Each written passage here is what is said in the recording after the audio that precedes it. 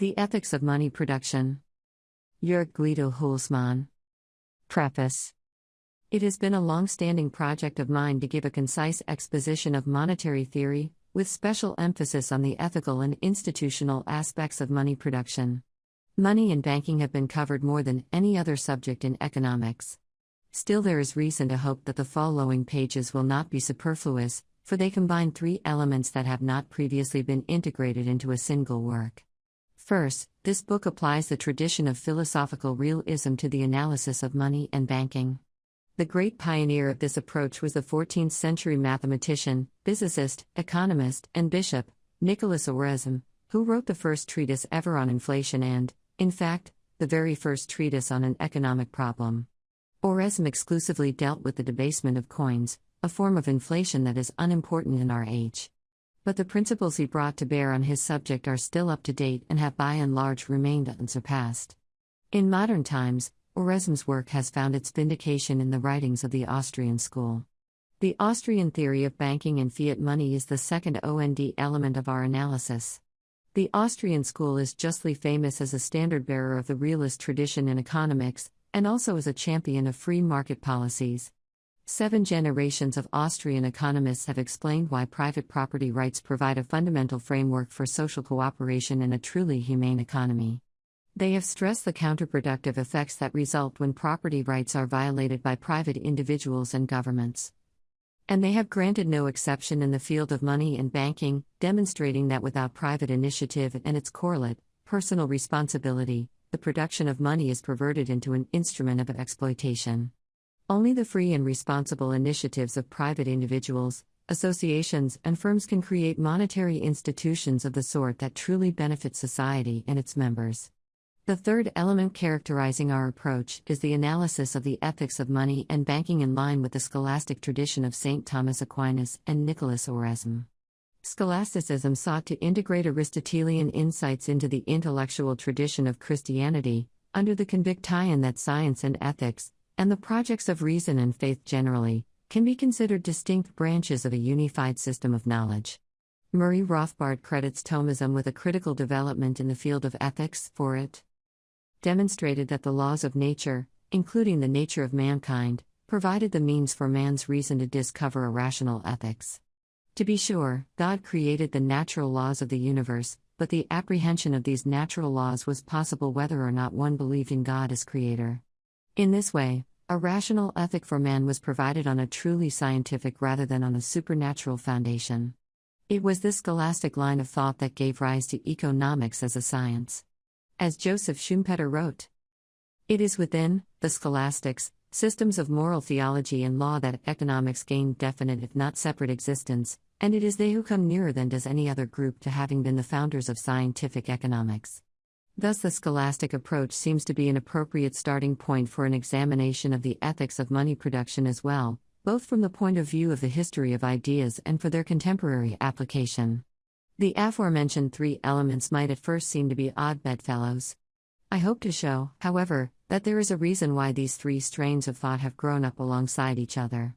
We will see how, when they are applied to this one area, they serve as complementary aspects of a general realist theory of money, an ontology of money, as it were, and that all these aspects lead to the conclusion that a free market in money production is ethically superior to its logical alternative, money production based on legal exemptions and privileges. My special thanks go to Professor Jeffrey Urbaner and Drive Emmanuel Polioudakis for extensive commentary on the first draft of the manuscript, and to Mr. Joseph Potts for revising and commenting on the final version. I'm also indebted to Professor Larry Sekerist, Professor Roderick Long, Dr. Nikolay Gurchev, Dr. Jan Havel, Dr. Arnaud Pellissier-Tignon, Drive Lawrence Vance, and Mr. Robert Grosinger for their helpful comments, and to the Professors Thomas Woods, Joseph Salerno, William Barnett, Robert Higgs, and Christoph Strom, as well as to Messrs. Reinhard Steibler, Brad Barlow, and Philip Bogus for generous assistance in unearthing relevant literature. Many years ago, my teacher Hans H. Lechner awakened my interest in the study of monetary policy, as I gratefully acknowledge. While writing the present book, I have been blessed with encouragement from Mr. Llewellyn Rockwell and my colleagues Hans Hermann Hoppe, Mark Thornton, Jesus Herta de Soto, Marco Bassani, Pascal Salin, Bertrand Lemonnier, and Philippe Nemo. Finally, I am grateful to Mr. Jeffrey Tucker for his unflagging support, as well as to my dear wife Natalie for love and friendship while writing this book. Jörg Guido Hülsmann. Angers, France. August 2007. Introduction. 1. Money production and justice. The production of goods and services is not a purely technological matter. It always relies on a legal and moral framework, and feeds back on this framework. A firm or an industry can pursue its activities in a way that confirms and nourishes the basic legal and moral presuppositions of human cooperation, yet it can also, intentionally or unintentionally, contradict and destroy these foundations. Ethical problems of production have been assessed in a great number of industries, ranging from agriculture to textile manufacturing in developing countries to pharmaceuticals. Today, only a few important industries have escaped such scrutiny. The most important of these is the production of money. Money is omnipresent in modern life, yet the production of money does not seem to warrant any moral assessment. To be sure, central bank representatives are lecturing the public on the importance of business ethics, but their concerns do not seem to apply to themselves. Similarly, the subject of business ethics is in a boom phase on campuses, but it is applied mainly to industrial corporations.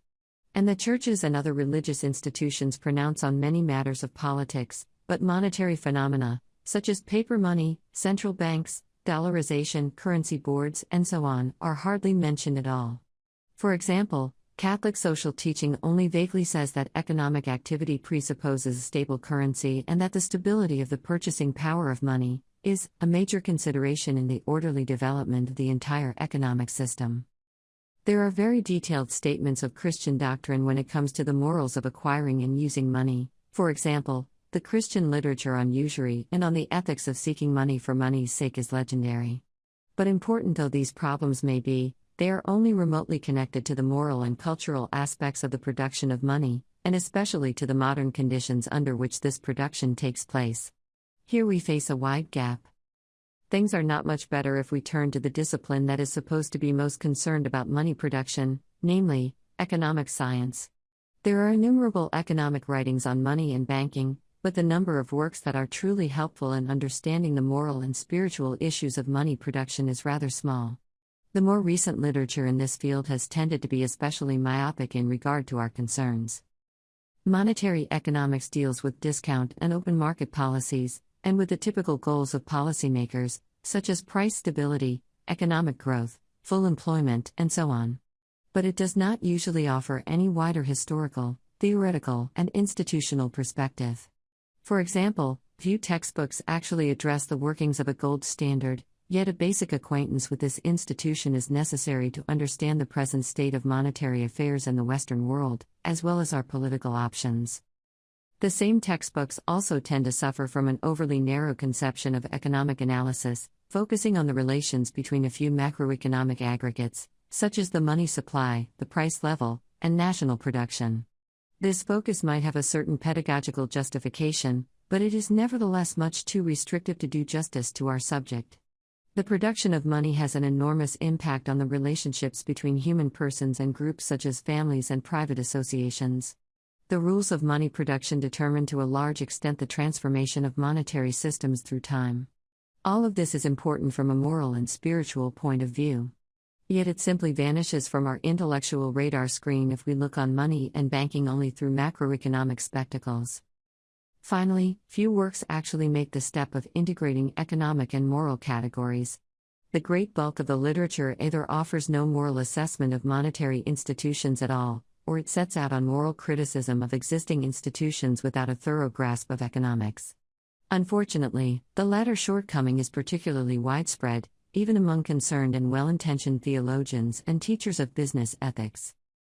Let us emphasize that this gap concerns most notably the moral aspects of modern monetary institutions, in particular banks, central banks, and paper money. The Bible provides rather clear-cut moral guidance in regard to the production of money in ancient times, in particular with regard to gold and silver coin making. Similarly, the medieval scholastics had developed a very thorough moral doctrine dealing with the old ways of making money. The first scientific treatise on money, Nicholas Oresme's treatise on the alteration of money, made important breakthroughs, and is filled with insights that are still relevant in our day. Prior to his writings, the teaching office of the Catholic Church had addressed these problems, most notably Pope Innocent III's Quanto, 1199, which denounced debasement of coins made out of precious metals. But then the gap appears as soon as we turn to modern conditions.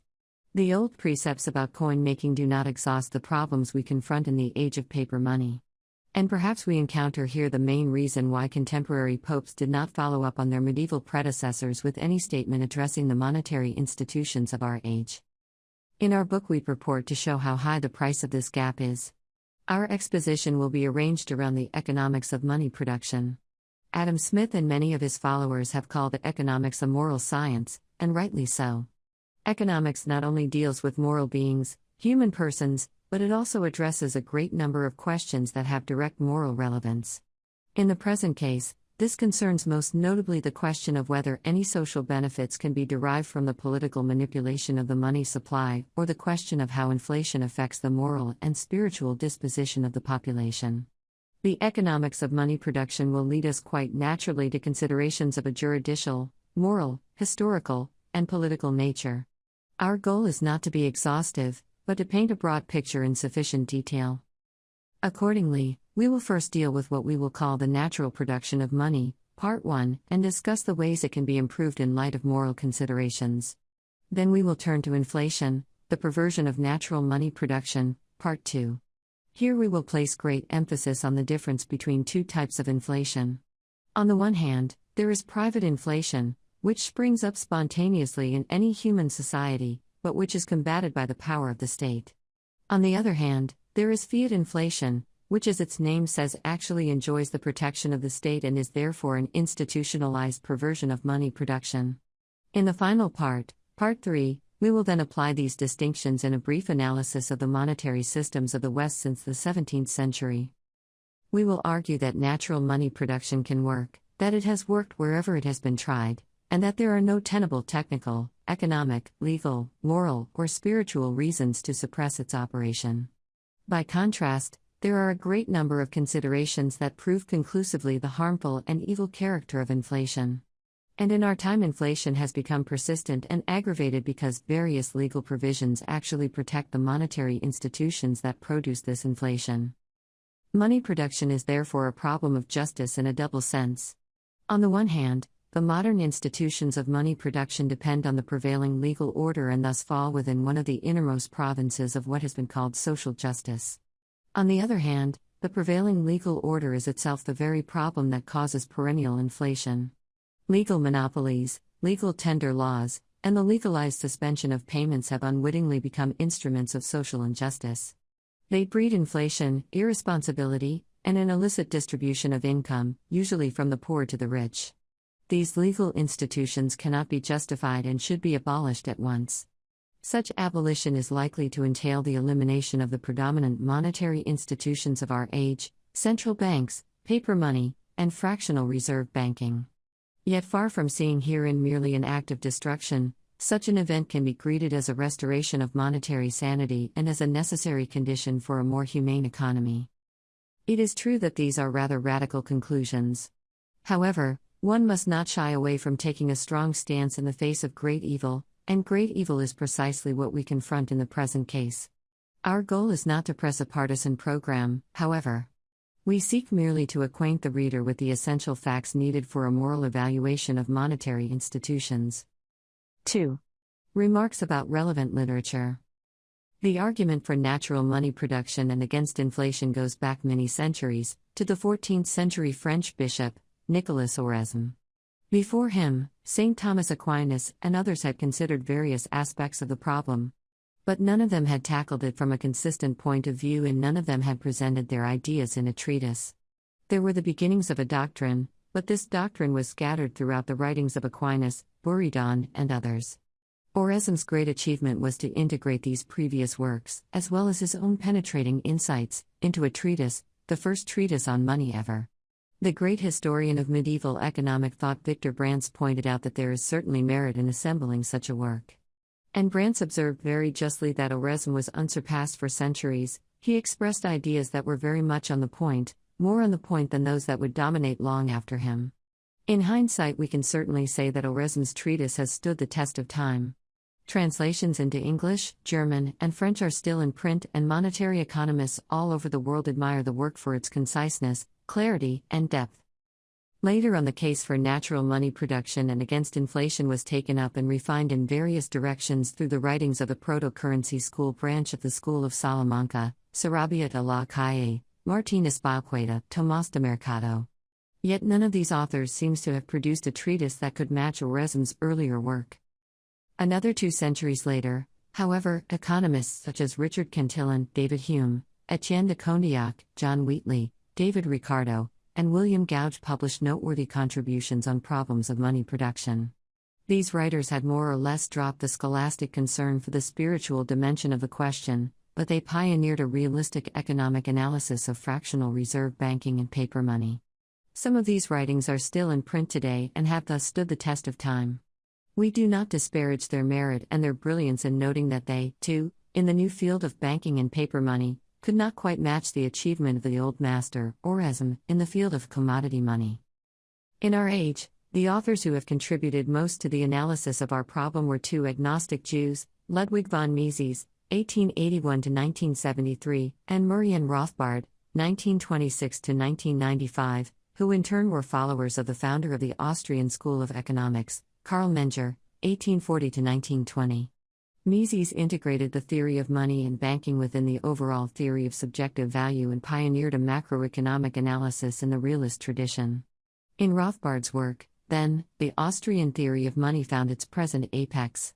Rothbard not only developed and refined the doctrine of his teacher Mises, he also brought ethical concerns back into the picture, stressing natural law categories to criticize fractional reserve banking and paper money. Our work is squarely built on the work of these 2 writers. Important living authors in this tradition are Pascal Salin, George Reisman, and Jesus Herta de Soto. The affinity between Austrian school economics and the scholastic tradition is fairly well known among experts. The modern Austrian school distinguishes itself by a quest for realism that pervades both its arguments and the problems it deals with. Much more so than any other present-day paradigm in economic science, its cognitive approach and its practical conclusions are in harmony with the scholastic tradition. One historian of economic thought characterized the scholastic approach to the analysis of economic phenomena in the following words. They did not examine an economic problem as an autonomous phenomenon, consisting of measurable variables, but only as an adjunct of the social and spiritual order and in the context of the cura animarum, the care of souls. Austrians share the scholastic belief that there is no such thing as an economic science dealing with autonomous variables. Economic problems are aspects of larger social phenomena, and it is most expedient to deal with them as such, rather than to analyze them in some twisted separation. Not surprisingly, Austrian economics has inspired the few viable modern contributions to the moral analysis of money production. Apart from Rothbard's works, we need to mention in particular Bernard Dempsey's Interest and Usury, 1943.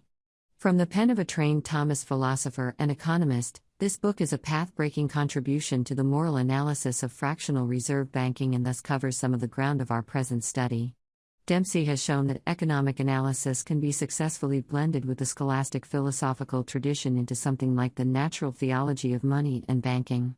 The reason is that there is no irreconcilable conflict of basic principle, both parties proceed from truths known from natural reason alone. 2 decades later, Friedrich Buter undertook a systematic moral assessment of inflation in our time and came to conclusions very much akin to those of Nicholas Oresme. He argued that inflation, in principle, is morally evil and that it could only be licit to overcome epochal conflicts and crises. In our day, Thomas Woods has brilliantly argued that Austrian economics on the one hand and Christian morals, Catholicism in particular, on the other hand are fully compatible. In The Church and the Market, 2005, he gives a concise statement of the Austrian analysis of the labor market, of money and banking, of foreign aid, and of the welfare state, and he shows that this analysis provides crucial information for an adequate moral assessment of the market economy and of government interventionism. Unfortunately, these works have been rather exceptional. During most of the past 150 years, Christian writers, and Catholic intellectuals in particular, have been quarreling with the economic institutions of the modern world, and this uneasy relationship had ample foundations in fact, as we will see in more detail. But whereas these thinkers refused to make peace with the secular world, they faithfully made their peace with pro-inflation doctrines that became fashionable again during the Great Depression. And this in turn vitiated their moral assessment of modern monetary institutions.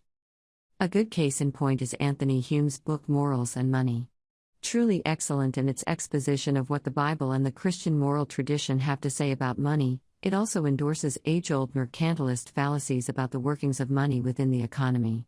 Hume believes that the money supply has to grow along with output and that the slowing down of aggregate spending is disadvantageous, as is hoarding, deflation, and the diversion of spending streams into financial markets. This leads him straight to the conclusion that our currency needs to be managed. He deplores the inflation produced by fractional reserve banks, but not because it is inflationary. After all, he believes that inflation is necessary, but because it benefits private agents.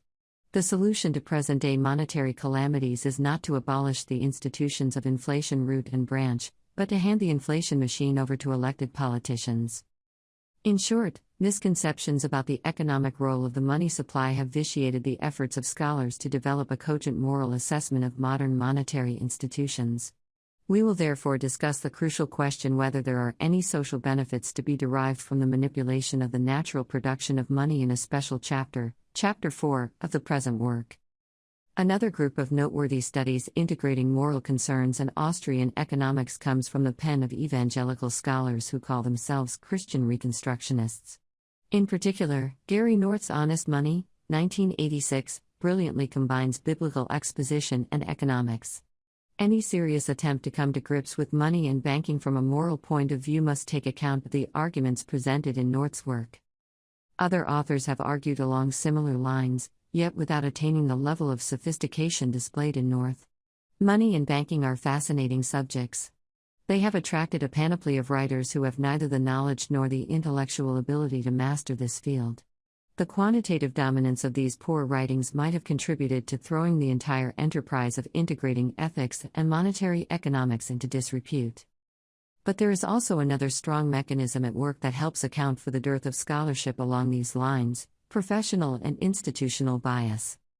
The general thrust of the above-mentioned works is to cast serious doubts on the necessity and expediency of the government-sponsored production of money through central banks and monetary authorities. The authors argue that money and banking should best be subject to the general stipulations of the civil law. The government should not run or supervise banks and the production of paper money. Its essential mission is to protect property rights, especially the property of bank customers. Any further involvement produces more harm than good. Now it is one of the home truths of the economics profession that virtually all of its members are government employees. Even more to the point, a great number of monetary economists are employees of central banks and their monetary authorities, and even those monetary economists who are only regular professors at state universities derive considerable prestige, and sometimes also large chunks of their income, from research conducted on behalf of monetary authorities. Economists relish in pointing out the importance of economic incentives in the determination of human behavior. While virtually no section of society has escaped their scathing criticism, until very recently few of them have been concerned about their own incentives. Yet the facts are plain: championing government involvement in money and banking pays the bills, promoting the opposite agenda shuts the doors to an academic career. No consistent economist could expect monetary economists to lead campaigns against central banks and paper money. He who acquaints himself with the modern scientific literature on money and banking must not close his eyes to these facts. Part 1. The natural production of money. 1. Monies. 1. The division of labor without money. To understand the origin and nature of money, one must first consider how human beings would cooperate in a world without money, in a barter world. Exchanging goods and services in such a barter world confronts the members of society with certain problems. They then turn to monetary exchanges as a means for alleviating these problems.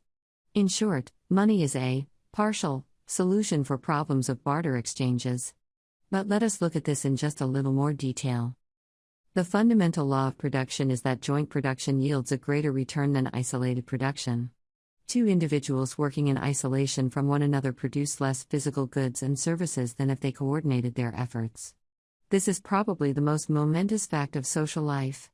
Economists such as David Ricardo and Ludwig von Mises have stressed its implication. Even if there are no other reasons for human beings to cooperate, the greater productivity of joint efforts tends to draw them together. The higher productivity of the division of labor, as compared to isolated production, is therefore the basis of a general law of association. Without money, people would exchange their products in barter. For example, Jones would barter his apple against 2 eggs from Brown. In such a world, the volume of exchanges, in other words, the extent of social cooperation, is limited through technological constraints, and through the problem of the double coincidence of wants. Barter exchanges take place only if each trading partner has a direct personal need for the good he receives in the exchange. But even in those cases in which the double coincidence of wants is given, the goods are often too bulky and cannot be subdivided to accommodate them to the needs. Imagine a carpenter trying to buy 10 pounds of flour with a chair. The chair is far more valuable than the flour, so how can an exchange be arranged? Cutting the chair into, say, 20 pieces would not provide him with objects that are worth just 1/20th of the value of a chair, rather such a division of the chair would destroy its entire value. The exchange would therefore not take place. 2. The origin and nature of money. These problems can be reduced through what has been called indirect exchange. In our example, the carpenter could exchange his chair against 20 ounces of silver, and then buy the 10 pounds of flour in exchange for a 1/4 ounce of silver. The result is that the carpenter's need for flour, which otherwise would have remained unsatisfied, is now satisfied through an additional exchange and the use of a medium of exchange, here, silver. Thus, indirect exchange provides our carpenter with additional opportunities for cooperation with other human beings. It extends the division of labor. And it thereby contributes to the material, intellectual, and spiritual advancement of each person. In the history of mankind, a great variety of commodities, cattle, shells, nails, tobacco, cotton, copper, silver, gold, and so on, have been used as media of exchange. In the most developed societies, the precious metals have eventually been preferred to all other goods because their physical characteristics, scarcity, durability, divisibility, distinct look and sound, homogeneity through space and time, malleability, and beauty, make them particularly suitable to serve in this function. When a medium of exchange is generally accepted in society, it is called money. How does a commodity such as gold or silver turn into money? This happens through a gradual process, in the course of which more and more market participants, each for himself, decide to use gold and silver rather than other commodities in their indirect exchanges. Thus, the historical selection of gold, silver, and copper was not made through some sort of a social contract or convention. Rather, it resulted from the spontaneous convergence of many individual choices, a convergence that was prompted through the objective physical characteristics of the precious metals. To be spontaneously adopted as a medium of exchange, a commodity must be desired for its non-monetary services, for its own sake, and be marketable, that is, it must be widely bought and sold. The prices that are initially being paid for its non-monetary services enable prospective buyers to estimate the future prices at which one can reasonably expect to resell it. The prices paid for its non-monetary use are, so to speak, the empirical basis for its use in indirect exchange. It would be extremely risky to buy a commodity for indirect exchange without knowing its past prices. As a consequence, the spontaneous emergence of a medium of exchange is virtually impossible whenever such knowledge is lacking.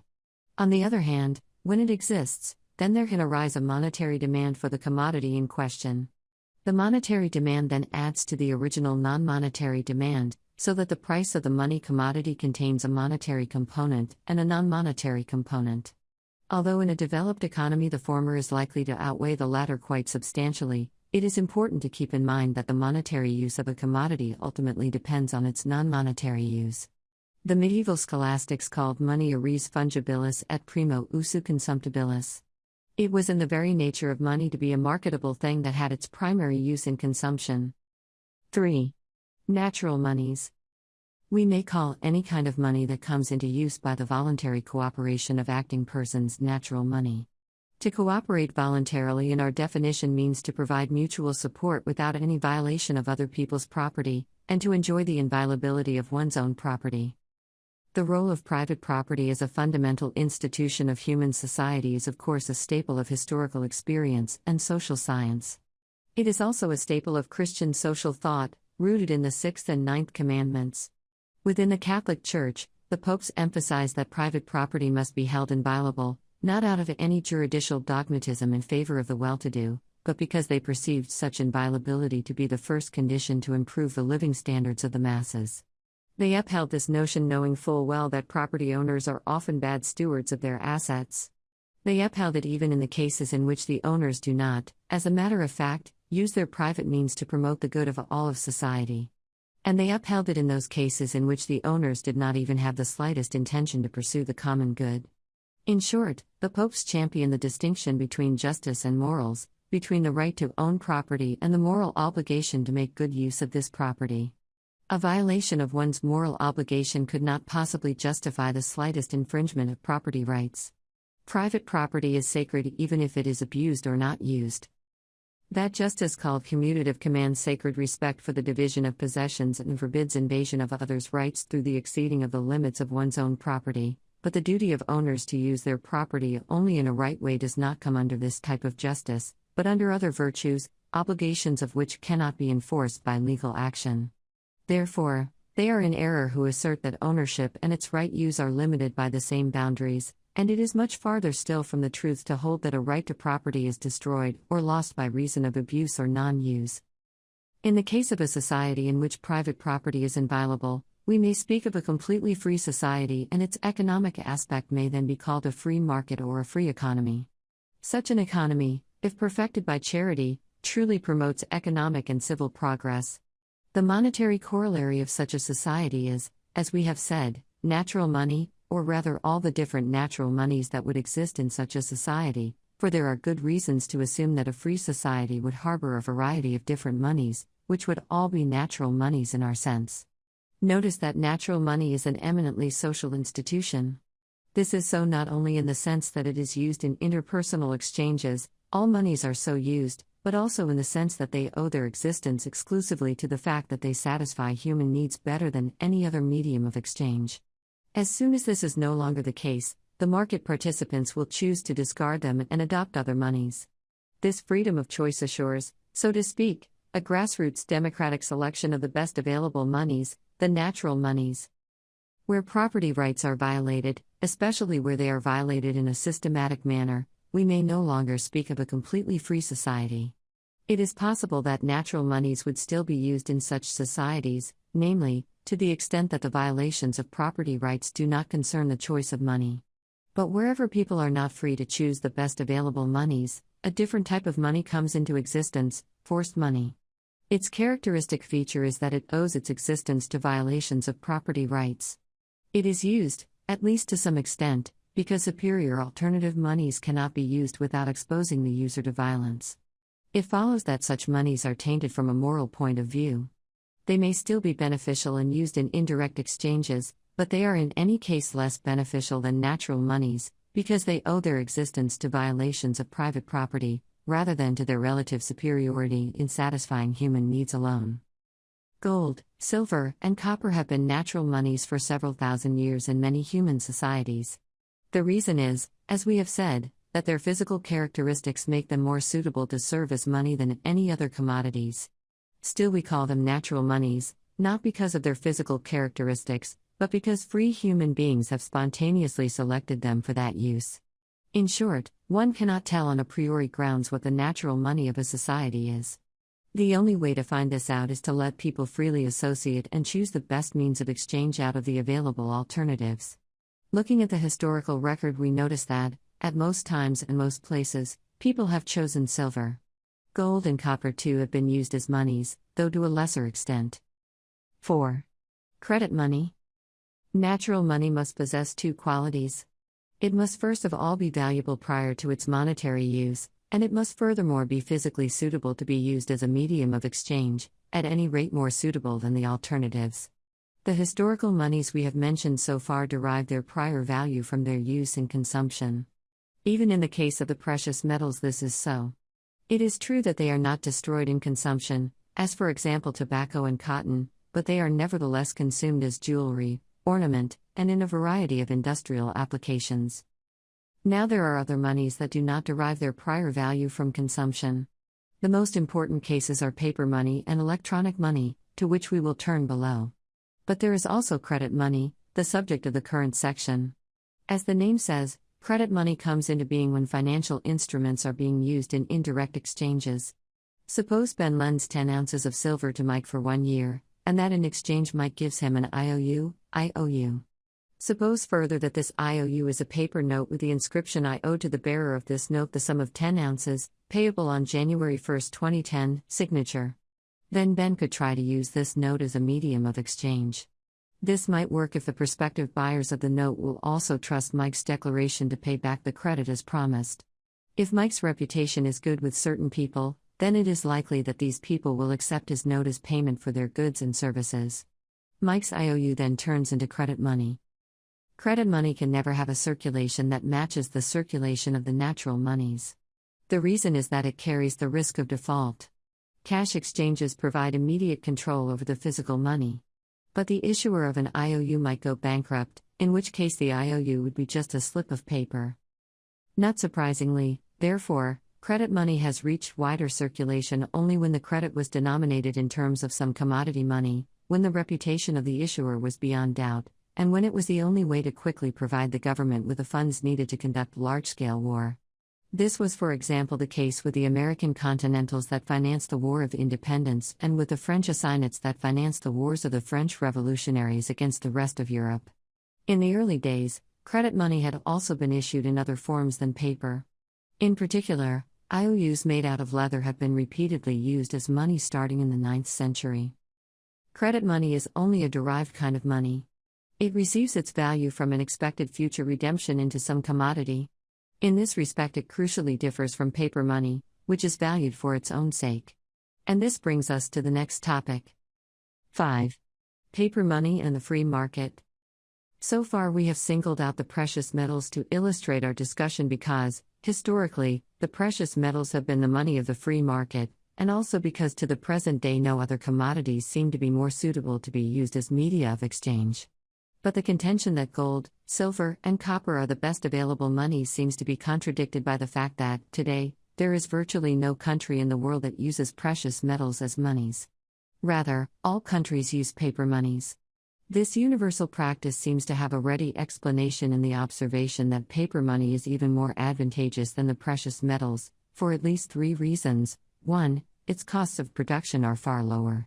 2. Its quantity can be easily modified to suit the needs of trade. And 3. Its quantity can be easily modified to stabilize the value of the money unit. Before we turn to analyzing these alleged advantages in more detail, we have to deal with the even more fundamental question of whether paper money is a market phenomenon in the first place. Does it owe its existence to the free choice of the money users, or to legal privileges? If the former is the case, there seems to be no fault with paper money. Quite to the contrary. But if it exists only due to compulsion and coercion, that is, due to violations of property rights, its alleged advantages must be examined very carefully. Now, if we turn to the empirical record, we confront the stark fact that, in no period of human history, has paper money spontaneously emerged on the free market. No Western writer before the 18th century seems to have even considered that the existence of paper money was possible. The idea arose only when paper certificates for gold and silver gained a larger circulation, especially in the context of large-scale government finance. In the 18th, 19th, and 20th centuries, various experiments with paper money have taken place in the West. Governments have issued paper money along with a legal obligation for each citizen to accept it as legal tender. They overrode the stipulations made in private contracts and forced creditors, say, to accept payments in paper greenbacks rather than in gold or silver. In most cases, however, governments have transformed previously existing paper certificates for gold and silver into paper money by outlawing the use of gold and silver, and of all other suitable commodities and certificates. The experience of other cultures and times tells the same story. Paper money had been introduced in China in the 12th century, equally through compulsion and coercion by the ruler. In all known historical cases, paper money has come into existence through government-sponsored breach of contract and other violations of private property rights. It has never been a creature of the free market. The historical record does not, of course, provide a decisive verdict on the question whether paper money can spontaneously emerge on a free market. Can we settle the issue on theoretical grounds? Here the following consideration comes into play. By its very nature, paper money provides only monetary services, whereas commodity money provides two kinds of services, monetary and commodity services. It follows that the prices paid for paper money can shrink to zero, whereas the price of commodity money will always be positive as long as it attracts a non-monetary demand. If the prices paid for a paper money fall to zero, then this money can never be remonetized again, because short of an already existing price system, the market participants could not evaluate the money unit. Thus, the use of paper money carries the risk of total and permanent value annihilation. This risk does not exist in the case of commodity money, which always carries a positive price and which can therefore always be remonetized. It does not take much fantasy to predict the practical implications of this fact. In a truly free market, paper money could not withstand the competition of commodity monies. The more far-sighted and prudent market participants would get rid of their paper money first, and the others would follow in due course. At the end of this process, which could be consummated in but a few seconds, but which could conceivably also last a few years, the paper currency would be completely eradicated. The preceding analysis leads to the conclusion that no money can remain in circulation only because it has been in circulation up to now. The ultimate source of its value, the rock bottom of its value, must be something else than the mere fact that, so far, people have been willing to accept it.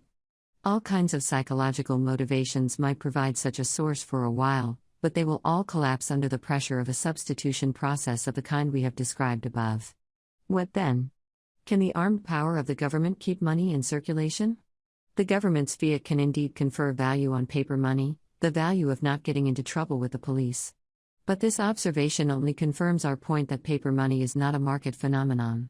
It cannot flourish in the fresh air of a free society. It is used only when police power suppresses its competitors, so that the members of society are given the stark choice of either using the government's paper money or foregoing the benefits of a monetary economy altogether. 6. Electronic money. The preceding observations can be directly applied to the case of electronic money. An economic good that is defined entirely in terms of bits and bytes is unlikely ever to be produced spontaneously on a free market, for the very same reasons that we just discussed in the case of paper money.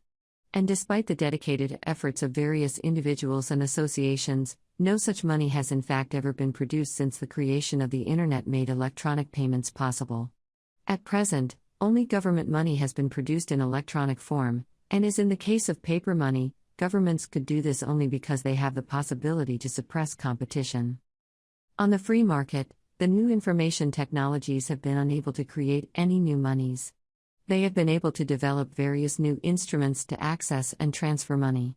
These new electronic techniques of dealing with money are very efficient and beneficial, but they must not be confused with the creation of electronic money. 2. Money certificates. 1. Certificates physically integrated with money. The precious metals would have become monies even if coinage had never been invented, because even in the form of bullion their physical advantages outweigh those of all alternatives. There is, however, no doubt that coinage added to the benefits derived from indirect exchange, and that it therefore contributed to the spreading of monetary exchanges. Coinage allows the exchange of precious metals without engaging in the labor-intensive processes of weighing the metal and melting it down. One can determine a metal weight by simply counting the coins. Coinage endows a mass of precious metal with an imprint that certifies its weight. The typical imprint says something to the effect that the coin weighs a total of so and so many grams or ounces, gross weight, with this or that proportion or absolute content of precious metal, fine weight. This is why coin names were typically the names of weights, for example, the pound, the mark, the franc, or the écu. Notice that the service depends entirely on the trustworthiness of the certifier, that is, of the minter. If the market participants cannot trust the certificate, they will rather do without the coin and go through the extra trouble of weighing the metal and possibly melting it down to determine its content of fine metal. A trustworthy coin economizes on this trouble and thus adds to the value of the bullion contained in the coin. For example, a trustworthy 1-ounce silver coin is more valuable than 1 ounce of silver bullion. People therefore pay higher prices for coins than for bullion, and the minter lives off this price margin.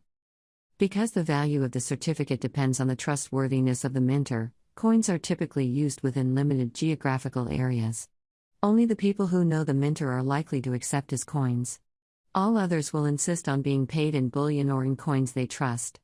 This does not mean that in practice every village needs a different set of coins. The geographical radius within which a coin is used can grow very large, and it can even become world-encompassing if the minter has an excellent reputation.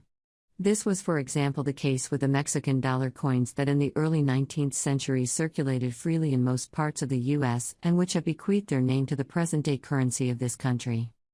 Historically, minters have offered additional services that complement the certification of weights. Thus, one of the perennial problems of coining precious metals is that used coins might contain a smaller quantity of precious metal than freshly minted coins. If this happens, people are inclined to hold back the good coins for themselves and to trade only the bad coins. To overcome this problem, minters could offer their coins in combination with an insurance service. They could offer to exchange any slightly used coin against a new one. This policy would guarantee the stability and homogeneity of the coinage through time. Thus, the insured coins would trade at even higher prices, from which price differential, the premium, the replacement expenses can be paid. A great number of monetary thinkers from the Middle Ages to our times have held that coinage should be entrusted to the princes or governments, who, because they were the natural leaders of society, were also the people to be naturally trusted. The medieval scholastics knew full well that the princes frequently abused this trust, placing, for example, an imprint of 1 ounce on a coin that contained merely half an ounce, pocketing the other half of an ounce for themselves. Therefore, Nicolas Oresme postulated that the princes did not have the right to alter the coins at all, unless they had the consent of the entire community, that is, the entire community of money users. Economic science has put us in a position to understand that competitive coinage is an even better way of preserving the trustworthiness of coins. There is no economic reason not to allow every private citizen to enter the minting business and to offer his own coins. It is true that a private minter too might abuse the trust his customers put in him and his coins. But punishment is immediate. He will lose all these customers. People will start using other coins issued by people they have reason to trust more. In a way, this competitive process also fulfills Oresme's postulate that the entire community of money users decide about coinage. He held that money is the property of the Commonwealth. On a free market, the money owners can assert this property right smoothly and swiftly. Each person who no longer trusts the minter A simply stops using A's coins and begins to use the coins of minter B, thus he leaves the A community and joins the B community. Competition in coinage is no panacea. Abuses are always possible, and in many cases they cannot easily be repaired. The virtue of competition is that it offers the prospect of minimizing the scope of possible abuses. And its great charm is that it involves the entire community of money users, not just some appointed or self-appointed office holders. Down here on Earth, this seems to be all we can hope for. 2. Certificates physically disconnected from money. If certificates may add to the value of bullion, then certificates may have a value on their own. Therefore, they can also be traded without being physically integrated with the precious metal of which they certify the quantity. Then they are money substitutes. Issuing such money substitutes was the generally accepted practice in the cities of Amsterdam and Hamburg for almost 2 centuries. The Bank of Amsterdam, established in 1609, issued paper notes that certified that the holder of the note was the legal owner of so-and-so much fine silver deposited in the vaults of the bank. These banknotes could be redeemed any time at the counters of the bank, on the simple demand of the present owner. As a consequence, they were traded in lieu of the silver itself. Rather than exchanging physical silver, people made their purchases with the banknotes that certified ownership of a sum of silver deposited at the bank. Apart from paper notes, the main types of such substitutes are token coins, certificates of deposit, checking accounts, credit cards, and electronic bank accounts on the Internet.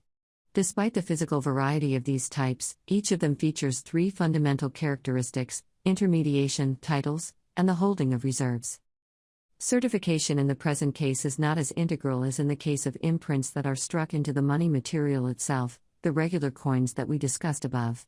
Rather, the money substitute relates to a quantity of money that is removed from the eyes of the partners to the exchange.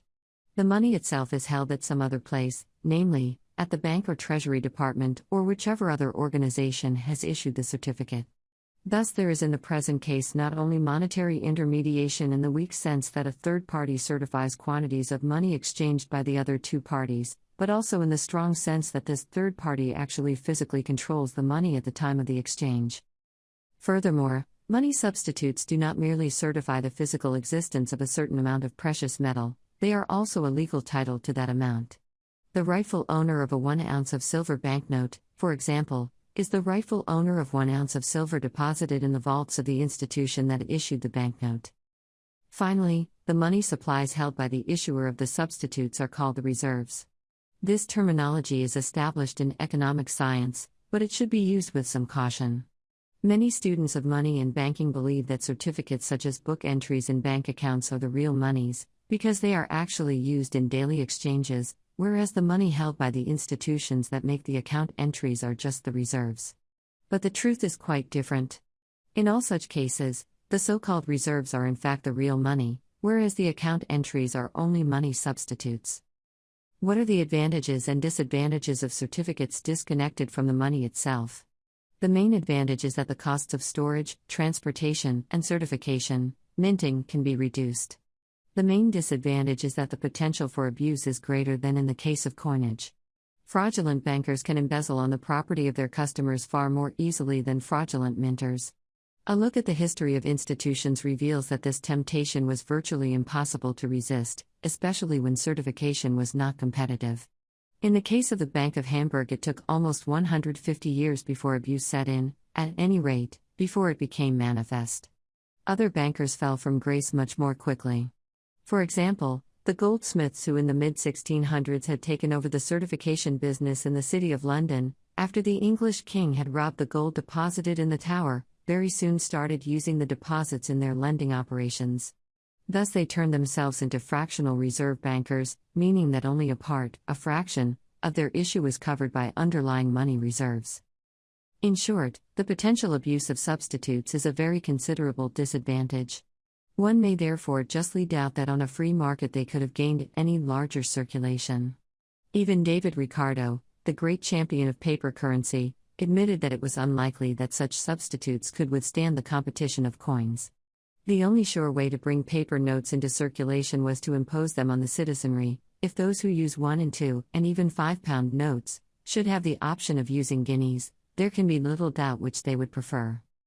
But our point is not to speculate about the significance that paper certificates would have on the free market. We merely wish to point out that paper certificates and token coins might conceivably play a role here, and that they have been used very widely in the past, though very often under some sort of imposition. In a free society, the market participants would constantly weigh the advantages and disadvantages of the various certification products. It is true that they would not be able to prevent all abuses. But again, the point is that a competitive system minimizes the possible damage. 3. Money within the market process. 1. Money production and prices. The basic economic fact of human life is the universal condition of scarcity. Our means are not sufficient to realize all of our ends. In particular, our time is limited and thus we have to make up our mind how to use it, whether in paid work, in family or communal activities, or in personal leisure. But all other means at our disposal are limited to our cash holdings, our financial assets, the size and quality of our cars and houses, and so on. Thus, whatever we do, we have to choose how to use these resources, which also means that we decide at the same time how not to use them. Now, the use of all means of action is conditioned by the law of diminishing marginal value. According to this law, the relative importance of any unit of an economic good for its owner, or, as economists say, the marginal value of any unit, diminishes as we come to control a greater overall supply of this good, and vice versa. The reason is that each additional unit enables us to pursue new objectives that we would not otherwise have chosen to pursue. Therefore, these objectives are necessarily less important for the acting person than the objectives that he would have pursued with a smaller supply. It follows, for example, that the marginal value of an additional mouthful of water is very different for a person traveling in a desert than for the same person swimming in a lake. And the marginal value of a 200 square foot room added to our house is very different, depending on whether the present size of our house is 500 or 5,000 square feet. Similarly, the marginal value of an additional dollar depends on how many dollars its owner already holds in his cash balance.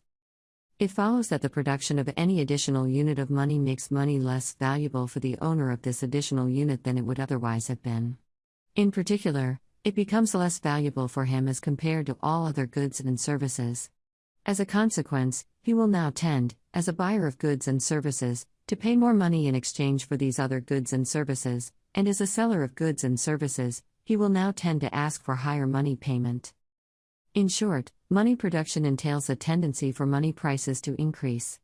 This tendency will at first show itself in the prices paid by the money producer himself. But then it will spread throughout the rest of the economy because those individuals who sold their goods and services to the money producer now also have larger cash balances than they otherwise would have had. For them too, therefore, the relative value of money will decline and they too will therefore tend to pay higher prices for the goods and services that they desire. It follows that still other people will have higher cash balances than otherwise, and thus a new round of price increases sets in, and so on. This process continues until all money prices have been adjusted to the larger money supply. It is true that, for reasons that are too special to warrant our attention at this place, some prices might decrease in this process. But the overall tendency is for prices to increase. Thus, the overall tendency of money production is to increase prices beyond the level they would otherwise have reached. This implies in turn that the purchasing power of any unit of money diminishes. Let us emphasize again that the process through which money production tends to increase the price level is spread out in time. It therefore affects the different prices at different points of time. There is no simultaneous increase of all prices. Furthermore, there is no reason why prices should change uniformly or in some fixed proportion to the change of the money supply. Hence, money production entails a tendency for prices to increase, but this increase occurs step by step in a process spread out through time and affects each price to a different extent. 2. Scope and limits of money production. How much money will be produced on the market? How many coins? How many paper certificates? The limits of mining and minting, and of all other monetary services are ultimately given through the preferences of the market participants. As in all other branches of industry, miners and minters will make additional investments and expand their production if, and only if, they believe that no better alternative is at hand. In practice, this usually means that they will expand coin production if the expected monetary return on investments in mines and mint shops is at least as high as the monetary returns in shoe factories, bakeries, and so on. The returns of the various branches of human industry ultimately depend on how the individual citizens choose to use the scarce resources that they own. In their capacity as consumers, the citizens choose to spend their money on certain products rather than on other products, thus determining the revenue side of all branches of industry. In their capacity as owners of productive resources, labor, capital, land, the citizens choose to devote these resources to certain ventures rather than in other ventures, thus determining the cost side of all branches of industry. Ultimately, therefore, it is the individual citizens who through their personal choices determine the relative profitability of all productive ventures. Each citizen engages in cooperation with some of his fellows, and by the same token he also withholds cooperation from others. This selection process or market process encompasses all productive ventures and therefore creates a mutual interdependence between all persons and all firms. On a free market, the production of money is fully embedded in this general division of labor. Additional coins are made as long as this production offers the best available returns on the resources invested in it. It is curtailed to the extent that other branches of industry offer better prospects. Moreover, just as the choices of individual citizens determine the relative extent of the production of money, as compared to other productions, they also determine the number of different coins that will be produced. Above we stated that money was a generally accepted medium of exchange. It is not merely conceivable that several monies will be in parallel use, this has been in fact the universal practice until the 20th century. In the Middle Ages, gold, silver, and copper coins, as well as alloys thereof, circulated in overlapping exchange networks. At most times and places in the history of Western Europe, silver coins were most widespread and dominant in daily payments, whereas gold coins were used for larger payments and copper coins in very small transactions. In ancient times too, this was the normal state of affairs. The parallel production and use of different coins made out of precious metals is therefore the natural state of affairs in a free economy. Oresme constantly warned of altering coins, but he stressed that the introduction of a new type of coins was not such an alteration so long as it did not go in hand with outlawing the old coin. 3. Distribution effects. When it comes to describing the distribution effects resulting from money production, economists ever since the times of Nicholas Oresme and Wanda Mariana typically cite just one such effect. They point out that the increased money supply brings about a tendency for the increase of all money prices, a fall of the purchasing power of money. Then they argue that the reduced purchasing power benefits debtors, because the amount of debt they have to pay back is now worth less than before, and that this benefit therefore necessarily comes at the expense of the creditors. This way of presenting things is not fully correct. It is true that an increased money supply tends to bring about higher money prices, and thus diminishes the purchasing power of each unit of money. But it is not true that this process necessarily operates in favor of the debtor and to the detriment of the creditor. A creditor may not be harmed at all by a 25% decrease in the purchasing power of money if he has anticipated this event at the point of time when he lent the money. Suppose he wished to obtain a return of 5% on the capital he lent, and that he anticipated the 25% depreciation of the purchasing power, then he would be willing to lend his money only for 30%, so as to compensate him for the loss of purchasing power. In economics, this compensation is called price premium, meaning a premium being paid on top of the pure interest rate for the anticipated increase of money prices. This is exactly what can be observed at those times and places where money depreciation is very high. A creditor might actually benefit from lending money even though the purchasing power declines. In our above example, this would be so if the depreciation turned out to be 15%, rather than the 25% he had expected. In this case, the 30% interest he is being paid by his debtor contains three components: 1. A 5% pure interest rate, 2. A 15% price premium that compensates him for the depreciation, and 3. A 10% profit. The same observations can be made, mutatis mutandis, for the debtors. They do not necessarily benefit from a depreciating purchasing power of money, and they can even earn a profit when money's purchasing power increases if the increase turns out to be less than that on which the contractual interest rate was based. It all depends on the correctness of their expectations. There is, however, another distribution effect of the production of money. This effect is far more important than the one we have just described because it does not depend on the market participants' expectations. It is an effect that the market participants cannot avoid by greater smartness or circumspection. To understand this distribution effect, we must consider that exchange and distribution are not disconnected activities. In the market process, they are but one and the same event. Brown sells his apple for Green's pear. After the exchange, the distribution of apples and pears is different from what it otherwise would have been. Every exchange thus entails a modification of the distribution of resources that would otherwise have come into being. It follows that any production of additional goods and services is bound to have such an impact on distribution. The new supply of product redirects the distribution of wealth in favor of the producer. Consider the case of money production. Here too the additional quantities that leave the production process, when sold, first benefit the first owner, the producer. He can buy more goods and services than he otherwise could have bought, and his spending on these things in turn increases the incomes of his suppliers beyond the level they would otherwise have reached.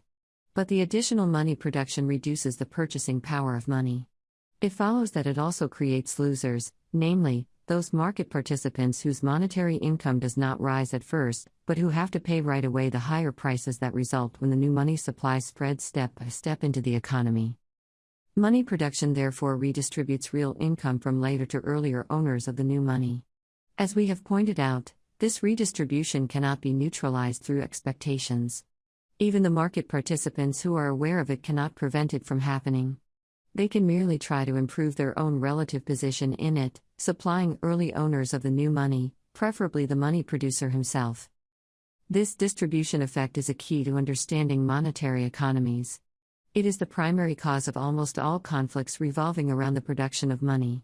As we shall see in more detail, it is therefore also of central importance for the adequate moral assessment of monetary institutions. To avoid possible misunderstandings, however, let us emphasize that the distribution effects springing from production are not per se undesirable. They are an essential element of the free market process, which puts a premium on continual production in the service of consumers and does not reward inactivity. 4. The ethics of producing money. Aristotle emphasized the beneficial character of monetary exchanges, which facilitate and extend the division of labor. He merely denounced the practice of turning money into a fetish and desiring it for its own sake. The scholastic writers of the Middle Ages adopted by and large the same point of view, but they also went beyond Aristotle, who focused on the ethics of using money, by discussing the ethics of money production. The scholastics did not question the legitimacy of producing money per se. As in the case of using money, however, they stated that money production had to respect certain ethical rules. Nicolas Oresme and others stressed that all coins should be clearly distinguishable from one another. In particular, it would not be licit that a minter produces coins that by their name, imprint, or other features resemble other coins that contain more precious metals. In other words, the benefits of competition in coinage result from a strict application of the ninth commandment, "You shall not bear false witness against your neighbor." This is the reason why coins up to the early modern period traditionally had weight names such as mark and franc. But this proved to be an improvident choice because coined metal, as we have seen, has by the very nature of things a different value than bullion metal.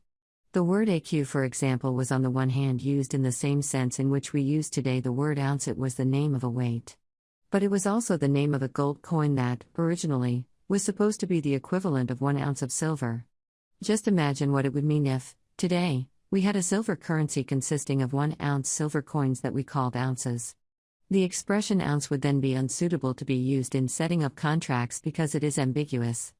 It makes a difference whether we are talking about certified weights, as in coins, or uncertified weights as in gold nuggets. One would therefore have to specify in each contract whether payment is to be made in weight ounces or coin ounces. But then the practice of using weight names for coins loses its point. The mere weight name as such is not specific enough. This does not mean, of course, that the weight contents of fine metals should not be imprinted on the coin. Quite to the contrary, this is exactly what successful minters have done in the past, what they do now, and what they will do in the future. The point is that it makes no sense to call a coin after its content of fine metal. Such a name does not reduce ambiguities, but increases them. Coinage in a competitive system would have to rely on a scrupulous differentiation of the coin producers. It would not be sufficient that each minter print on his coin something like "this coin contains 5 grams of fine silver" because, as we have seen, some minters would offer additional services such as the exchange of used for new coins. At the very least, therefore, the name of the minter and any supplementary information needed to identify him would be required. Present-day gold coins such as the Krugerrands, the Eagles, and the Maple Leafs already fulfill this requisite. They feature both a unique name and they state the weight of fine gold contained in the coin. 5. The ethics of using money. The Catholic tradition warned in the strictest terms against abuses of money, but it did not deny that, if practiced within the right moral boundaries, the use of money and the paying and taking of interest were natural elements of human society. Jesus himself, when explaining the rewards given to the faithful in the coming kingdom of heaven, used an illustration involving the positive use of money and banking. He stated that the kingdom of heaven would parallel the reward given for good stewardship of money, and that hell would wait for those who made no use of money at all. 2 stewards who used the money entrusted to them in trade and made a 100% profit, found the praise of the master and were invited to share in his joy. But 1 steward who buried the money given to him in the ground was severely chided as wicked and lazy. The master pointed out that he could have turned the money into some profit by simply putting it in a bank. "Should you not then have put my money in the bank so that I could have got it back with interest on my return?" He therefore commanded his other servants to take the money away from this servant and to throw him out of the house, and throw this useless servant into the darkness outside, where there will be wailing and grinding of teeth. Matthew 25, 26-30. Thus the use of money and banking may very well be considered legitimate from a Christian point of view. In any case, in the present work we are primarily interested in the economics and ethics of producing money rather than of using money in credit transactions. We can therefore avoid discussing one of the most vexatious problems of Catholic social doctrine, namely, the problem of usury. In very rough terms, usury is excessively high interest on money lent. This raises of course the question how one can distinguish legitimate from illegitimate excessive interest. Theologians have pretty much exhausted the range of possible answers. Some medieval theologians went so far as to claim that any interest was usury. Others such as Conrad Sumenhart held that virtually no interest payment that the market participants voluntarily agreed upon could be considered usury. The teaching office of the Catholic Church has repudiated the former opinion without taking a position on the latter. It rejects usury but allows the taking of interest on several grounds that are independent of, extrinsic to, the usury problem. It does not endorse on a priori grounds just any credit bargain made on the free market. It affirms that taking and paying interest is not per se morally wrong, but at the same time retains the authority to condemn some interest payments as usurious. This concerns especially the case of consumer credit, because taking interest might here be in violation of charity.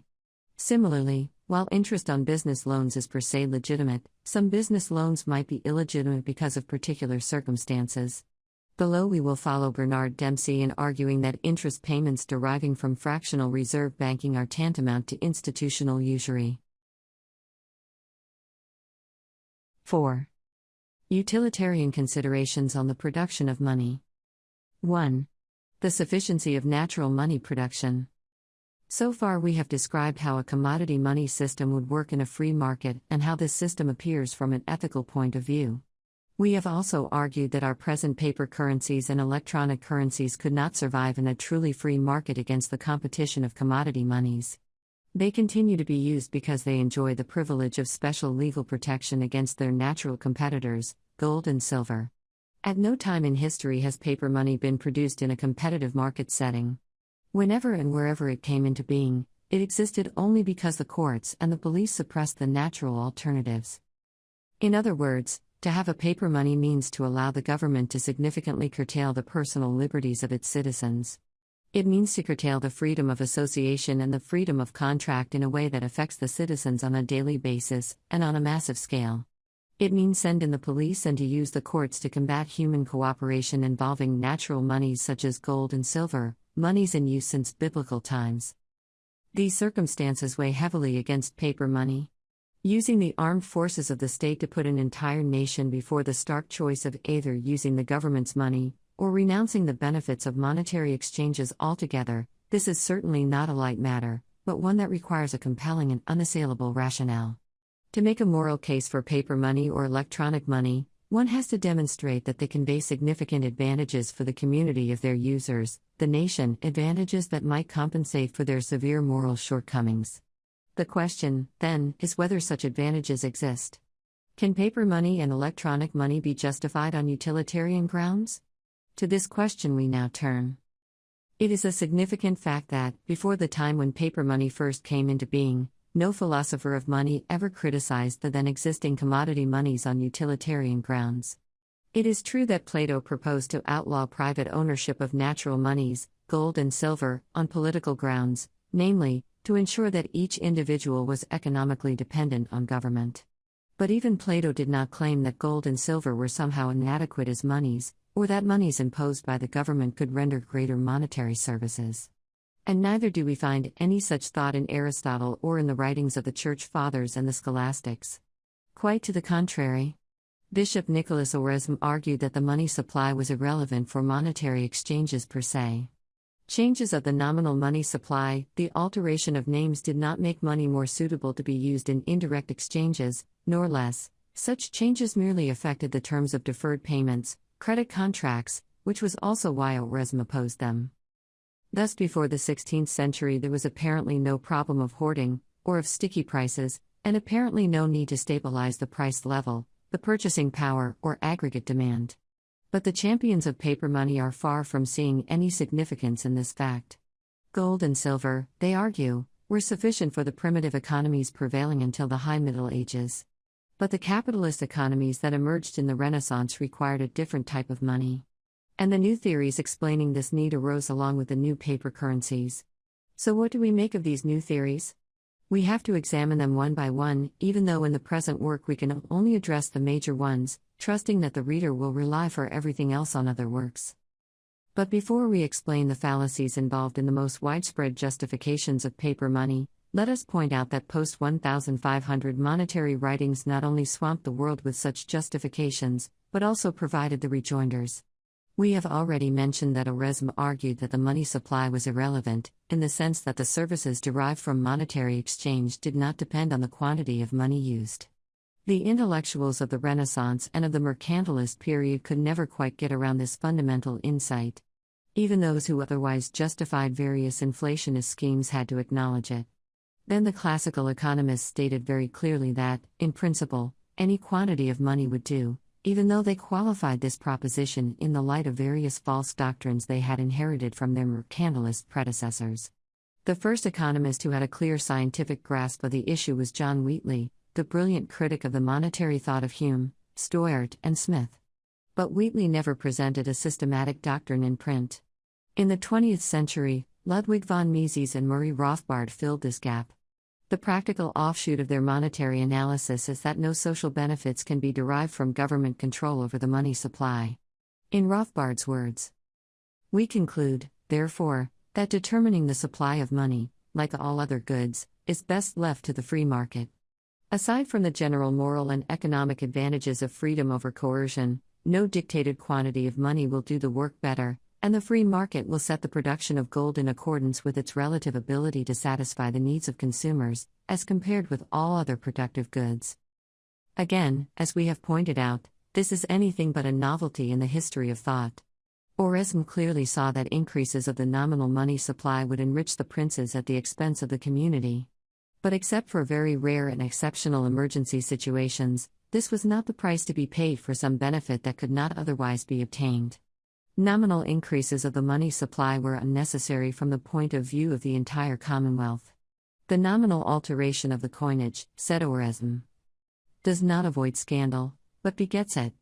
And it has many awkward consequences, some of which have already been mentioned, while others will appear later, nor is there any necessity or convenience in doing it, nor can it advantage the Commonwealth. The truth is often deceptively simple. It is the errors that are manifold and complicated. So it is at any rate in the case of money. The simple truth is that there is no need for political intervention to impose monies different from the ones that the market participants would have chosen anyway. But many doctrines have been concocted to justify precisely such intervention. It is not necessary for us to refute all of them in the present work. In what follows we will discuss only the 7 most widespread errors. 2. Economic growth and the money supply. The most widespread monetary fallacy is probably the naive belief that economic growth is possible only to the extent that it is accompanied by a corresponding growth of the money supply. Suppose the economy grows at an annual rate of 5%.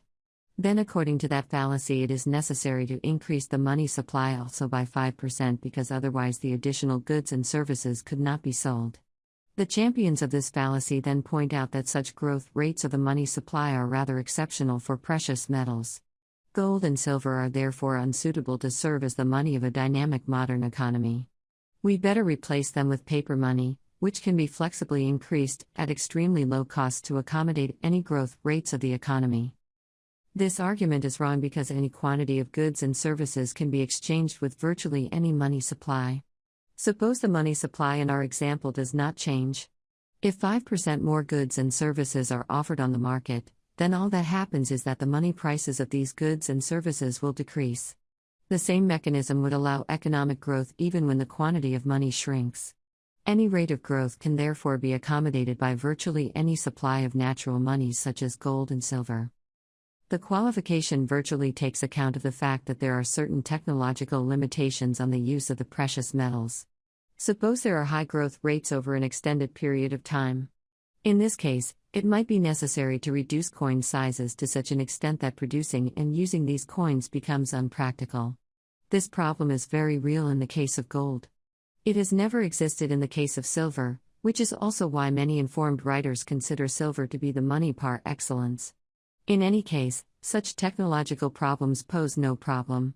As Bishop Oresme explained more than 700 years ago, the thing to do in such cases is simply to abandon the use of the unpractical coins, say gold coins, and switch to another precious metal, say silver. And, we may add, on the free market there are strong incentives to bring about such switching promptly and efficiently. No political intervention is necessary to support this process. A more sophisticated variant of the growth requires more money doctrine grants that any quantities of goods and services could be traded at virtually any money supply. But these advocates argue that, if entrepreneurs are forced to sell their products at lower prices, these prices might be too low in comparison to cost expenditure. Selling product inventories at bargain prices entails bankruptcy for the entrepreneurs. But this variant is equally untenable because it is premised on a mechanistic image of entrepreneurship. Fact is that entrepreneurs can anticipate any future reductions of the selling prices of their products. In the light of such anticipations, they can cut offering prices on their own cost expenditure, and thus thrive in times of declining prices. This is not a mere theoretical possibility but the normal state of affairs in periods of a stable or falling price level. For example, in the last 3 decades of the 19th century, both Germany and the US experienced high growth rates at stable and declining consumer price levels. The same thing is observed more recently in the market for computers and information technology, the most vibrant market since the 1980s, which has combined rapid growth with constantly falling product prices. 3. Hoarding. The foregoing considerations also apply to the phenomenon of hoarding. It is impossible to use money without holding a certain amount of it, thus every participant in a monetary economy hoards money. The reason why the pejorative term hoarding is sometimes used in lieu of the more neutral holding is that, in the mind of the commentator, the amounts of money held by this or that person are excessive. The crucial question is, of course, by which standard? It is possible to give a meaningful definition of hoarding in moral terms. Some people have a neurotic propensity to keep their wealth in cash. They are misers who hoard their money even when spending it would be in their personal interest. They neglect clothing, housing, education, charity, and so on, and thus they deprive themselves of their full human potential, and in turn deprive others of the benefits that come from social bonds with a developed human being. Notice that this definition of hoarding as pathological behavior does not refer to absolute amounts of money held. Rather, it concerns the amounts of money held relative to alternative ways of investing one's wealth. There are indeed many situations in which it is advisable, both for an individual person and for groups, to hold large sums of cash. For centuries, holding large numbers of gold and silver coins was an important way for people to save their own private pension funds, and in many times and places it was the only way to provide for old age and emergency situations. Similarly, in times of stock market and real estate booms, it is generally prudent to keep a large amount of one's wealth in cash. It is true that there are other situations in which even very small sums of money held might be excessive. The point is that the question whether one's cash balances are just money held or whether they are pathological money hoards must be determined for each individual case. The right way to deal with excessive money hoarding is to talk to the persons in question and persuade them to change their behavior. What if these persons remain stubborn? Is it then advisable to apply political means such as expropriation or an artificial increase of the money supply? The answer to these questions is in the negative. Hoarding per se might be pathological, but it does not deprive other people of what is rightfully theirs. And in particular, it does not prevent the efficient operation of the economy.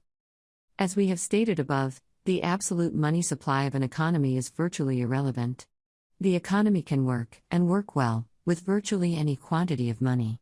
Hoarding merely entails a reduction of money prices. Hoarding on a mass scale merely entails a large reduction of money prices. Consider the completely unrealistic scenario of a nation hoarding so much silver that the remaining silver would have to be coined in microscopically small quantities to be used in the exchanges. In a free society, the market participants would then simply switch to other monies. Rather than paying with silver coins, they would start using gold coins and copper coins. Now suppose that, despite the foregoing considerations, a government bent on fighting money hoards would set out to artificially increase the money supply anyway. Would this policy reach its goal? Not necessarily. There is at least an equal likelihood that the policy would actually promote hoarding. The increased money supply would raise the money prices being paid on the market above the level they would otherwise have reached. And this makes it necessary for people to hold larger cash balances. Now, it is true that the increase in individual cash balances is not necessarily in strict proportion to the increase of the price level. Thus, it is possible that people will, relatively speaking, reduce their demand for money as a consequence of the policy. But it is just as likely that the policy will have no such effect, or that it actually produces the opposite effect. Thus, we conclude that hoarding cannot serve as a pretext for the artificial extension of the money supply. In some extreme cases, it might merit the attention of spiritual leaders and psychologists. But it is never a monetary problem. 4. Fighting deflation. Still another variant of the same basic fallacy that we just discussed is the alleged need to fight deflation. The word deflation can be defined in various ways. According to the most widely accepted definition today, deflation is a sustained decrease of the price level. Older authors have often used the expression deflation to denote a decreasing money supply, and some contemporary authors use it to characterize a decrease of the inflation rate. All of these definitions are acceptable, depending on the purpose of the analysis. None of them, however, lends itself to justifying an artificial increase of the money supply. The harmful character of deflation is today one of the sacred dogmas of monetary policy. The champions of the fight against deflation usually present 6 arguments to make their case. 1. In their eyes, it is a matter of historical experience that deflation has negative repercussions on aggregate production and, therefore, on the standard of living. To explain this presumed historical record, they hold, 2, that deflation incites the market participants to postpone buying because they speculate on ever lower prices. Furthermore, they consider, 3, that a declining price level makes it more difficult to service debts contracted at a higher price level in the past. These difficulties threaten to entail, 4, a crisis within the banking industry and thus a dramatic curtailment of credit. 5, they claim that deflation in conjunction with sticky prices results in unemployment. And finally, 6, they consider that deflation might reduce nominal interest rates to such an extent that a monetary policy of cheap money, to stimulate employment and production, would no longer be possible, because the interest rate cannot be decreased below 0. However, theoretical and empirical evidence substantiating these claims is either weak or lacking altogether. First, in historical fact, deflation has had no clear negative impact on aggregate production. Long-term decreases of the price level did not systematically correlate with lower growth rates than those that prevailed in comparable periods and/or countries with increasing price levels. Even if we focus on deflationary shocks emanating from the financial system, empirical evidence does not seem to warrant the general claim that deflation impairs long-run growth. Second, it is true that unexpectedly strong deflation can incite people to postpone purchase decisions. However, this does not by any sort of necessity slow down aggregate production. Notice that, in the presence of deflationary tendencies, purchase decisions in general, and consumption in particular, does not come to a halt. For one thing, human beings act under the constraint of the stomach. Even the most neurotic misers, who cherish saving a penny above anything else, must make a minimum of purchases just to survive the next day. And all others, that is, the great majority of the population, will by and large buy just as many consumers' goods as they would have bought in a non-deflationary environment. Even though they expect prices to decline ever further, they will buy goods and services at some point because they prefer enjoying these goods and services sooner rather than later. Economists call this time preference. In actual fact, then, consumption will slow down only marginally in a deflationary environment. And this marginal reduction of consumer spending, far from impairing aggregate production, will rather tend to increase it. The simple fact is that all resources that are not used for consumption are saved, that is, they are available for investment, and thus help to extend production in those areas that previously were not profitable enough to warrant investment. Third, it is correct that deflation, especially unanticipated deflation, makes it more difficult to service debts contracted at a higher price level in the past. In the case of a massive deflation shock, widespread bankruptcy might result. Such consequences are certainly deplorable from the standpoint of the individual entrepreneurs and capitalists who own the firms, factories, and other productive assets when the deflationary shock hits. However, from the aggregate, social point of view, it does not matter who controls the existing resources. What matters from this overall point of view is that resources remain intact and be used. Now the important point is that deflation does not destroy these resources physically. It merely diminishes their monetary value, which is why their present owners go bankrupt. Thus deflation by and large boils down to a redistribution of productive assets from old owners to new owners. The net impact on production is likely to be 0. Fourth, it is true that deflation more or less directly threatens the banking industry, because deflation makes it more difficult for bank customers to repay their debts and because widespread business failures are likely to have a direct negative impact on the liquidity of banks. However, for the same reasons that we just discussed, while this might be devastating for some banks, it is not so for society as a whole. The crucial point is that bank credit does not create resources, it channels existing resources into other businesses than those which would have used them if these credits had not existed. It follows that a curtailment of bank credit does not destroy any resources, It simply entails a different employment of human beings and of the available land, factories, streets, and so on. In the light of the preceding considerations, it appears that the problems entailed by deflation are much less formidable than they are in the opinion of present-day monetary authorities. Deflation certainly has much disruptive potential. However, as will become even more obvious in the following chapters, it mainly threatens institutions that are responsible for inflationary increases of the money supply. It reduces the wealth of fractional reserve banks, and their customers, debt-ridden governments, entrepreneurs, and consumers. But as we have argued, such destruction liberates the underlying physical resources for new employment. The destruction entailed by deflation is therefore often creative destruction in the Schumpeterian sense. Finally, we still need to deal with the aforementioned fifth argument: deflation in conjunction with sticky prices results in unemployment, and with the sixth argument: deflation makes a policy of cheap money impossible. Because these arguments are of a more general nature, we will deal with them separately in the next two sections. 5. Sticky prices. In the past 80 years, the sticky prices argument has played an important role in monetary debates. According to this argument, the manipulation of the money supply might be a suitable instrument to re-establish a lost equilibrium on certain markets, most notably on the labor market.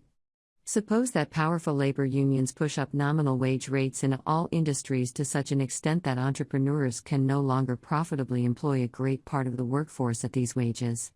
The result is mass unemployment. But if it were possible to substantially increase the money supply, then the selling prices of the entrepreneurs might rise enough to allow for the reintegration of the unemployed workers into the division of labor. Now, the argument goes, under a gold or silver standard, this kind of policy is impossible for purely technical reasons because the money supply is inflexible. Only a paper money provides the technical wherewithal to implement pro-employment policies. Thus we have here a prima facie justification for suppressing the natural commodity monies and supporting a paper money standard.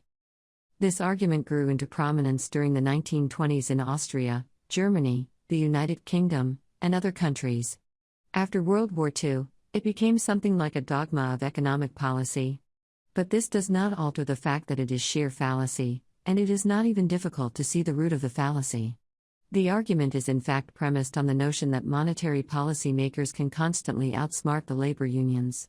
The managers of the printing press can again and again surprise the labor union leaders through another round of expansionist monetary policy. Clearly, this is a silly assumption, and in retrospect it is very astonishing that responsible men could ever have taken it seriously. The labor unions were not fooled. Faced with the reality of expansionist monetary policy, they eventually increased their wage demands to compensate for the declining purchasing power of money. The result was stagflation, high unemployment plus inflation, a phenomenon that in the past 30 years has come to plague countries with strong labor unions such as France and Germany. 6. The economics of cheap money.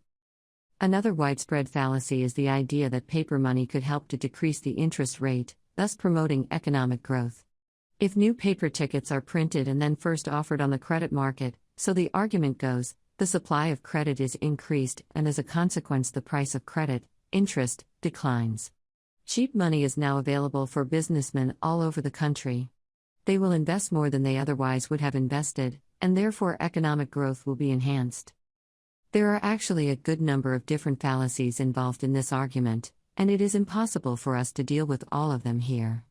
Suffice it to say that capitalists invest their funds only if they can expect to earn a return on investment, interest, and that they do not seek merely nominal rates of return, but real returns.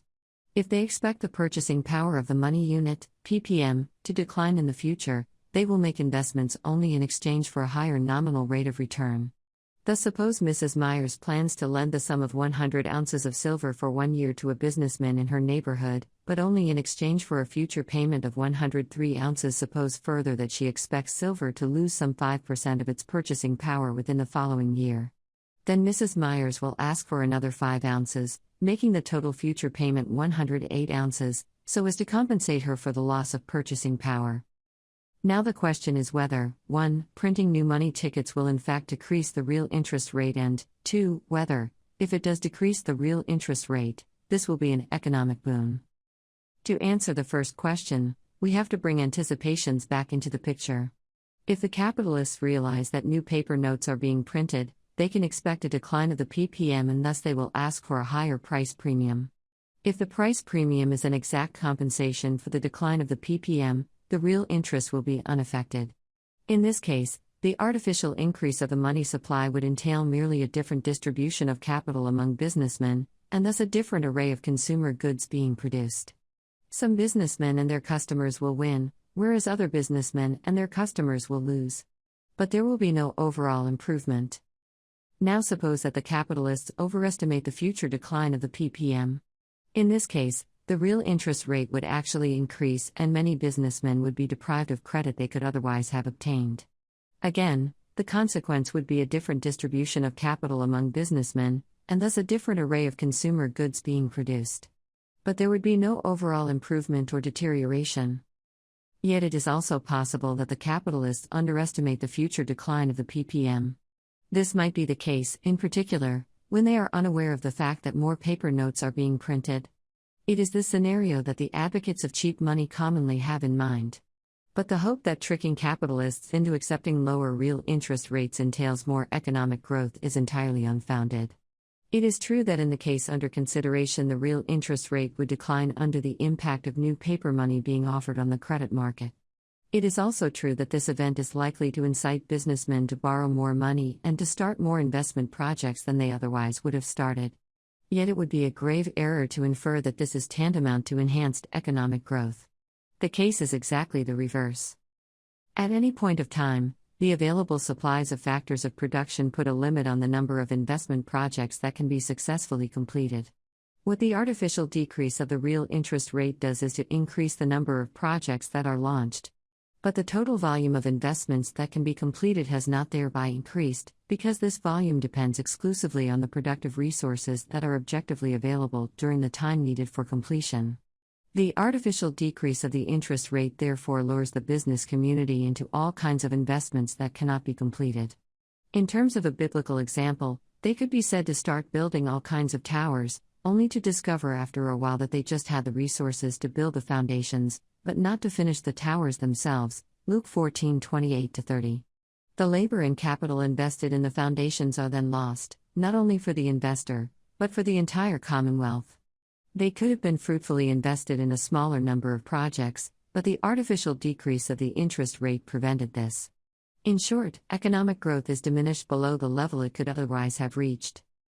To sum up, it is by no means sure that politically induced increases of the money supply will lead to a decrease of the interest rate below the level it would have reached in a free economy.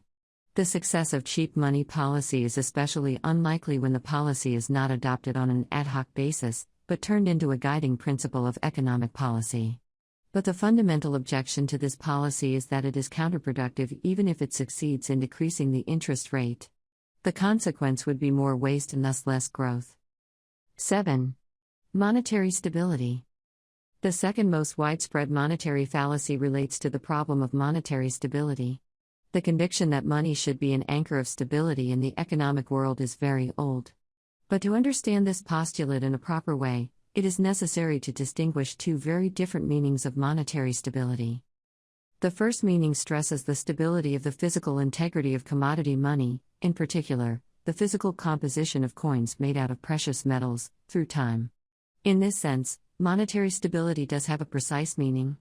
From a purely formal point of view, it can therefore be a possible postulate of ethical monetary policy. It is a postulate relating to the production of money. No producer shall make coins bearing the same imprint but containing different quantities of precious metal. Monetary stability in this sense is not only unobjectionable, but truly a presupposition of a well-functioning economy. And it is this sense of monetary stability that was stressed in the Bible and in authoritative texts of the Middle Ages. Notice that monetary stability in the sense of a stable physical integrity of commodity money results in a relatively stable purchasing power of the money unit, ppm. When mining is less profitable than other branches of industry, which tends to be the case when the price level is high, then less money will be produced and money prices will tend to decline. And when mining is more profitable, usually when the price level is low, then more money will be produced and money prices will therefore tend to rise. All of this is of no importance whatever for the benefits that can be derived from monetary exchanges. It is true that a great decrease of the ppm is conceivable when extremely rich and cost-efficient new mines are discovered. But notice two things. First, in a free economy, the market participants can very easily protect themselves against any unwanted eradication of the ppm by simply adopting other monies. Second, as a matter of fact, no such violent depreciations of the ppm have ever occurred in the case of precious metals. The famous gold and silver inflation of the 16th and 17th century increased Europe's money stock according to certain estimates by not more than 50%, according to others by up to 500%. However, this happened over a period of some 150 years. Thus the average growth rate of the money supply lay somewhere between 0.3 and 3.3% per annum. By contrast, in our days of paper money, even the countries enjoying a conservative monetary policy experience far greater increases of the money supply. For example, in the US and in the European Union, the stock of base money, paper notes plus accounts held at the central banks, has been increased by annual rates of between 5 and 10% during the past 5 years. Now let us turn to the second meaning of monetary stability. It connotes the stability of the purchasing power of the money unit, the ppm. The first thinker to formulate the postulate of a stable ppm was St. Thomas Aquinas in the 13th century. He argued, "The particular virtue of currency must be that when a man presents it he immediately receives what he needs." However, it is true that currency also suffers the same as other things, viz., that it does not always obtain for a man what he wants because it cannot always be equal or of the same value. Nevertheless, it ought to be so established that it retains the same value more permanently than other things. Notice that St. Thomas realized perfectly well that a stable ppm was not a natural outcome of the market process. It was in his eyes an ethical postulate. However, no major writer before him believed that a stable ppm was a meaningful policy objective. Aristotle had observed that the prices of all things are in a continuous flux, and that money was no exception. And that was it. Even after Aquinas, most scholastics sided on this issue with the Greek philosopher rather than with St. Thomas. To the extent that late scholastics such as Martín de Espalqueta, Tomás de Mercado, Pedro de Valencia, and others stressed a postulate of monetary stability at all, they meant the stable physical composition of coins. Only starting from the 17th century, did secular writers from John Locke to David Ricardo to Irving Fisher come to endorse the postulate of a stable ppm.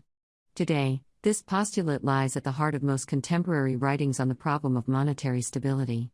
It is also a widely accepted definition among contemporary Catholic writers on monetary affairs.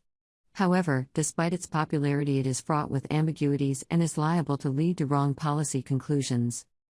It is a matter of course that a stable ppm is a major consideration in the orderly development of the entire economic system.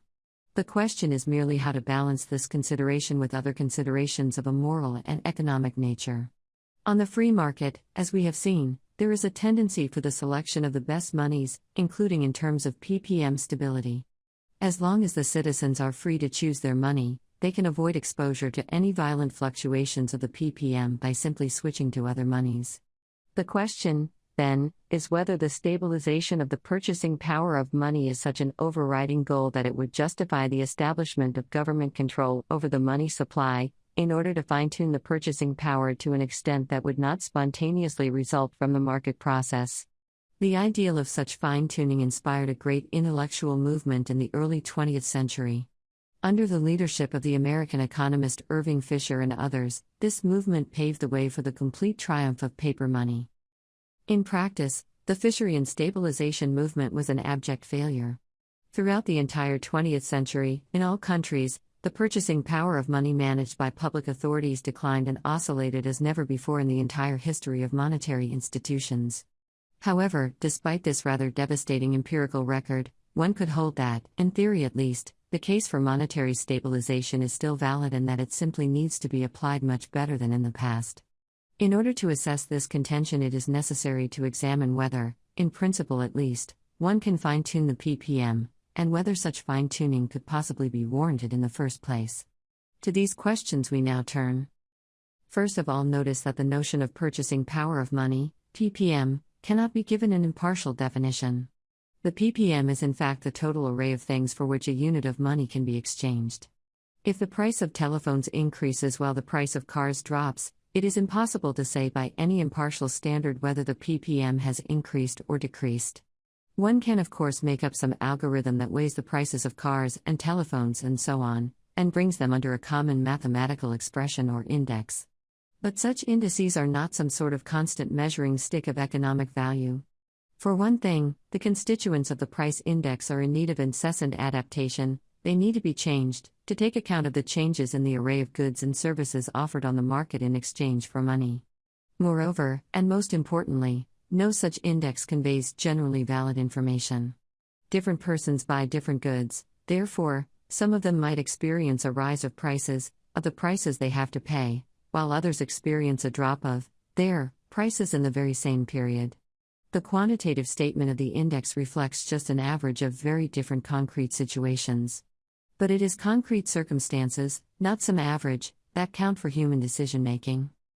We cannot do more here than scratch the surface of these technical problems. Our point is that, from a purely formal point of view, monetary stability in the sense of a stable ppm cannot be easily translated into a clear-cut political postulate. The very concept of ppm is fraught with ambiguities that can only be overcome by more or less arbitrary decisions of those charged to apply it. The political implications are momentous.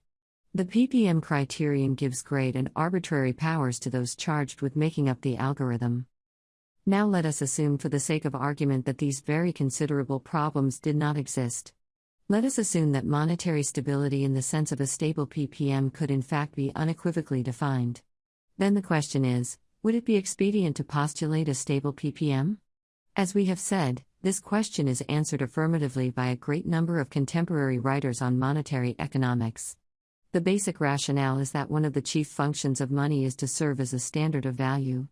Businessmen and others use money prices in their economic calculations, and to make these calculations as accurate as possible, it is necessary to have a stable standard of value. When is money a stable standard of value? Here we encounter a certain variety of opinions. For example, according to Locke and others, this was the case if the national money supply did not change. According to David Ricardo and others, it was the case if the money unit preserved its purchasing power. According to Hayek and others, it was the case if the total amount of money spending did not change. But it does not matter much which of the above definitions we adopt. The basic rationale for a stable standard of value is a spurious one in all cases. The nature of business calculation is not to measure the absolute value of a firm's assets, but to compare alternative courses of action. Suppose Jones has a capital of 1,000 ounces of gold and that he can use them to either set up a shoe factory or establish a bakery. He expects the shoe factory to yield 1,100 ounces or 10% gross return, and the bakery to yield 1,200 ounces or 20% gross return. This comparison is the essence of business calculation. Stability of the ppm does not at all come into play. Jones can calculate with equal success under a stable, a growing, or a declining ppm. His calculus can be exact when the national money supply increases, decreases, or remains frozen. And it can be exact irrespective of whether the total amount of money spending changes or remains the same as before. In the light of these considerations, it appears that older writers such as Oresme were right all along to neglect the stable ppm criterion, and to keep their attention focused on monetary stability in the sense of the physical integrity of coinage. 8. The costs of commodity money. One great disadvantage of natural monies such as gold and silver seems to be their relatively high cost of production. According to a widespread opinion that became popular through the writings of classical economists Adam Smith and David Ricardo, paper money could do the monetary job just as well, and at much lower production costs. It is true that producing a 1-ounce silver coin, which we might call $1, entails much higher costs than producing a banknote that bears the same name. But it does not follow that this is necessarily a disadvantage. The natural costs that go in hand with producing gold and silver are, in fact, a supreme reason why these metals are better monies than paper. The fact that they are costly means that they cannot be multiplied at will, and this in turn means that commodity monies such as gold and silver feature a built-in natural insurance against an excessively depreciating purchasing power of money. In this crucial respect, they are far superior to paper money notes, which can be multiplied ad libitum and which, as universal experience shows, have been multiplied and are currently being multiplied in far greater proportions than gold and silver ever have. Hence, the comparison between commodity monies and paper money should not be cast in too narrow terms. Relevant benefits do not just consist in some arbitrarily narrow exchange service, as we have just argued, but include things like guarantees against inflation. And the relevant costs are not just the cost of fabricating the different monetary objects, but total costs entailed by each system. Even the most ardent advocates of paper money have conceded that our current monetary regime is hardly a bargain. For example, consider that central banks and other monetary authorities have built up huge bureaucracies, and that the Fed watching industry, people employed to interpret and forecast the policy of the monetary authorities, is similarly important. These two items alone add up to a significant payroll, next to which the expenses for mining and minting look much less costly than the Ricardians portray. And notice the irony that mining and minting are still with us in the age of paper money. There is of course nothing wrong with experimenting with cheaper alternatives to gold and silver coins. Nothing would preclude such experiments in a free society. All we can say is that in the past all such experiments have lamentably failed. And the advocates of paper money therefore hardly ever seriously considered establishing their pet scheme on a competitive basis. Ricardo and his followers advocate the coercive replacement of a more costly good by a cheaper one. Clearly, in all other spheres of life, we would reject any such proposal as extravagant and outrageous. We do not coerce all members of society into driving only the cheapest cars because they satisfy some arbitrarily conceived transportation needs at lowest cost. We do not impose rags and hovels on people who prefer clothes and houses. Neither is there a reason to impose paper money on those who prefer the monies of the ages. Thus, another standard justification for paper money does not hold water. And the same demonstration can be delivered for all other economic theories that purport to explain why it should be beneficial to suppress the natural commodity monies and to replace them with a political makeshift such as paper money. We could go into much length delivering these demonstrations. The point of the foregoing pages was to exemplify the general thesis that there is no utilitarian rationale for the institution of paper money, the money of our times. This thesis will serve as the starting point for the following discussion of the various abuses that can be made, and which unfortunately have been made, in the realm of the production of money. Part 2. Inflation. 5. General considerations on inflation. 1. The origin and nature of inflation. So far we have presented the operation of the natural monetary system of competing commodity monies. We have also argued that there is no utilitarian rationale for intervening into the market process and altering the money supplies through political means. Now we must turn to deal with the vitally important phenomenon of inflation. We can define it as an extension of the nominal quantity of any medium of exchange beyond the quantity that would have been produced on the free market. This definition corresponds by and large to the way inflation had been understood until World War II. Yet it differs from the way the word inflation is used in contemporary economics textbooks and in the financial press. Most present-day writers mean by inflation a lasting increase of the price level or, what is the same thing, a lasting reduction of the purchasing power of money. Let us hasten to point out that, as far as mere vocabulary is concerned, both meanings of the word are perfectly fine, if only they are used consistently. Definitions do not carry any intrinsic merit, but they can be more or less useful for the understanding of reality.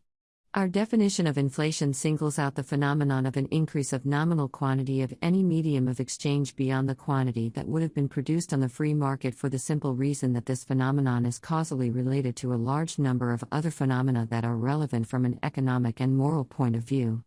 As we shall see, inflation in our sense is the cause of unnatural income differentials, business cycles, debt explosion, moderate and exponential increases of the price level, and many other phenomena. This is why we hold our definition to be the most useful one for the purposes of the following analysis. The reader will soon be in a position to verify this contention. Inflation is an extension of the nominal quantity of any medium of exchange beyond the quantity that would have been produced on the free market. Since the expression free market is shorthand for the somewhat long-winded social cooperation conditioned by the respect of private property rights, the meaning of inflation is that it extends the nominal money supply through a violation of property rights. In this sense, inflation can also be called a forcible way of increasing the money supply, as distinct from the natural production of money through mining and minting. This was also the original meaning of the word, which stems from the Latin verb inflare, to blow up. Why do people inflate the money supply in the first place? As we have seen, each new money unit benefits the first recipients, for example, under a silver standard, the miners and minters of silver. We here encounter a providential incentive for the natural production of money. But we must not ignore that the benefits that accrue to the first recipient also present a constant temptation to forcibly increase the money supply. The history of monetary institutions is very much the history of how people, governments and private citizens alike, but mostly governments, have given in to this temptation. People inflate the money supply because they stand to profit from it. Economists are usually reluctant to dwell on the moral dimensions of social facts, and rightly so, because moral questions are outside their customary purview. But one does not need to be a moral philosopher to know that certain incomes are illegitimate, that they derive from a violation of the fundamental rule of civil society, respect for private property. And it would be irresponsible, even for an economist, not to point out that such illegitimate incomes can be obtained, and have been obtained very often, through an inflation of the money supply. Clearly, such incomes offend any notions of natural justice, and are impossible to square with the precepts of Christianity. Thomas Woods is very much on point when he remarks, if there is a principle of Catholic morality according to which such insidious wealth redistribution is acceptable, it is not known to the present writer. Let us emphasize that inflation is not problematic because in some larger sense it benefits some people at the expense of others. All human actions entail distributions of benefits. For example, if John and Paul court Anne, and Anne eventually decides to marry John, her decision comes at the expense of Paul. Similarly, a mining business gains at the expense of other businesses that would have come into existence if the miner had not paid higher wage rates for the workers, who have therefore agreed to work for him rather than for these other businesses. But the benefits accruing to John and to the miner in the foregoing examples do not come through an invasion of the physical borders of other people's property. Anne was not Paul's property, John could therefore justly marry her. The workers were not the property of any employer, our miner could therefore justly hire them. Things are very different in the case of a robber who through his action obtains some part of other people's property that they would not have consented to give him, thus he invades their property. And in the same sense, intentional misrepresentation can entail an invasion of property. When the counterfeiter manages to sell a false certificate, he too obtains some good or service that he would not have obtained without the fraud. 2. The forms of inflation. Inflation is one of the subjects on which economists have spilled much of their ink. But virtually all of these economic analyses suffer from a much too narrow, materialistic definition of inflation. Neither the price level, nor any money aggregate gives us the key for a proper understanding of inflation. Rather, the most useful approach is to focus on the legal rules of money production. Are the market participants free to use and produce money as they see fit? Or are they prevented from doing this? These are the relevant questions. They lead straight to the moral institutional definition of inflation that we have espoused above. Inflation is that part of the money supply that comes into being because of the invasion of private property rights. In the first part of our present work, we have studied the production and use of money under the hypothesis that property rights are respected. Now we turn to analyzing step by step the various ways by which property rights can be violated, and have been violated, in order to artificially increase the money supply to the benefit of the perpetrators or their allies. We will first analyze inflation in a free society and then turn to inflation induced by government fiat. The former is relatively unimportant from a quantitative point of view, but we need to deal with it first for systematic reasons and also because it allows us to talk about a good side of inflation. 6. Private inflation, counterfeiting money certificates. 1. Debasement. Before the age of banking, debasement had been the standard form of inflation. Debasement is a special way of altering coins made out of precious metal. To debase a coin can mean either one of two things: A. To reduce its content of fine metal without changing the imprint, and B. To imprint a higher nominal figure on a given coin. Debasement can be either intentional or unintentional. Suppose a coin maker erroneously puts the stamp 1 ounce of fine gold on a quantity of less than 1 ounce. He then produces a false coin. The certificate does not correspond to the content. False certification might occur here and there, but in practice it is extremely rare. In virtually all the cases of debasement, the coin maker acts in full conscience of his deed. He certifies that the coin contains a certain quantity of fine metal, but he knows full well that it contains in fact less than this quantity. Such intentional falsification of certificates is commonly called counterfeiting. We have stressed that people cause inflation because it benefits them, though at the undue expense of their fellow citizens. This is, of course, also the reason why people become counterfeiters. The counterfeiter plans to sell the debased coin without informing the buyer about the debasement, so as to obtain in exchange for it the same amount of goods and services that one could buy with a sound coin. The fraudulent intention behind most practical cases of debasement is obvious from the techniques that are usually applied. The debaser does not take away some metal from the sound coin and turn it into a smaller debased coin. Rather, he substitutes some base alloy for the precious metal he has taken away, to preserve the false impression that the debased coin is a sound one.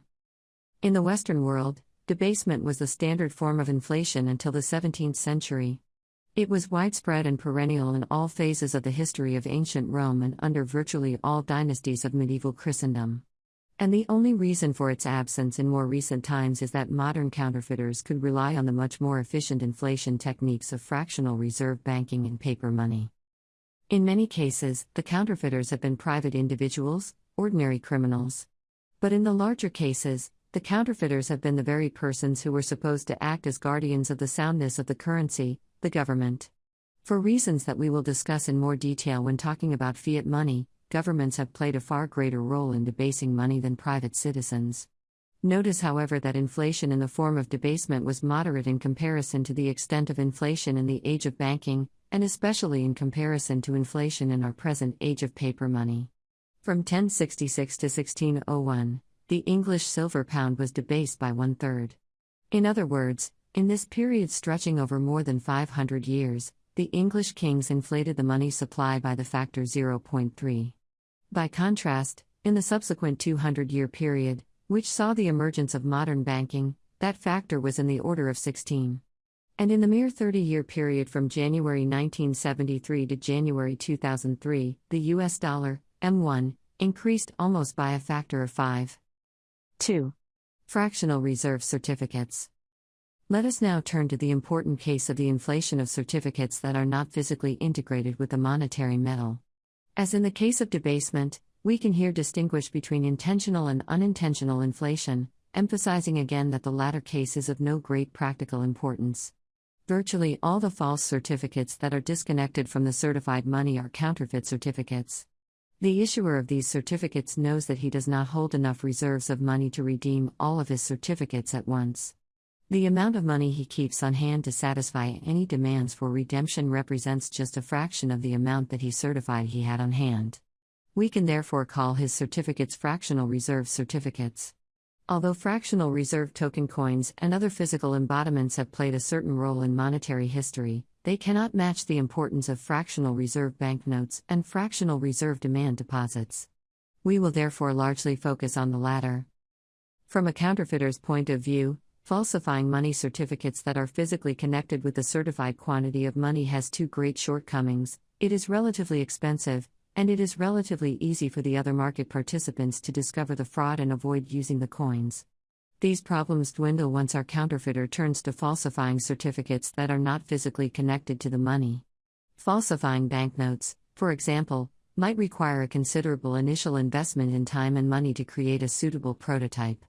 But once the prototype is there, it can be reproduced in virtually unlimited numbers and at great profit, because the marginal cost of producing additional banknotes is close to zero. Moreover, in the case of paper certificates, extensions of the money supply are more difficult to perceive than in the case of certificates directly attached to the metal. Debased coins, even when the counterfeiting is done with great care, not only have a slightly imperfect imprint, but also differ from good coins in respect to color and, in the case of gold coins, to their sound when flipped with a thumbnail. Most importantly, the certificates can easily be tested any time by cutting or punching them, or by melting down the coin. Thus, even for laymen, it is relatively easy to distinguish sound coins from falsifications. Not so in the case of paper certificates. 3. Origins of fractional reserve banking. As in the case of debasement, banknotes have been falsified both by ordinary criminals and by the guardians themselves. Banknotes came into existence on a larger scale when money warehouses were established in Venice and other northern Italian cities in the late 16th and then in a number of commercial cities north of the Alps in the early 17th century, for example, in Amsterdam, Middelburg, Nuremberg, Hamburg, Delft, and Rotterdam. During the 16th century, interregional trade had grown to such an extent that the merchants were in touch with one another not only during the times of the great fairs, but throughout the entire year. Now it became necessary to settle accounts on a daily basis, and the most practical way to do this was through money warehouses. Each merchant held an account, and payments from and to other merchants were made by simple book entries at the local money warehouse. These institutions were called banks, but in their beginnings they were not banks in the modern sense, but money warehouses. Some of them kept this character for a long time. For example, the Bank of Amsterdam, established in 1609, remained a warehouse until 1781, when it started issuing banknotes in excess of its money holdings, yet without changing the outer appearance of the banknotes. Thus in 1781 the Bank of Amsterdam started counterfeiting its own banknotes. It was no longer a money warehouse. It became a fractional reserve bank. Other banks did not wait nearly as long as the Bank of Amsterdam to enter the lucrative business of counterfeiting. The London goldsmith bankers, who multiplied in the 1630s, very quickly made that move. So did the Bank of Stockholm, established 1656, which a few years after its inception managed to create a large circulation for its notes. But the same bank was also one of the first to experience the perennial nemesis of fractional reserve banking, the bank run. The fundamental practical problem of fractional reserves is that it is impossible for the issuing bank to accommodate all demands for redemptions at the same time, as warehouse banks can. If the bank customers have the slightest suspicion that they might not get their money back, they run to the bank to be among the happy few who are still granted redemption of their banknotes. This happened to the Bank of Stockholm in 1664. But it did not stop the proliferation of fractional reserve banking in the subsequent decades and centuries. Thus, fractional reserve banking can arise as a perversion of money warehousing. But it can also originate as a perversion of credit banking. We have already talked about credit money and argued that it is unlikely to have any larger circulation because of the default risk and especially because most market participants prefer cash to credit instruments in spot exchanges. Now, in order to make good for the latter deficiency, the banker might offer to redeem his IOUs on demand, that is, before maturity is reached. From the point of view of the customer, then, these IOUs can be turned into cash almost as securely as money certificates. We have to say almost because it would of course be impossible for our banker to comply with redemption requests that exceed his cash holdings, a problem that cannot arise in money warehousing, where every certificate is backed by a corresponding amount of money in the warehouse. So how does this practice appear from a juridical and moral point of view? It depends on whether the banker is affirmatively candid about the nature of his business. If he takes care to inform his customers that the redeemable IOUs are not money certificates and that he, the banker, remains the rightful owner of the money for the entire duration of the credit, then the practice seems to be unobjectionable. By contrast, if he insinuates that his IOUs are money certificates, we would certainly have to say that this is a case of fraud. Historically, it seems as though dissimulation has been more important than outright misrepresentation. On the oldest known paper note from the Bank of Scotland, dated April 16, 1776, we read, "The Governor and Company of the Bank of Scotland constituted by Act of Parliament do hereby oblige themselves to pay to, name, or the bearer £12 Scots on demand." The crucial wording here is oblige themselves to pay. On later banknotes we often find the expression promise to pay. Thus the least thing we can say is that these notes are mute about the precise nature of the product. The promise to pay is not a feature that would distinguish a credit bank from a money warehouse. To keep the market participants fully informed, it would be necessary to state as clearly as possible whether the promised payment will be made out of a small, fractional reserve, cash fund, or out of a warehouse. Similarly, it would be necessary to state who will be considered to be the owner of the money in case the banker proves to be unable to comply with all redemption requests. If our credit banker knowingly and deliberately dissimulates the precise nature of his IOUs, he abuses the good faith of his trading partners and thereby infringes upon their property rights. He thereby turns himself into a fractional reserve banker. So far we have presented fractional reserve banking as springing exclusively from the misguided choices of warehouse managers and credit bankers who fell prey to temptation. But it is also conceivable that these choices were in turn caused by a third event, in particular, by the threat of government-sponsored robbing of money warehouses. As Jesus Herrera de Soto has argued for the case of the 16th-century banks of Seville, the ruthlessness of bankers was by no means the only cause for the introduction of the fractional reserve principle. It is no less true that the inauspicious imperial policy, by transgressing the most elementary principles of property rights and directly confiscating the stocks of money kept in the vaults, merely provided an even bigger incentive for the bankers to invest the greater part of the deposits received in loans, which became a habitual practice, if, in the final analysis, there was no guarantee that the public authorities would respect the part of the cash reserve, which was kept in the bank, and experience showed that, when times were difficult, the emperor did not hesitate to confiscate this reserve and substitute it by compulsory loans to the crown. It was preferable to devote the greater part of the deposits to loans to private industry and commerce, thus avoiding expropriation and obtaining greater profitability. Thus, the introduction of fractional reserve banking might be seen as a free market reaction against, and attenuation of, government interventionism. It is true that, even under the threat of imminent expropriation, fractional reserve banking might not be justifiable per se, but at least the presence of such a threat would diminish the guilt of the protagonists, and it would certainly explain their actions in other terms than original sin. Much more historical research is needed to establish the relative importance of the three possible causes of fractional reserve banking that we have discussed in the preceding pages. There are good reasons to believe that the third cause, government-sponsored robbing of money warehouses, has played a rather pervasive role. But we must leave the answer to that question to future research. 4. Indirect benefits of counterfeiting in a free society. Counterfeiting is, in the true sense of the word, a popular inflation technique. All sorts of people who have dexterous hands or who can afford to hire people with such hands, bankers, governments, merchants, goldsmiths, artisans, etc., can try it out. And the history of money illustrates that all sorts of such people have tried it out, with the harmful consequences analyzed above, unjust distributions of income and misallocations of capital. Thus, counterfeiting exists in all types of economies, be it the market of a free society or the centrally planned economy of a totalitarian state. Unlike fiat money, of which we will speak below, it cannot be abolished through political measures. It can be repressed by the prospect of severe punishment. But it cannot be entirely eliminated by such external means, because it springs from the internal human condition of original sin. Yet in a free society, counterfeiting is not without certain positive consequences, even though the counterfeiters themselves do not plan to bring them about. In particular, the very danger of falling prey to a counterfeiter plays the useful social function of making the citizens vigilant about their money. The function of counterfeiters resembles the function of the many viruses that subsist in a healthy human body. Fighting the virus keeps the body alive and strong. Similarly, the ever-present danger of counterfeiting stimulates vigilance in monetary affairs and thus helps to preserve sound money. People watch their gold and silver coins closely because they know that counterfeiting affects them directly. They strive to learn more about distinguishing good coins from bad coins, and good banknotes from bad ones. They apply such knowledge and teach it to their families and others. And once they discover any sort of fraud, they stop using the fraudulent coins and banknotes, and switch to other certificates. Counterfeiting is usually detected very quickly. When people are free to choose their money, it cannot create much damage.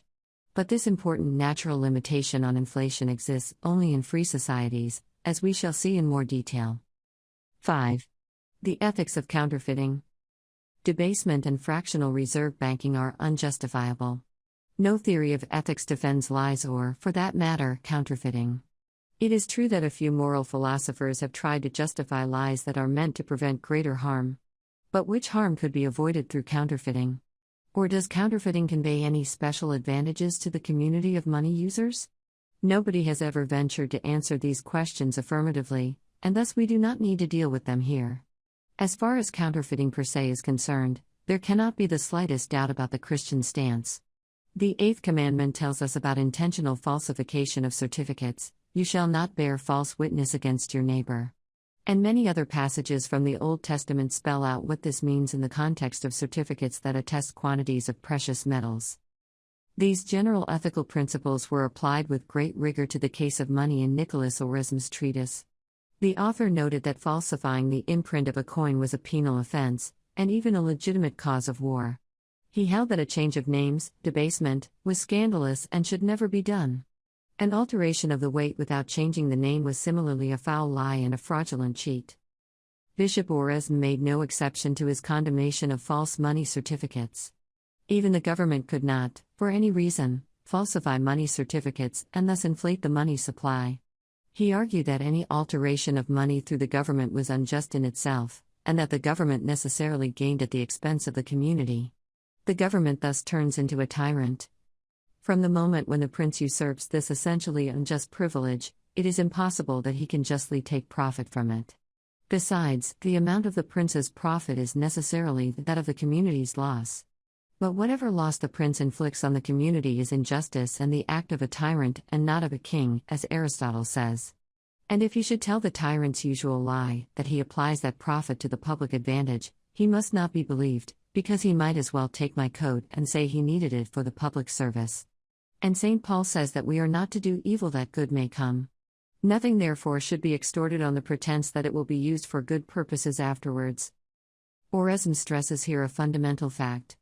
As we have pointed out above, the additional money benefits the first owners at the expense of all other money owners. It is true that this is so irrespective of whether the additional money results from natural production or from inflation. But inflation is not just an extension of the money supply. The crucial point is that it extends the money supply through a violation of property rights. Inflation provides not just gains, it provides illegitimate gains. Its alleged benefits are not really different from the benefits of robbery and fraud. Oresme also argued that counterfeiting was a far more serious moral offense than the sins that are most frequently associated with the use of money, namely, money changing and usury. Money changing and usury might be tolerable under certain special circumstances. But counterfeiting was inherently unjust and therefore never permissible. It actually stimulated money changing and further counterfeiting by people who seized on the general confusion created by the initial counterfeiter. 7. Enters the state, fiat inflation through legal privileges. 1. Treacherous clerks. It is well known that the history of institutions cannot be adequately understood without considering the economic constraints and incentives of the protagonists. This holds true especially in the case of monetary institutions. The emergence of our present-day institutions in this field, central banks, paper money, and so on, must be seen in the context of government finance. Governments at nearly all times and places have been the main beneficiaries of inflation. Rather than protecting society from it, therefore, all of them have sooner or later given in to the temptation of using inflation for their own purposes. First they stopped combating it. Then they facilitated it, encouraged it, and finally promoted it with all their powers. They have obstructed and suppressed the production of money on the free market, set up institutions that were designed for perennial inflation, and constantly remodeled these institutions to increase their inflationary potential. In all such cases, in which governments create inflation or increase it beyond the level it would otherwise have reached, there is fiat inflation. Governments inflate the money supply because they gain revenue from inflation. As we have pointed out, additional money benefits the first owners at the expense of all other money owners. Therefore, if government or its agents are the ones who bring about the extension of the money supply, they stand ready to gain from it, and they gain at the expense of the other citizens. In the 14th century, Nicolas Oresme argued that this fact was at the root of the frequent monetary interventions of the princes. I am of the opinion that the main and final cause why the prince pretends to the power of altering the coinage is the profit or gain which he can get from it. It would otherwise be vain to make so many and so great changes. Besides, the amount of the prince's profit is necessarily that of the community's loss. The times have changed and the techniques of inflation have changed with them. But governments still intervene in the production of money and money certificates in order to obtain additional income. The difference between our time and the age of Oresme is that present-day governments have received absolution from the scientific authorities of our day. Many princes blushed when they were caught debasing the currency of the country. But modern presidents, prime ministers, and chancellors can keep a straight face and justify inflation with the alleged need to stabilize the price level and to finance growth. All the recognized experts say so. And it betrays a lack of courtesy to point out that recognition of an expert means that he is on the government's payroll. Inflation can certainly also exist in a hypothetical society in which the government does not in the slightest way interfere with the production of money.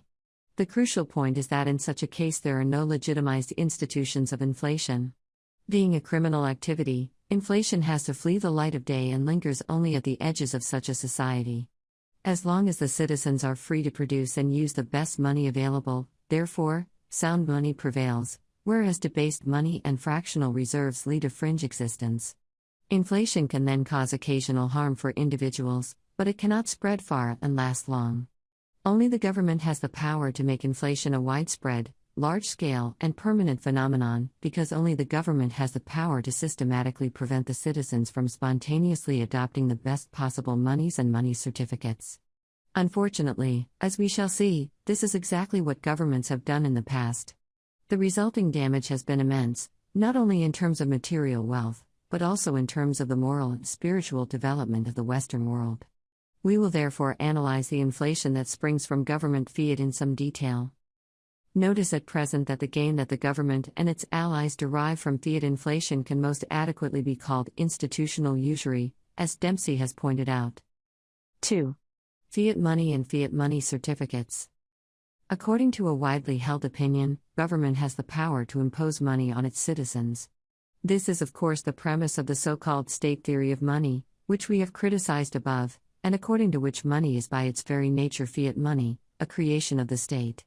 As we have argued, the state theory of money is untenable on grounds of both theoretical reasons and historical experience.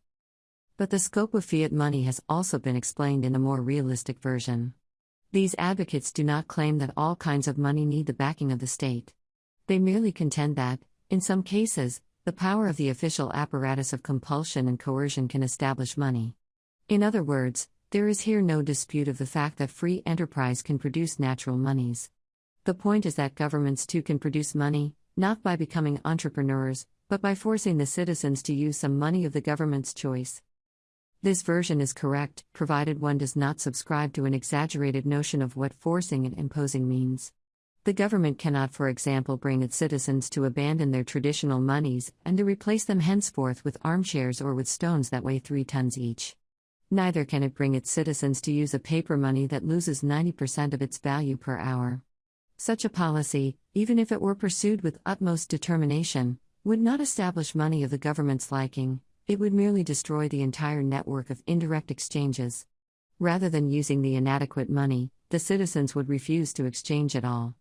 The result would be misery and death for millions, as well as chaos and overthrow of the government. Similarly, the government cannot just print paper tickets and command their citizens to use them. As we have seen, a new kind of money can only be introduced into the market if it has some known value that exists prior to its monetary use. The government therefore has to somehow connect its paper money to the existing price system. So far, 2 ways of doing this have been tried out. 1. The government can issue paper tickets that bear the same names as the units of the already existing monies, and oblige all citizens through legal tender laws to accept the paper as if it were natural money. This was how the American Union government introduced greenbacks in 1862. 2. The government can grant legal privileges to some of the already existing monies or money certificates, and thereby turn them into fiat monies and fiat money certificates. 3. Fiat inflation and fiat deflation. Privileged monies and certificates have a wider circulation than they would have attained on the free market. They are therefore inherently inflationary. Notice, however, that fiat inflation is not just any inflation initiated by a government. When governments secretly counterfeit money certificates, as they have often done in the Middle Ages, they do not create fiat inflation. Rather, in these cases, they are private counterfeiters just as any other counterfeiter outside of government. The characteristic feature of fiat inflation is that it is done openly and legally. As we shall see, however, official approval does not diminish the pernicious effects of inflation, and it is far from removing its ethical offensiveness. The reverse side of the increased circulation of the privileged coins and banknotes is a decreased circulation of alternative media of exchange. The very meaning of monetary privilege is that it creates a competitive disadvantage for the monies and money certificates that would have been used if the privilege had not been established. Thus, the fiat inflation of privileged coins and banknotes always and everywhere goes hand in hand with the fiat deflation of the other monies and money certificates. The legal privileges that governments use to create fiat money and fiat money certificates fall into 4 large groups: legalized falsifications, legal monopolies, legal tender laws, and legalized suspensions of payments. Usually these privileges are not granted in separation from one another, but in some combination. For example, the late 19th century notes of the Bank of England were legal tender and had a monopoly. Still, it is true that theoretically those four privileges could be granted independent of one another. For the sake of analytical clarity, we will therefore do both, study the independent impact of each of them, and discuss how they combine with one another. This will be our subject in the next 4 chapters. We will then conclude our analysis of inflation with a chapter on paper money, which has come into existence as a consequence of those 4 privileges, and another chapter on the cultural and spiritual consequences of fiat inflation. 8. Legalized falsifications. 1. Legalizing debasement and fractional reserves. Above we have discussed how inflation can be created independent of government, namely, through the private falsification of money certificates. Such inflation, albeit widespread, is negligible from a quantitative point of view when compared to fiat inflation. The reason, as we have argued above, is that there are powerful forces at work to contain private falsification within fairly narrow limits. First, falsifying money certificates is a tort, and counterfeiting, intentional falsification, is a criminal activity punishable by law. Second, once a falsification has been discovered, the market participants are likely to abandon the use of the false certificates and begin to use other ones. Third, in the worst of all cases, the market participants can demand payments in bullion and verify the fine content of metal by themselves. The legalization of false certificates removes the first of these 3 limitations. Legalization can mean that the government declares a debased coin, or a fractional reserve banknote, to be a means of payment that every creditor is legally obliged to accept at par. We will deal with this case in some detail. But the legalization of false certificates can also come in a more elementary form, namely, when the government becomes agnostic about the language of the country and thus refuses to enforce the laws. For example, it might adopt the point of view that the expression 1 ounce of gold is really just a string of letters that can be given just about any contractually binding meaning. It would follow that a mint can legally issue coins that feature the imprint 1 ounce of gold, but which in fact contain just half an ounce, or no gold at all. The government could also adopt such an agnostic point of view vis-à-vis banknotes, or at least it could use ambiguous imprints such as the famous promise to pay. All such policies legalize false money certificates, if not in intention, then at least in fact. The present chapter deals with such cases. First of all, let us observe that the government's agnosticism in these matters has in all known cases been rather self-serving.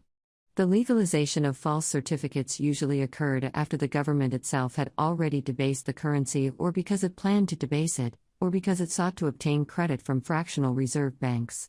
The result is always the same: counterfeiting henceforth goes unpunished, and thus the material incentives of counterfeiting develop a greater inflationary potential.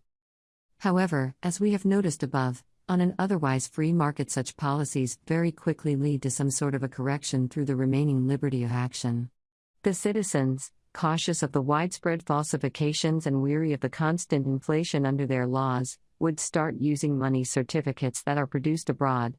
Rather than using, say, the coronas produced by their own prince, they might start using the ducats of the neighboring country, where the falsification of certificates is still a legal offense. In short, laws that legalize false money create more inflation than would otherwise have existed, but per se they do not open the floodgates.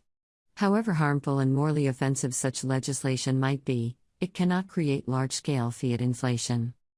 Quite to the contrary, we should rather expect such legislation to have some deflationary effect. The reason is that the production of debased coins, even though it is now legal, takes time. It is impossible for the government, or for that matter, for any other private agency, to replace the entire existing stock of coins in one stroke. It follows that the gradual introduction of the new debased coins makes the supply of these coins heterogeneous. Old sound coins circulate side by side with new debased coins. When the market participants realize what is happening, they will spend much more time distinguishing between old and new coins, or they might just as well hoard the old coins, or sell them abroad, and use only new coins for payments. But this means a more or less drastic reduction of the coin supply available for exchanges, fiat deflation. Again, this effect is likely to be dampened through the remaining liberty of action. As long as the competitive production of money certificates is still possible, the fiat deflation can be contained within fairly narrow limits. One thing is sure, however, the legalization of false certificates permanently increases the risk of being cheated in monetary exchanges. Nicholas Oresme wrote, "And so there is no certainty in a thing in which certainty is of the highest importance, but rather uncertain and disordered confusion, to the prince's reproach." Substitute the word government for the word prince, and we have an accurate description of the fact. Oresme also noted that official debasement would invite foreign counterfeiters to seize the opportunity presented by the general confusion of the debased coinage and thus rob the king of the profit which he thinks he is making. 2. The ethics of legalizing falsifications. We have emphasized that the legalization of false money certificates, though harmful, is virtually insignificant from a quantitative point of view, at least in comparison to the inflationary impact of legal monopolies and legal tender laws. Nevertheless, this privilege is fundamental because it is the foundation of all other monetary privileges. It would seem impossible, for example, to establish legal tender laws in favor of some debased coin, or of some fractional reserve banknote, if the latter are per se illegal. And thus it follows that the moral case for all other monetary privileges depends on the morality of legalized falsifications. Nicholas Oresme described the moral character of this practice in no uncertain terms. It was for him a matter of course that imprints on a coin should be truthful, according to the 9th commandment. To provide a justification for the practice of falsifying money certificates was impossible. The government could claim no exception. Quite to the contrary, Oresme thought that the falsification of money certificates was particularly offensive in this case. He said, "It is exceedingly detestable and disgraceful in a prince to commit fraud, to debase his money, to call what is not gold, gold, and what is not a pound, and so forth. Besides, it is his duty to condemn false coiners. How can he blush deep enough, if that be found in him which in another he ought to punish by a disgraceful death?" As a confessor of the powerful, Oresme knew only too well the temptation of inflation. He therefore did not limit his admonition to the case of falsification, but condemned any alteration of existing monies whatsoever.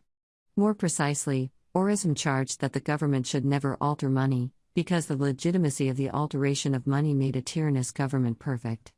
To be licit, alterations of coins needed the consent of the entire community of money users, and even in this case consent would not automatically provide legitimacy to the policy. For example, he argued that money should never be debased for regular revenue purposes.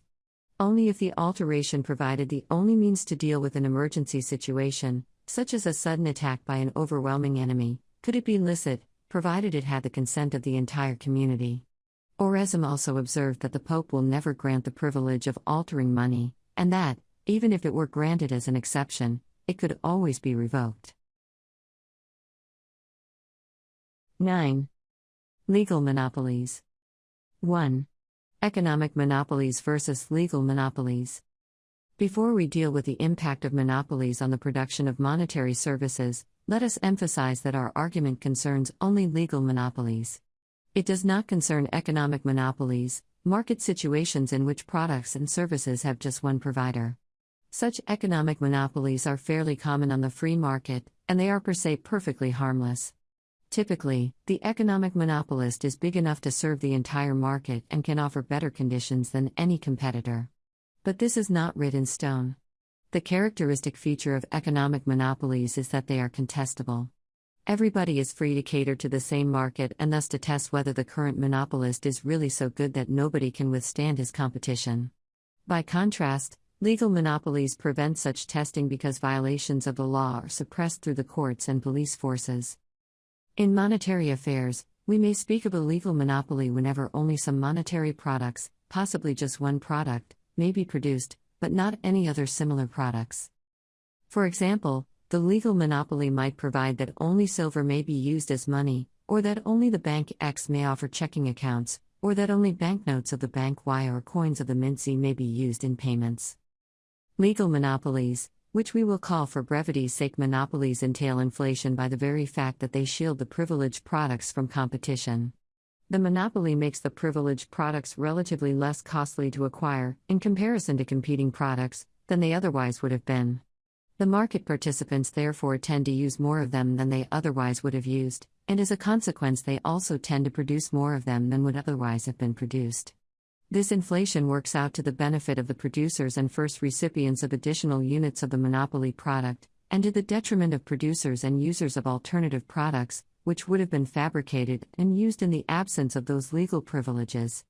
Thus we encounter again the phenomenon that fiat inflation, of the privileged monies or money certificates, goes hand in hand with fiat deflation of other monetary products. Monetary monopolies are especially harmful when combined with legal tender laws. But even in the absence of such combinations, monopoly has certain baneful effects that are relevant for our present analysis of money and banking from a moral point of view. Let us first deal with monopoly bullion and then turn to monopoly certificates. 2. Monopoly bullion. The government can decree that only one type of precious metal may be used in monetary exchanges and punish the use of all other metals. Or it might simply be the monopoly owner of all mints, and then decide to mint coins only in one metal. Such monopolies have, for example, been created in Germany and France after the War of 1870-71, when both countries adopted a gold standard and prevented the minting of silver coins, except as tokens for gold. It is true that the bullion monopoly in these cases went hand in hand with a coin monopoly. Still, a pure bullion monopoly is conceivable. It creates a greater demand for the privileged metal and crushes the demand for all other metals. Thus we have here again the familiar double phenomenon of fiat inflation and fiat deflation.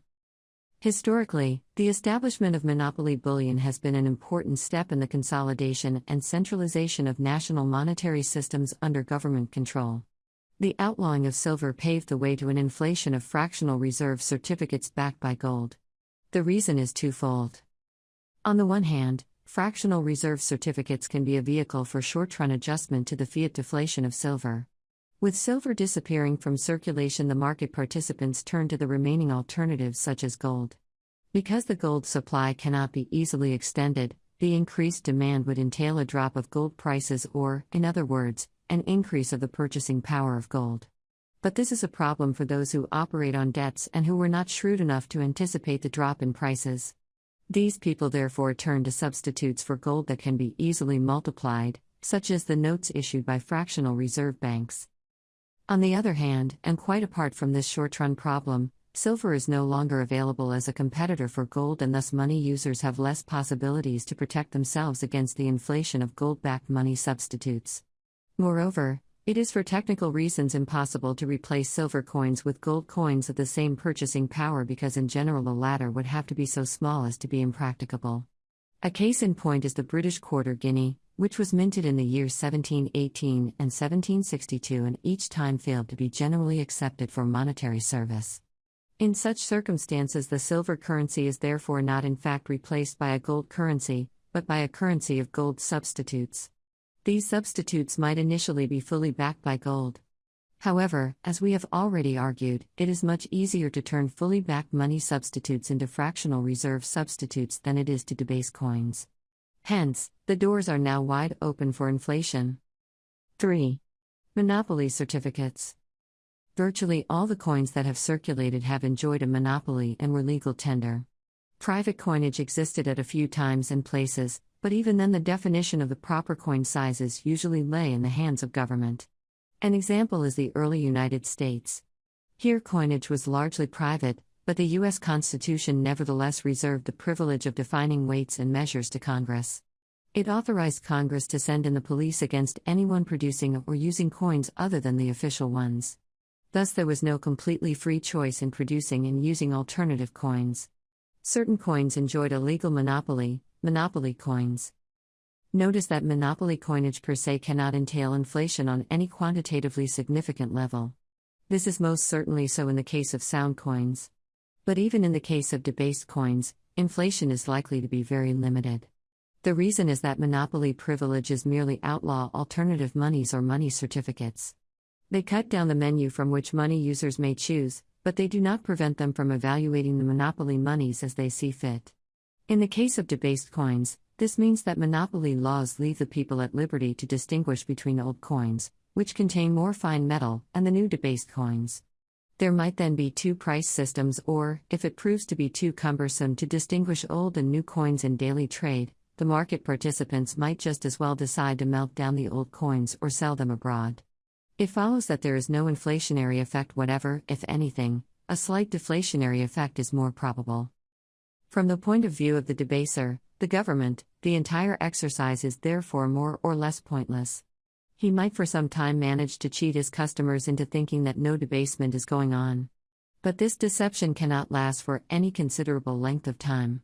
As soon as the market participants realize what is going on, they will buy and sell the new coins at different nominal prices, so as to leave the real exchange ratios, in precious metal weights, unchanged. No additional revenue can thus be gained for the debaser. This is of course the reason why debasement has never been orchestrated under the mere protection of monopoly privileges. In practice, debased government coins have always been protected by the additional privilege of legal tender laws. Things are very similar in the case of certificates that are not physically connected to the monetary metal, in particular banknotes and demand deposits. They too can be produced on a free market. And in distinct contrast to coins, they actually have been produced under competitive conditions at many times and places in history. In the 19th century, most Western governments established banknote monopolies, which were granted to banks with especially close ties to the government. These banks operated on a fractional reserve basis and created a considerable amount of banknote inflation. But just as in the case of debased coins, the monopoly alone was not the enabler of that inflation. The simple reason is, again, that the monopoly privilege merely suppresses competing products, but does not prevent people from evaluating the monopoly banknotes as they see fit. A banknote monopoly does not therefore prevent the market participants from rejecting these banknotes altogether and conducting their business only in coins, cash. Thus, as in the case of coins, we must conclude that monopoly privileges for banknotes are inherently harmful and socially disruptive, but that their quantitative impact is likely to be rather small. 4. The ethics of monetary monopoly. Our foregoing discussion did not shed any positive light on legal monopolies in money. Why, then, has monopoly been so widespread and long-standing in this field? One standard argument is that the control of the money supply is one of the prerogatives of secular government. But this is of course not an argument at all, unless we equate government omnipotence with the welfare of the commonwealth. The question is why the certification of weights should be entrusted to government, and to government alone. One plausible answer to this question is that it is natural to trust government. Oresme argued quite succinctly that the princes were the natural leaders of society. It seemed only natural to confide the certification of gold and silver weights to the men who were trusted to make life and death decisions on behalf of all members of society. If they could not be trusted, who else could? Even if we grant this deduction for the sake of argument, it is by no means clear that it can be readily applied to our times. The princes of the High Middle Ages personally led their armies into battle.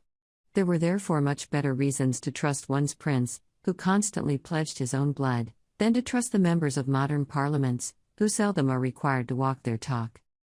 But even if we concede, again for the sake of argument, that Oresme's deduction could be applied to the modern context, the deduction itself does not hold water. The only conclusion one could infer from the premise that governments are inherently trustworthy is that governments would tend to be successful in the money certification business. But it does not follow at all that only the governments should be allowed to enter this business. There is no reason why other people than the princes should not acquire a reputation of trustworthiness equal to, or even superior to theirs.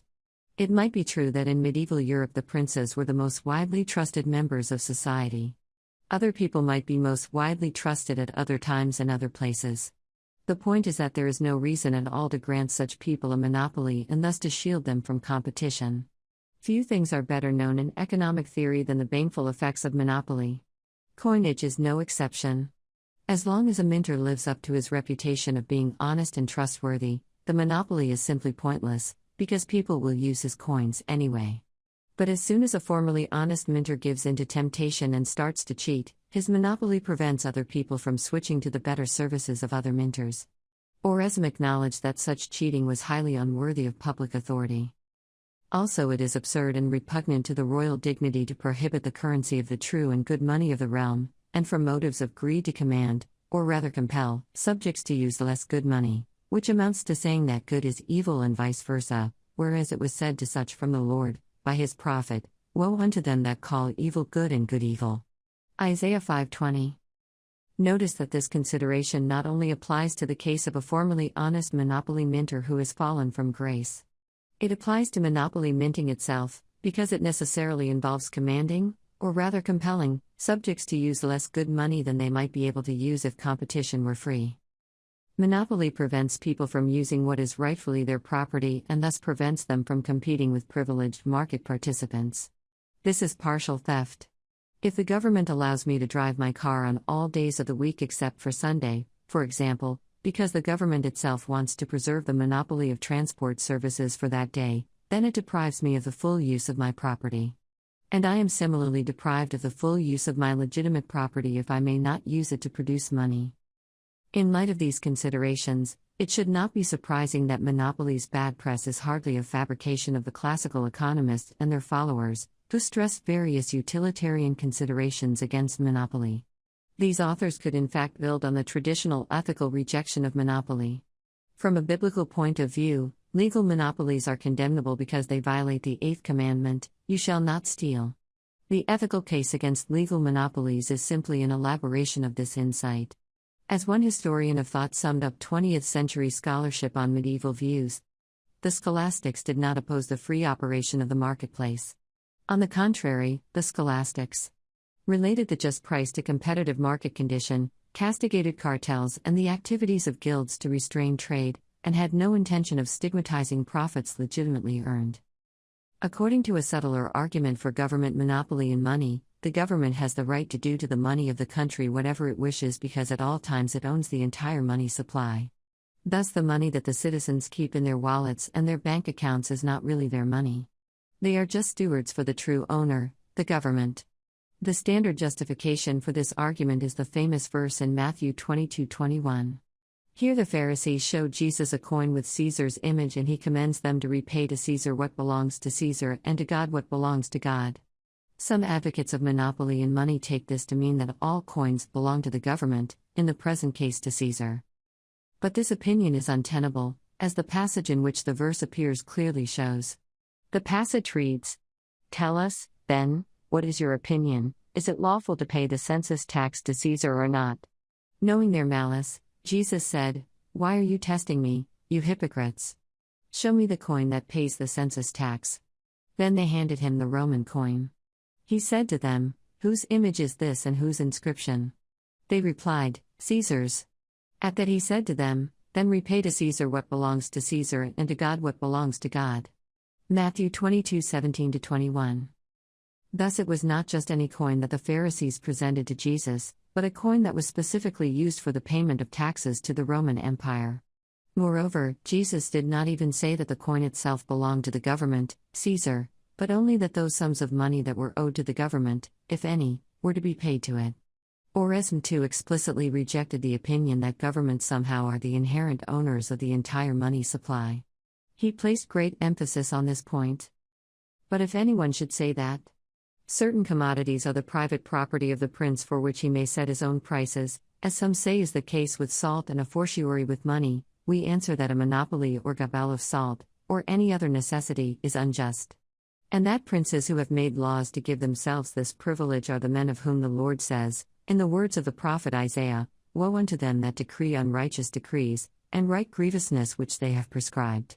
Isaiah 10:1, "Money is the property of the commonwealth." Is it licit to apply this argument in our modern context? Are democratically elected governments really quite on equal footing with the princes of the Middle Ages? As far as the present question is concerned, there is indeed no essential difference, and Oresme's point applies today as it did in the 14th century. Democratic governments do not own their citizens. They do not own their citizens' money either. 10. Legal tender laws. 1. Fiat equivalence and Gresham's law. A legal tender is money or a money certificate that may be used to make payments against the will of one of the exchange partners. Thus the law overrides private contract and provides that the legal tender shall be accepted as payment, rather than the money, or money certificate, promised to the seller or creditor. Suppose, for example, that Paul gives a credit of 1,000 ounces of silver to John. They agree that after 1 year John has to pay back 1,050 ounces of silver to Paul. Now legal tender laws might stipulate that all silver debts may be discharged in gold, or that debtors such as John can fulfill their obligations by paying with silver-denominated banknotes of the FR Bank, or that all payments may be made with copper tokens issued by the public mint, rather than with the type of money desired by the seller. As a consequence, Paul might not receive the 1,050 ounces of silver that John agreed to pay. Most importantly, he would not be able to enforce his original contract with John. Legal tender laws would be a mere complication of exchanges were it not for an additional stipulation that is virtually always combined with them. Indeed, legal tender laws typically establish a legal or fiat equivalence between the privileged money certificate, and other monies and money certificates. The point of this scheme is to allow debtors, usually the government among them, to gain at the expense of their creditors. Let us see how this works. The aforesaid fiat equivalence works like a price control that establishes a legal or fiat price. As long as the fiat price coincides with the market price, everything is good and fine. But as soon as the two prices differ, people stop using the metal that in reality is more valuable than it is according to the letter of the law. Suppose, for example, that both gold and silver are legal tender in Prussia, at a fiat exchange rate of 120. Suppose further that the market rate is 115. This means that people who owe 20 ounces of silver may discharge their obligation by paying only 1 ounce of gold, even though they thereby pay 33% less than they would have had to pay on the free market. Prussians will therefore stop making any further contracts that stipulate silver payments to protect themselves from the possibility of being paid in gold. Rather, they will begin to stipulate gold payments right away in all further contracts. And another mechanism operates to the same effect. People will sell their silver to the residents of other countries, say England, where the Prussian fiat exchange rate is not enforced, and where they can therefore get more gold for their silver.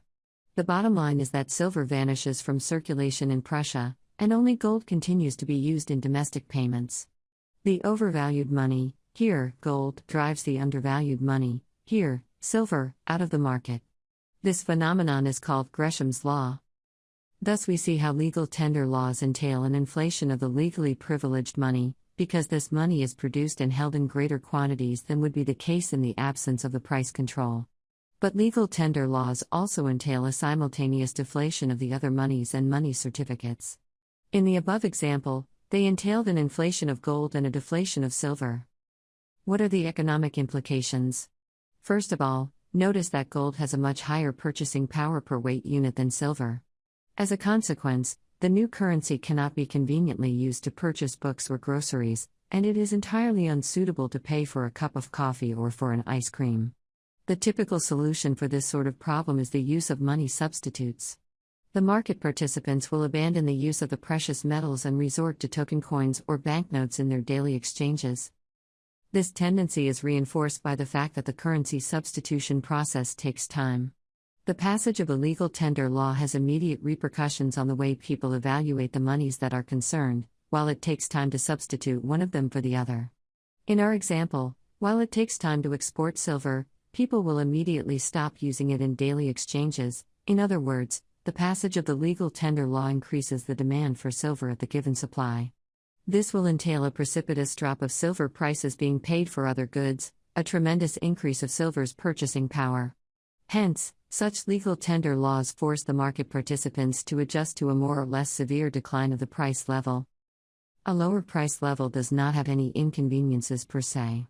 However, the process that leads to the lower price level entails ruin and hardship for debtors and businessmen who have not anticipated the event. Most debtors will not be able to pay back nominal debt contracted at a higher price level out of income that can be obtained at the new lower price level. The usual result is bankruptcy. And entrepreneurs who lack foreknowledge will find themselves in very similar circumstances. They have bought factors of production at the old higher price level based on the assumption that they would be able to sell at such higher prices. But the currency substitution forces them to sell their products at the new lower price level. The result is reduced profits, or even losses and bankruptcy. Under such circumstances, businessmen will be more inclined than ever to use media of exchange that can be immediately substituted for the silver that is now suddenly held back. One solution is the importation of gold. But when the quantities involved are large, such imports will require a considerable logistical effort that cannot be organized at short notice. Gold imports could therefore be a short-term remedy only under circumstances that are so special that we need not deal with them.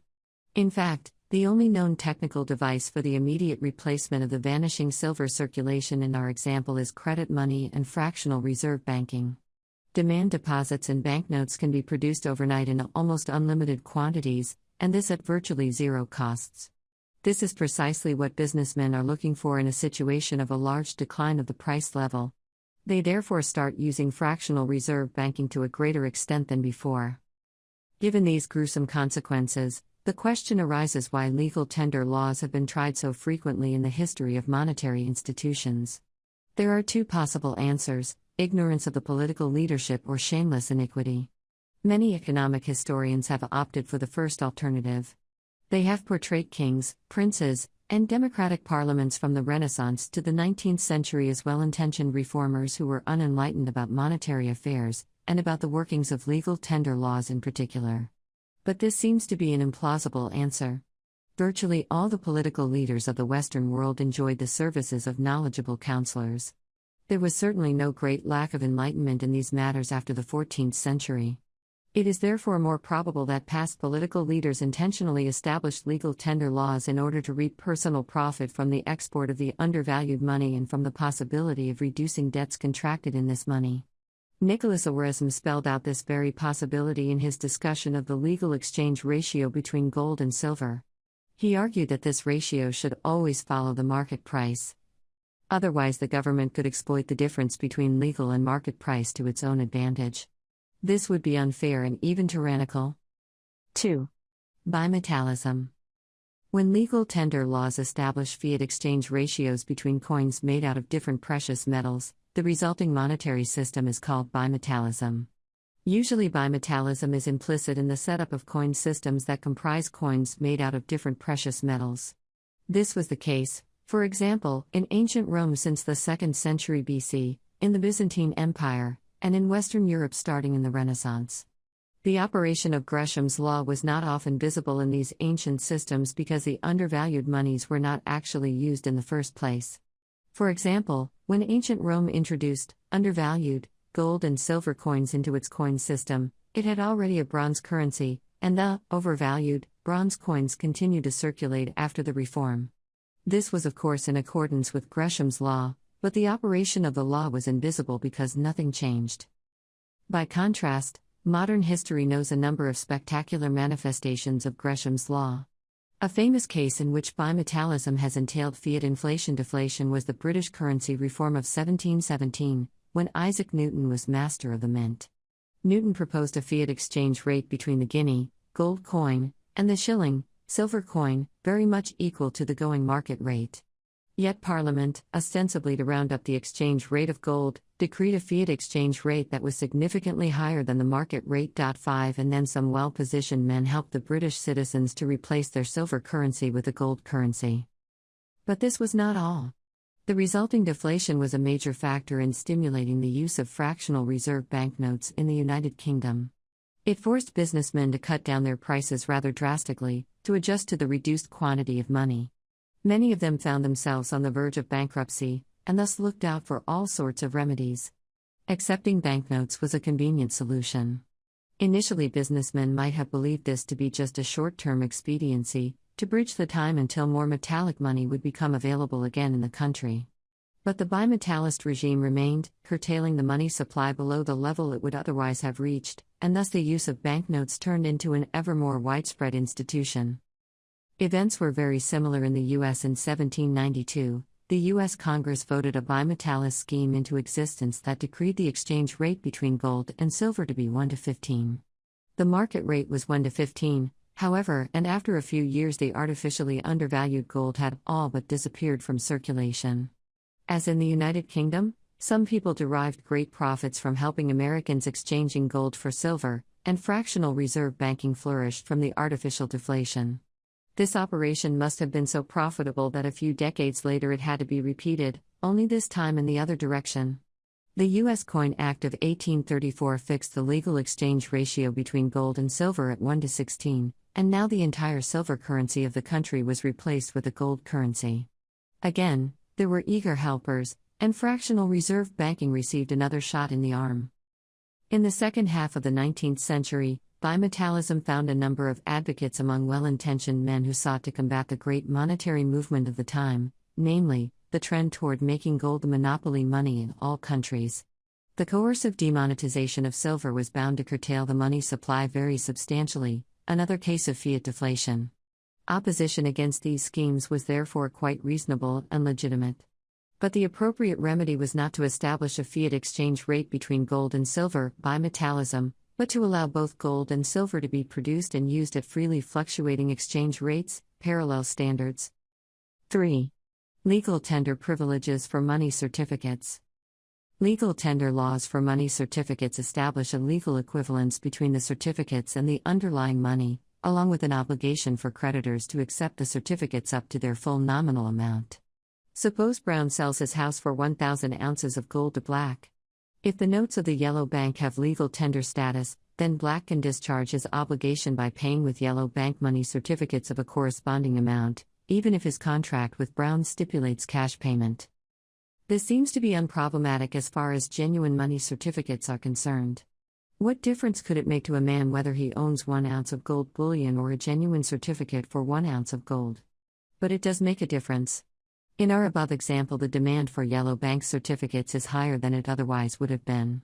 The least we can say, therefore, is that legal tender laws inflate one type of monetary service, banknotes, at the expense of other ones. Banknotes are in higher demand than they would have been on the free market. People usually have a good reason when they use bullion rather than coins, or coins rather than banknotes, or the notes of the A bank rather than notes of the B bank. There was a reason why Brown stipulated payment in gold, rather than in Yellow Bank notes. Certificates are a matter of trust, and trust cannot be ordained. Where trust is lacking or unequal, there is no true equality between the different monetary objects. It follows that privileging a certificate through legal tender laws disrupts the balance that would have been established on the market. There is then an inflation of certificates and a deflation of bullion. Certificates enjoy a wider circulation than they would have had in the intrinsic light of the trust that the market participants put into them. If the law compels Brown to accept banknotes that he does not desire, he might at some point decline certain exchanges that he would have made on a free market. Legal tender laws therefore tend to reduce social cooperation and to impoverish society. It is true that in the case of genuine money certificates, the quantitative dimension of these effects is negligible. But they do exist, and from a moral point of view, this case is not categorically different from other cases in which the quantitative impact of legal tender laws is incomparably greater. Legal tender privileges do have a significant quantitative impact when they are given to false certificates. Above, we have noticed that the mere legalization of false money certificates could not per se lead to large-scale inflation as long as the market participants were free to abandon the use of the false certificates and switch to better ones, or demand payments in bullion. Even the introduction of monopoly privileges does not open the floodgates for inflation, because the monopoly does not impair the ability of the market participants to evaluate them as they see fit. Yet all these barriers to inflation collapse when false money certificates benefit from legal tender laws. Consider the following example. Before the institution of legal tender laws, the Red Bank had operated on a 20% reserve ratio. Now the government makes its notes legal tender and thus artificially increases the demand for Red Bank notes. In other words, the owners of these notes redeem them less frequently. Suppose that as a consequence of the reduced demand for redemption, the cash reserves of the Red Bank increased by 2,000 ounces of gold. At the reserve ratio of 20%, this means that the Red Bank can issue additional banknotes for 10,000 ounces of gold. The operation of the market process is perverted. Whereas on a free market there is a tendency for the best available products to be used, legal tender laws combined with false certificates incite a race to the bottom. Since all money certificates are equal before the law, and because the legal tender provision overrules private contract, no money user has an interest in paying the higher price for a genuine certificate. And as a consequence, no producer has an interest in fabricating such certificates. Each one of them now tries to operate at the lowest possible costs. Sooner or later, everybody pays with debased coins and fractional reserve notes. Bullion disappears altogether from public use, it is held back, hoarded, or sold abroad. These are the general effects that result when legal tender privileges are given to false money certificates.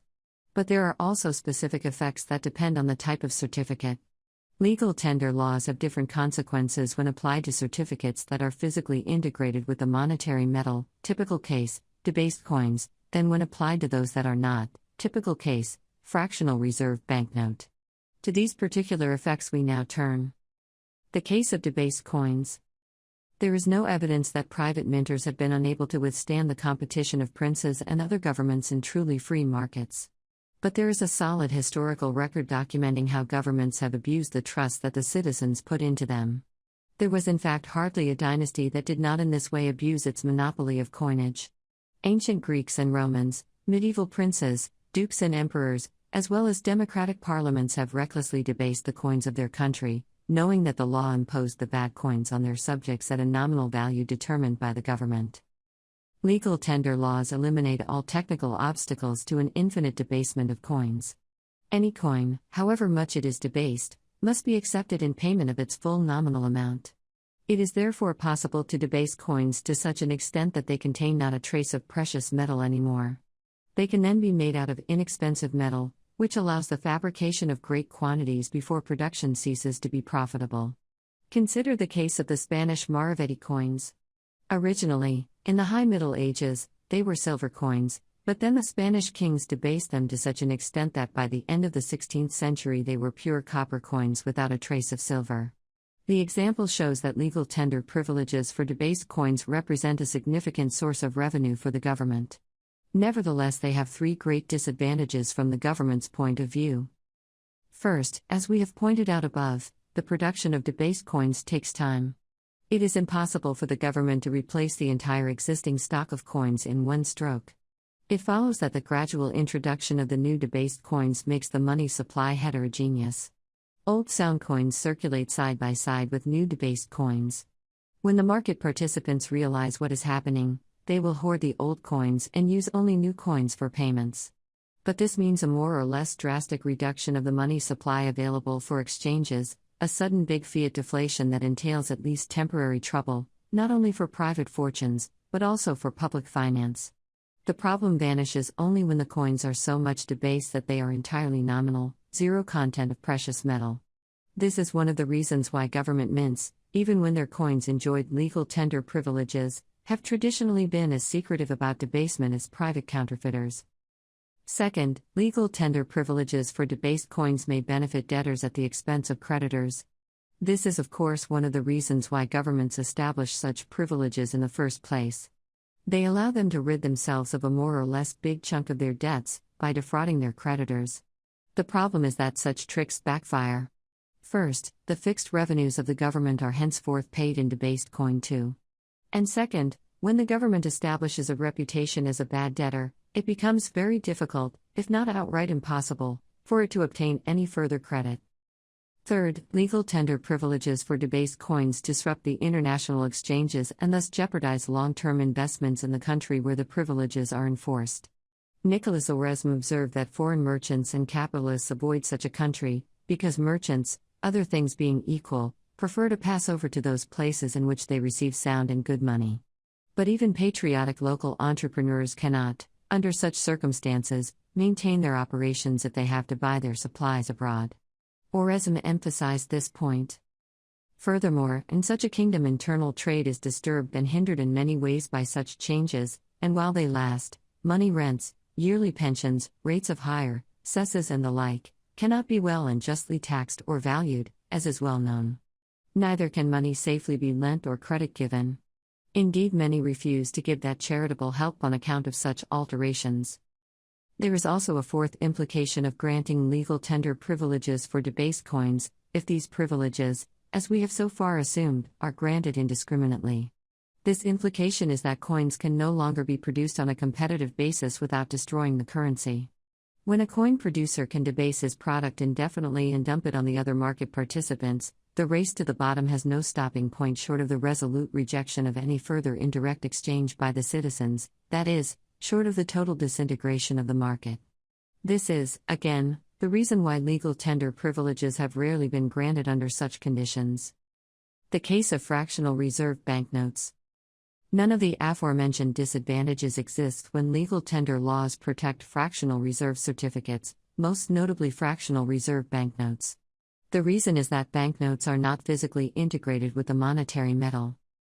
If the monetary authorities of a dukedom decide to debase the coinage by 1/3, then the new coins contain 33% less fine metal than the old coins. As we have pointed out, this makes the dukedom's currency heterogeneous and thus entails a deflation. But if the bank reserves of that dukedom are reduced by 1/3, then this affects all banknotes in the same way. The currency does not become heterogeneous and, equally important, the power of any individual banknote to provide its owner with a certified amount of bullion is not necessarily impaired. Indeed, if the banknotes are inflated with sufficient restraint, it may very well be possible to redeem them at any time for as much bullion as before. Nothing disrupts the smooth operation of the market as long as the reserves of the fractional reserve banks are large enough to satisfy any ongoing demands for redemption. It follows that, when legal tender privileges are applied to banknotes, or any other money certificates that are not physically integrated with the monetary metal, they do not produce the deflationary tendencies that arise in the case of debased coins. They do not diminish the government's other sources of income, they do not jeopardize international exchanges, they do not hurt the government's creditors, and they do not stand in the way of a competitive production of banknotes. It is true that fractional reserve banking protected by legal tender laws is a race to the bottom. Every banker has an incentive to reduce his reserves, to inflate the quantity of his notes, as far as possible. But there is a logical stopping point before the total dissolution of monetary exchanges. Every single banker can stay in business only as long as he is able to redeem his notes. Because his customers have the right to demand redemption of his notes into bullion, and because some of them exercise this right, he must keep his note issues within more or less prudent narrow limits. The monetary system as a whole is therefore highly inflationary, but inflation is still limited. These facts are crucial to understand the last 300 years of monetary history in the West. The reason why governments have abandoned debasement and started cooperating with fractional reserve banks was the technical superiority of this type of fiat inflation. It allowed the governments to obtain additional revenue that they could not get from their citizens through taxation, yet without diminishing their other revenues, without hurting their creditors, without disrupting the inclusion of their countries in the international division of labor, and without abolishing competition in banking altogether. These were great advantages from the point of view of the government. From the ordinary citizen's point of view, the matter looked somewhat less glorious. The inflation of banknotes sucked as many resources out of the rest of the economy as debasement would have, if not more. And it established a permanent partnership between governments and banks. Fractional reserve banking leverages the inflationary impact of legal tender laws quite substantially. And inversely, legal tender laws are a boon for fractional reserve banking. 4. Legal tender privileges for credit money. Very similar considerations come into play when legal tender privileges are granted to credit money. We have seen that, on a free market, credit money would play a rather insignificant role because of its default risk. But if the market participants have to accept it by law in lieu of natural money, it can gain widespread circulation, precisely because it is inferior, but also less costly, to its natural competitors. Again, the operation of the market process is perverted, a race to the bottom sets in, though without the inconveniences of debasement. 5. Business cycles. As with all forms of inflation, fractional reserve banking, and credit money, backed by legal tender privileges brings about an illegitimate redistribution of income, and since it creates far more inflation than any other institutional setup, the quantitative impact can be very considerable. The market economy can be understood as a great organism that caters to the needs of consumers, as expressed in money payments. When the economy is flooded with legal tender fractional reserve notes, the whole economic body of society begins to cater excessively for the needs of those who control the banking industry. The American economist Frank Fetter once observed that the unhampered market economy resembles a grassroots democratic process. 1 penny, 1 market vote. From this point of view, the imposition of fractional reserve notes through legal tender laws creates market votes out of nothing. The bankers and their clients, usually the government in the first place, have many more votes than they would have had in a free society. But legal tender privileges for fractional reserve banking also create another very harmful effect, the business cycle. The fundamental practical problem of fractional reserve banking is that the bank can redeem only as many of its notes as it has money in its vaults.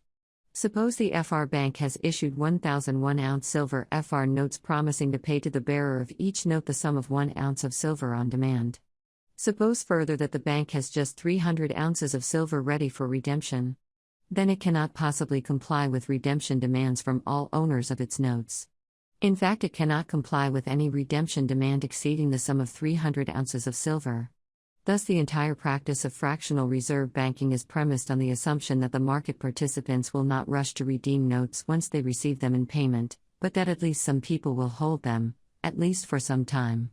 This assumption very often holds true, especially when such notes are not only legal, but also protected by legal tender laws. However, because fractional reserve banks profit from inflation, they have a great economic incentive to extend their note issues, and with each such extension the probability of redemption failure increases. Even if a banker is himself rather prudent, the competition emanating from other bankers pushes him to inflate his note supply, lest he lose market share to these competitors. And thus comes the situation in which the redemption demands for money exceeds the money available in the bank vaults. The bank is unable to meet these demands. It goes bankrupt. Because of the manifold interconnections amongst banks and between the banks and other businesses, the bankruptcy of one bank is likely to trigger the collapse of the entire fractional reserve banking industry. This has been observed many times in the history of fractional reserve banking. Most banking crises of the 19th century were of this sort. Similarly, the international banking system that is commonly referred to as the system of Bretton Woods collapsed in 1971 when the U.S. Fed, which redeemed dollar notes held by other central banks into gold, refused further redemption. It goes without saying that a general bank crisis entails hardship for all people who have invested their savings in bank deposits. The collapse of the banking industry also goes hand in hand with a sharp decline of the money supply, because people now refuse to use banknotes, even legal tender notes, for any length of time, but rush to redeem them into specie. As a consequence, there is a strong downward pressure on money prices, such as wage rates, that forces the market participants through a more or less painful adjustment process. Production is likely to be temporarily interrupted, people are likely to become temporarily unemployed. The damage can be even greater if the inflation deludes entrepreneurs about the overall resources that are available for investment projects. Every prudent entrepreneur has to make sure that he will have enough resources to bring his production plan to completion, lest he would not only forego any operating revenues, but also lose all the initial investment. This fundamental fact is emphasized by Jesus as quoted by St. Luke. Which of you wishing to construct a tower does not first sit down and calculate the cost to see if there is enough for its completion? Otherwise, after laying the foundation and finding himself unable to finish the work, the onlookers should laugh at him and say, "This one began to build but did not have the resources to finish." Luke 14:28-30. The way to find out whether available resources are sufficient to complete a project, such as constructing a tower, is cost calculation. Now, fractional reserve banking has the power to delude cost calculations, and thus to induce businessmen into laying foundations that are too large to be completed with the resources available in society. If the fractional reserve banks make their banknotes available through the credit market, and if credit-taking entrepreneurs do not realize that the additional credit does not come from additional savings, but from inflation, then the interest rate is likely to be lower than it would be in market equilibrium. And because the interest rate is a major component in calculating the prospects of business projects, there are now suddenly many more investment projects that seem to be profitable, even though this is not really the case. When the entrepreneurs start investing in such projects, en masse, the crisis is programmed in advance. Bringing all these projects to completion would require resources that simply do not exist. The necessary resources exist only in the imagination of businessmen who have mistaken more credit for more savings. What is more, a more or less great part of the resources that really do exist is now actually wasted on projects that cannot be completed. When the crisis sets in, there are then not just temporary interruptions of production. Rather, many projects have to be completely abandoned, and the materials and time sunk into these projects are likely to be lost forever. 6. Moral hazard, cartelization, and central banks. Above we have stated that the bankruptcy of one fractional reserve bank is likely to trigger the bankruptcy of many other such banks.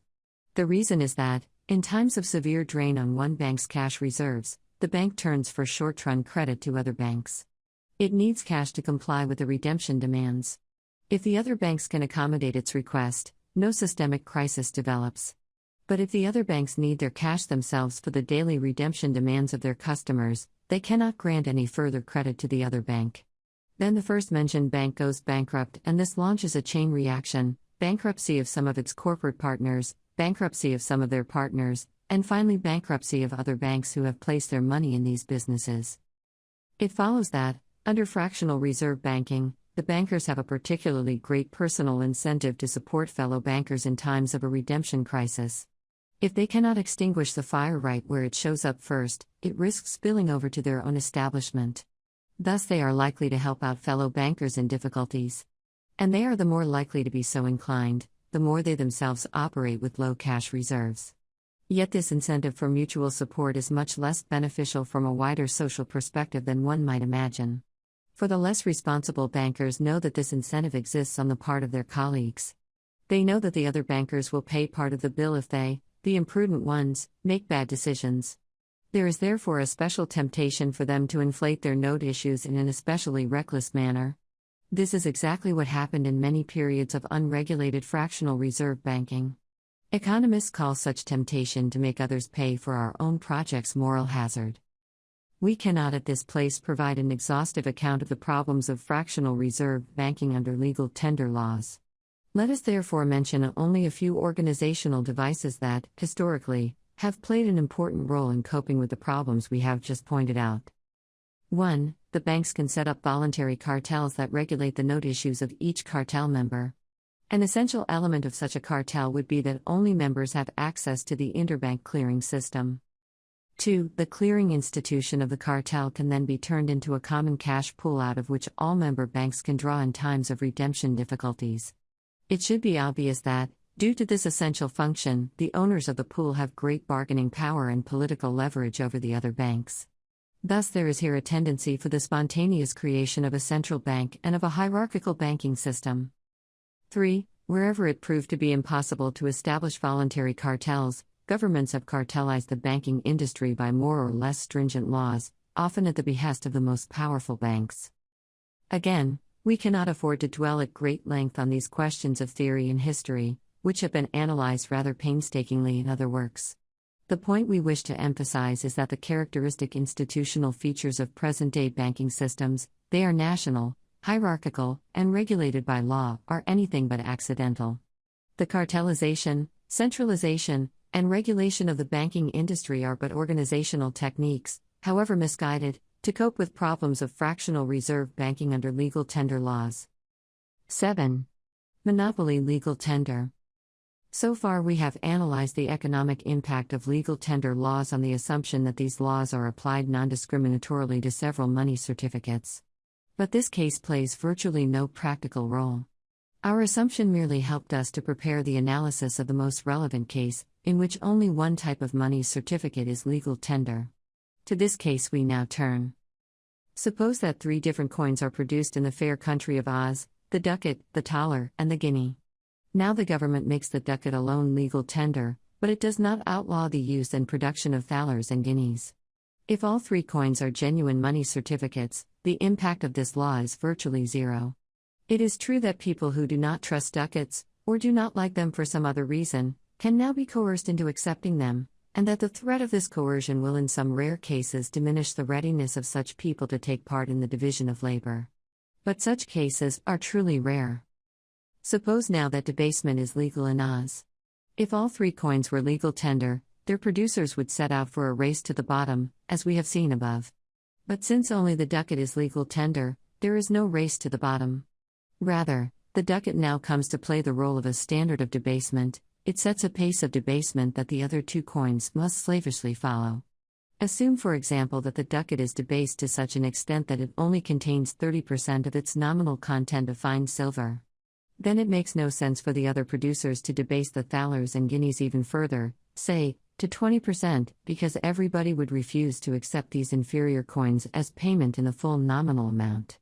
But neither would it make sense for thalers and guineas to contain more silver, say, 40% of the nominal amount, because debtors could still pay with ducats.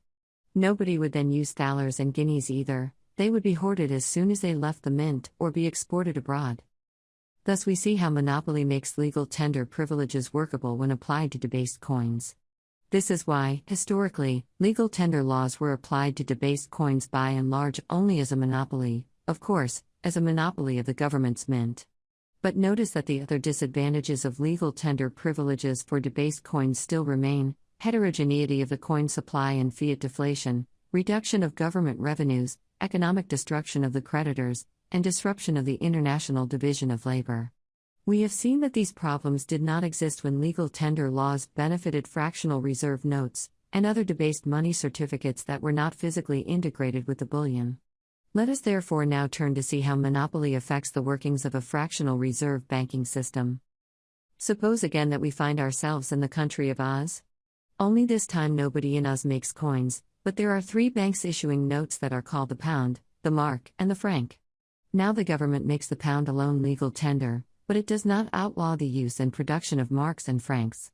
If all 3 banknotes are genuine money certificates, the impact of this law is, again, very insubstantial.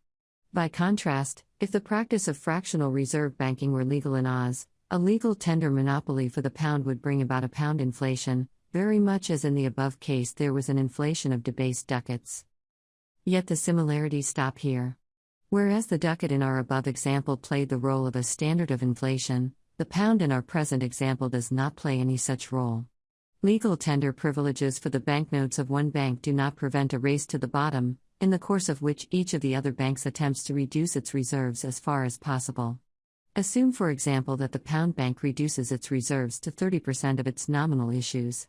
This in no way prevents the Mark Bank and the Franc Bank from reducing their reserves even further, say, to 20%.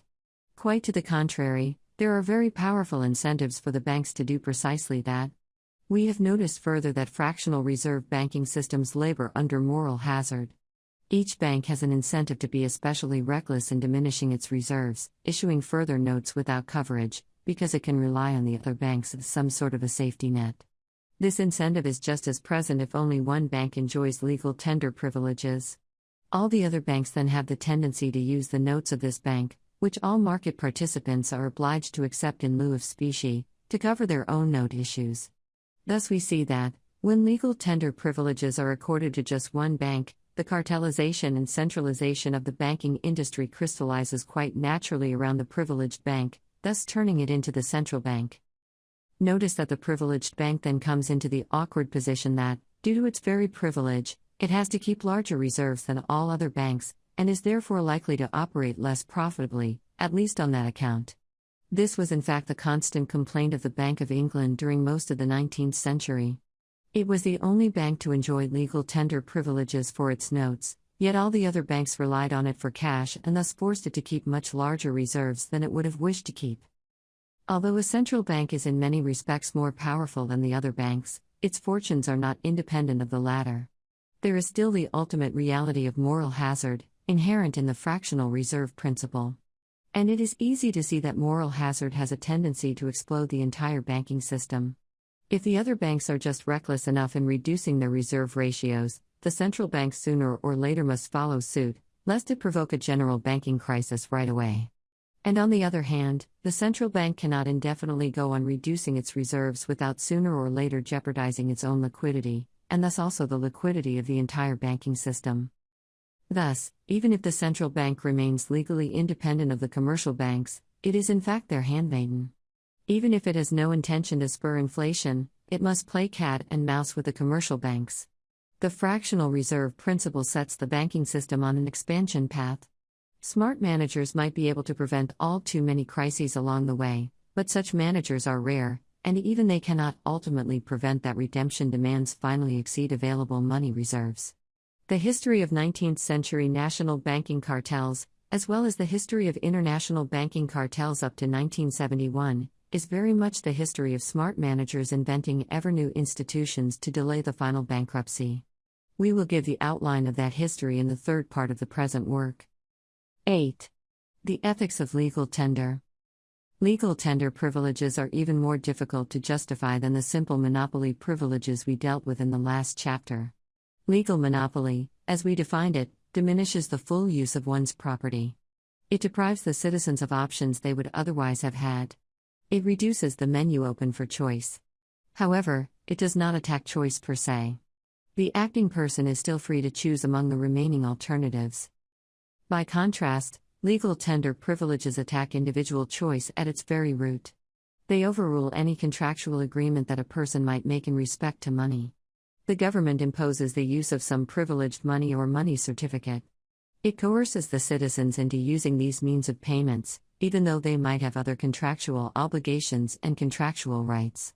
This is why Nicholas Oresme said that alterations of legal tender money, he took it for granted that money was always legal tender, were quite specially against nature. They are far worse than usury, because usury, at least, springs from the voluntary agreement between a debtor and a creditor, whereas alterations are done without such an agreement, and entail the interdiction of the previous money. Said Oresme. The usurer has lent his money to one who takes it of his own free will, and can then enjoy the use of it and relieve his own necessity with it, and what he repays in excess of the principal is determined by free contract between the parties. But a prince, by unnecessary change in the coinage, plainly takes the money of his subjects against their will, because he forbids the older money to pass current, though it is better, and anyone would prefer it to the bad, and then unnecessarily and without any possible advantage to his subjects, he will give them back worse money, insofar then as he receives more money than he gives, against and beyond the natural use of money. Such gain is equivalent to usury, but is worse than usury because it is less voluntary and more against the will of his subjects, incapable of profiting them, and utterly unnecessary. And since the usurer's interest is not so excessive, or so generally injurious to the many, as this impost, levied tyrannically and fraudulently, against the interest and against the will of the whole community, I doubt whether it should not rather be termed robbery with violence or fraudulent extortion. Thus it is impossible to justify legal tender laws, especially when they are applied to protect debased coins and fractional reserve money certificates. Inflation is here at its worst. The floodgates are open and the citizens are denied any protection. Not even self-defense is allowed anymore. The masters of the mint and of the banking industry have a free way to enrich themselves, and of course the government, which provides legal coverage for the entire scheme, at the expense of the citizenry. Here this passage comes to mind. Your silver is turned to dross, your wine is mixed with water. Your princes are rebels and comrades of thieves, each one of them loves a bribe and looks for gifts. The fatherless they defend not, and the widow's plea does not reach them. Now, therefore, says the Lord of hosts, the mighty one of Israel, I will take vengeance on my foes and fully repay my enemies.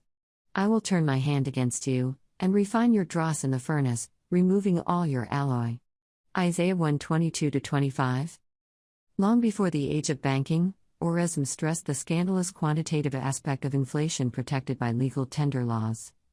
Again, if the prince has the right to make a simple alteration in the coinage and draw some profit from it, he must also have the right to make a greater alteration and draw more profit, and to do this more than once and make still more, and it is probable that he or his successors would go on doing this either of their own motion or by the advice of their council as soon as this was permitted, because human nature is inclined and prone to heap up riches when it can do so with ease.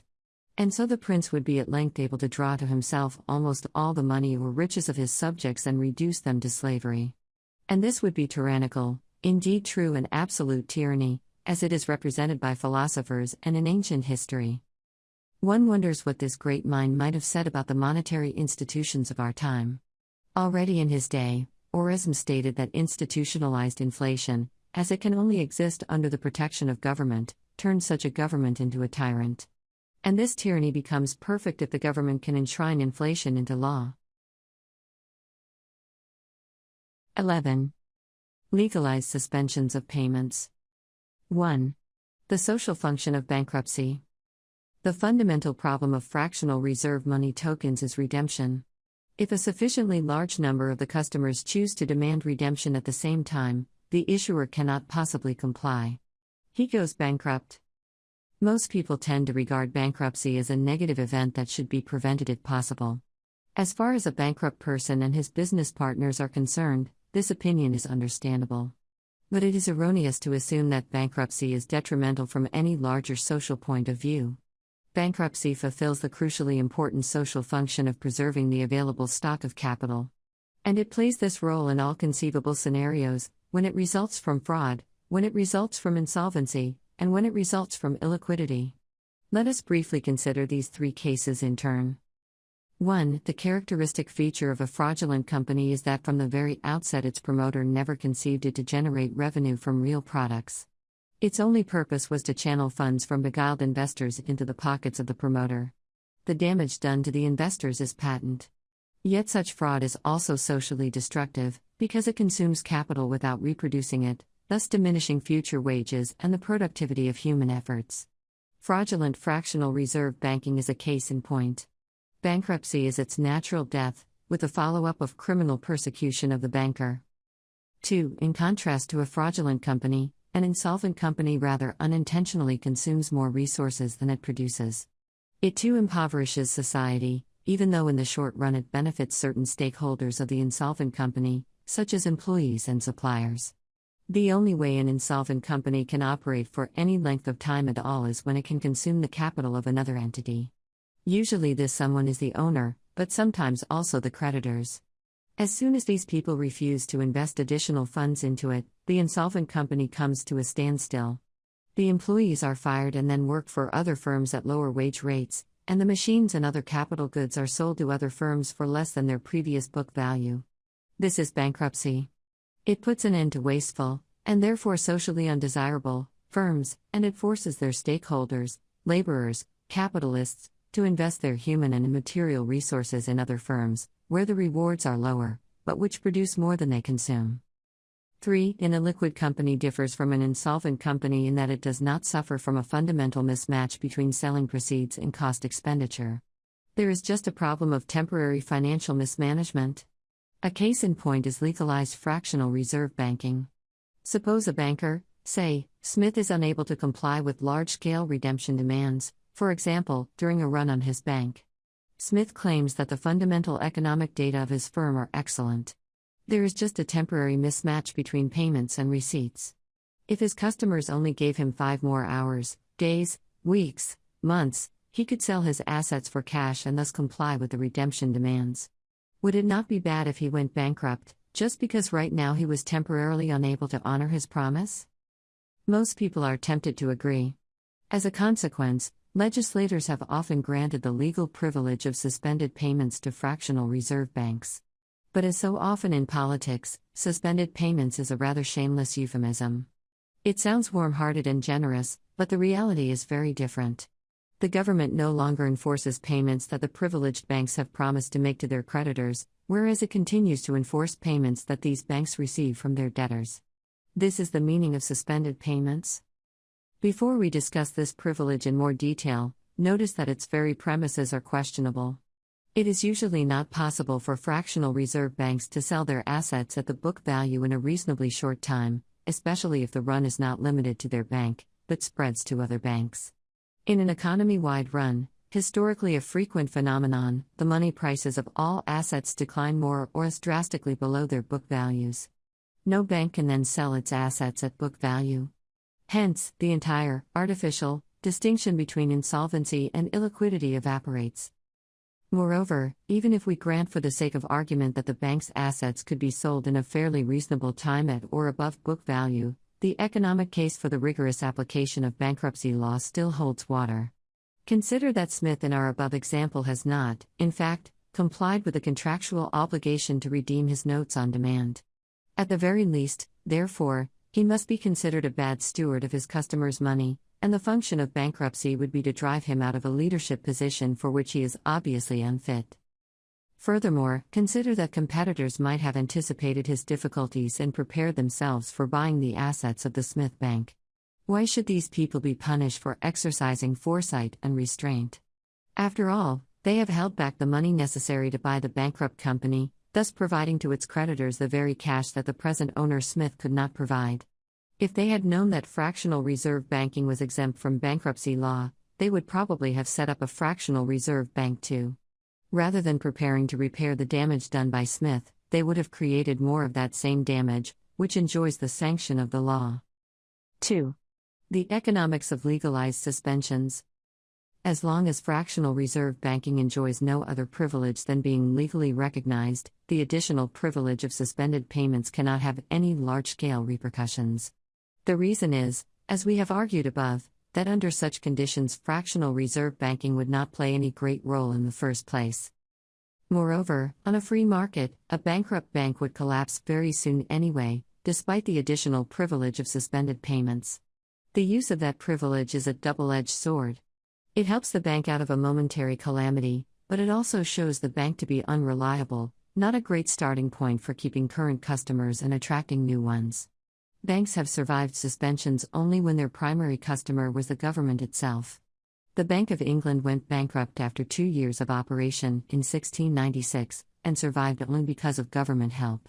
The English Crown, which had helped set it up, remained its main customer and granted additional privileges, such as suspension of payments, and legal protection against the competition of other banks. Things are completely different when fractional reserve banknotes are legal tender. Here it is sufficient that we concentrate on the most relevant case, namely, on the case of a fractional reserve bank that enjoys a monopoly legal tender privilege. As we have pointed out before, such a regime entails the tendency to make the privileged banknotes the only currency of the country. If the bank goes bankrupt in such a situation, and if the government then grants it the additional privilege of suspended payments, then this legal act transforms the banknotes from false money certificates into paper money. If a bank can count on the government to authorize suspension of payments, moral hazard comes into play. The bank has less reason to be cautious and keep high reserves. And the bank customers will be encouraged into debt with a bank that they know has the government's blessing. The result is more frequent bankruptcies. 3. The ethics of legalized suspensions. It is probably not necessary to dwell at any length on the ethical inadmissibility of suspended payments. We have said already that the very term suspended payments is a shameless euphemism designed to cover up the reality of breach of contract. The bank that suspends payments adopts the absurd position of asserting the legal principle that valid contracts be executed, but only when it insists on receiving payments in fulfillment of its contractual rights, while at the very same time, quite literally in one breath, it rejects the same principle when it denies making payments in fulfillment of its contractual obligations. We mention this only for the sake of completeness in our exposition. No serious attempt at justifying suspended payments has ever been undertaken, at least not on grounds of common law. And no tenable case for legalizing suspensions can be made on grounds of public expediency, as we have argued at length. 12. Paper money. 1. The origins and nature of paper money. The foregoing discussion has prepared us to deal with the most important case of fiat inflation, namely, with the production of paper money. We have already mentioned that paper money never spontaneously emerged on the free market. It was always a pet child of the government and protected by special legal privileges. We have moreover pointed out the typical sequence of events through which it is established. In a first step, the government establishes a monopoly specie system, either directly by outlawing the monetary use of the other precious metals, or indirectly through the imposition of a bimetallist system. Then it grants a monopoly legal tender status to the notes of a privileged fractional reserve bank. Finally, when the privileged notes have driven the other remaining means of exchange out of the market, the government allows its pet bank to decline the, contractually agreed upon, redemption of these notes. This suspension of payments then turns the former banknotes into paper money. This scheme fits the sequence of events in all major Western countries. Fractional reserve banknotes had emerged in the 17th century and experienced exponential growth rates during the 18th century, invariably as a form of government finance and sustained by various privileges. During the 19th century, the issues of several privileged banks, the later central banks, acquired monopoly legal tender status, while the monetary use of silver was outlawed either directly, Germany, France, or indirectly through bimetallist systems, England, US. To finance the unheard-of destructions of World War I, then, the central banks of France, Germany, and Great Britain suspended the redemption of their notes. Needless to say, this happened with the approval and in fact at the behest of their national governments. Only the Fed did not suspend its payments in World War I, and only the Fed redeemed its notes after World War II under the so-called Bretton Woods system, which lasted until the redemption of US dollar notes was suspended in 1971. Other central banks resumed the redemption of their notes into gold in 1925-31. Since 1971, the entire world is off the gold standard. All countries use fiat paper monies. It is certainly possible to imagine other feasible ways through which paper money could be introduced, but these shall not concern us here. Our point is that, as a matter of fact, paper monies have been introduced in each single case through various progressive infringements on private property, and through massive breaches of contract perpetrated by the central banks. These facts are certainly relevant for a moral evaluation of paper money. In light of them, paper money appears to be tainted by more than a fair share of original sin. But then there is also another consideration, even more crucial for a proper economic and moral assessment of paper money. The fundamental fact is that, even now, every single paper money continues to exist only because of special legal privilege, which shields it from the competition of other paper monies as well as from the natural monies gold and silver. In particular, paper money is still legal tender and it still enjoys a monopoly on payments that have to be made to governments. This leads us to the important conclusion that paper money is by its very nature a form of fiat inflation. It exists only because of continued legal privileges. It is always and everywhere in greater supply than it would be on the free market, for the simple reason that on the market it could not sustain itself at all. This is the only sense in which paper money can be considered to be a form of inflation. We have to emphasize this point because much ambiguity has been introduced into the debate by a number of opponents of paper money, who have criticized it with the argument that producing paper money was a form of counterfeiting. But this is not the case. A monetary authority that produces its own paper money does not engage in counterfeiting. It does not claim to do or to represent anything other than what it does and represents. It could be argued that the current notes of the Bank of England provide a counterexample. These banknotes not only feature a portrait of Queen Elizabeth, but also the imprint "I promise to pay the bearer on demand the sum of £20" on £20 notes. Is this not a fraudulent promise? Is it not a case of counterfeiting? It is not. In actual fact, the promise to pay £20 is not more than a deferential bow before the British mind, which worships the preservation of forms that have long outlived their former content. Until 1914, and then between 1925 and 1931, the Bank of England redeemed its £20 notes into a quantity of gold that was called the sum of £20. Today it redeems these notes into other notes of the same kind. The point is that in the old days the expression the sum of £20 had a different legal meaning than it has today. At the time it designated some 5 ounces of gold. Today it means something different. The suspension of payments has turned the expression the sum of £20 into a self-referential tautology. It now designates £20 paper notes. The notes that promise payment of the sum of £20 do no more than promise payment in like notes. This sheds of course a somewhat unflattering light on the Queen of England, who appears to make empty promises. But it is an oddity, not a lie. 2. Reverse transubstantiations. We need to extend the foregoing consideration somewhat further. It is indeed a characteristic problem of paper money that it combines traditional forms with a radically new content. The suspension of payments that turns banknotes into paper money entails various reverse transubstantiations, an expression we use because the phenomenon at issue bears a certain resemblance with the central liturgical event of the Catholic Mass. We have to speak of a reverse transubstantiation, however, because the transubstantiation that results from human hands in the economic sphere cannot be said to sanctify things or otherwise improve them in any sense.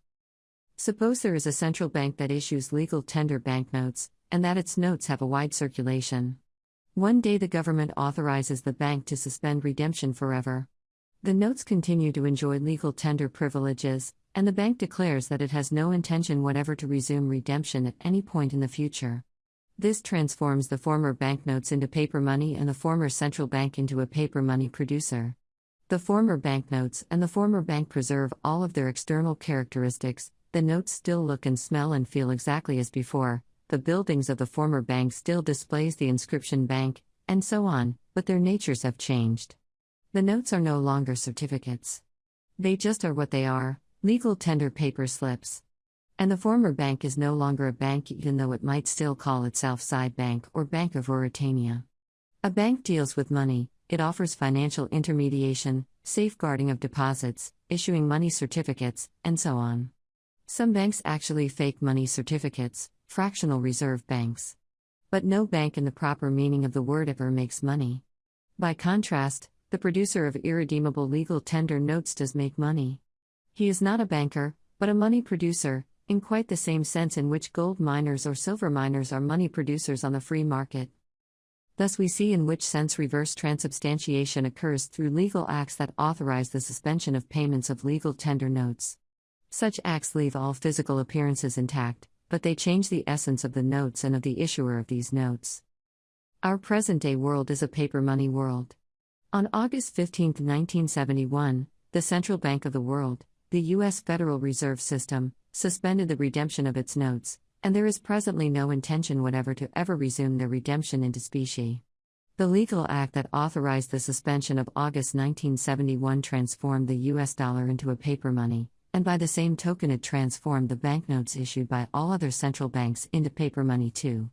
It is true that we still call our paper money banknotes, that we call the Fed a bank, that the Bank of Japan has preserved its name, and that a new bank of the same type has been established, namely, the European Central Bank. But as a matter of fact, our present-day paper money notes are no longer banknotes, and the aforementioned banks are not banks. We stress these facts in some detail because the entire matter poses great difficulties even to experienced observers, and is one of the most widespread sources of confusion for students of monetary affairs.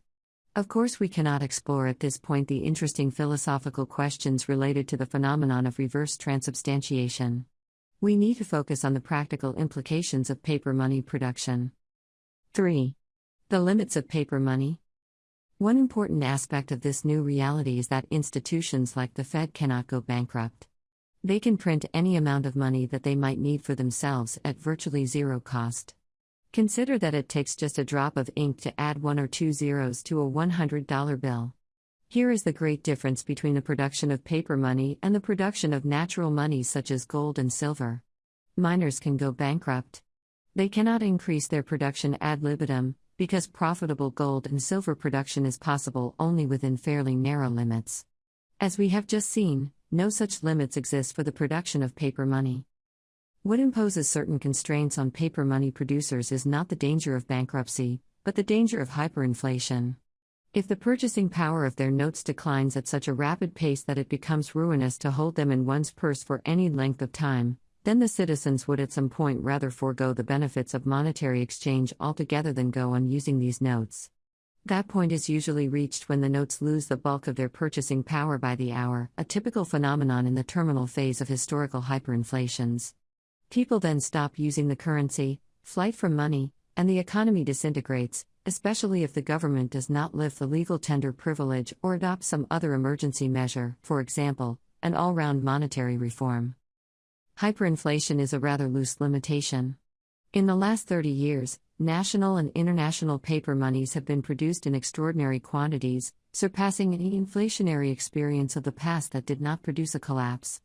But although some minor currencies have collapsed in hyperinflations, none of the major currencies, dollar, yen, and euro, has thus far shared this fate. 4. Moral hazard and public debts. The most visible consequence of the global paper money inflation of the past 30 years is the explosion of public debt. To be true, the debts of private individuals and organizations have increased as well, and this was also as a consequence of inflation. But their growth has been insignificant compared to the growth of public debt. Consider the situation of a private debtor. The amount of money he can borrow from other people is essentially limited by his present assets, and by his expected revenue. He simply could not pay back any sum exceeding this limit.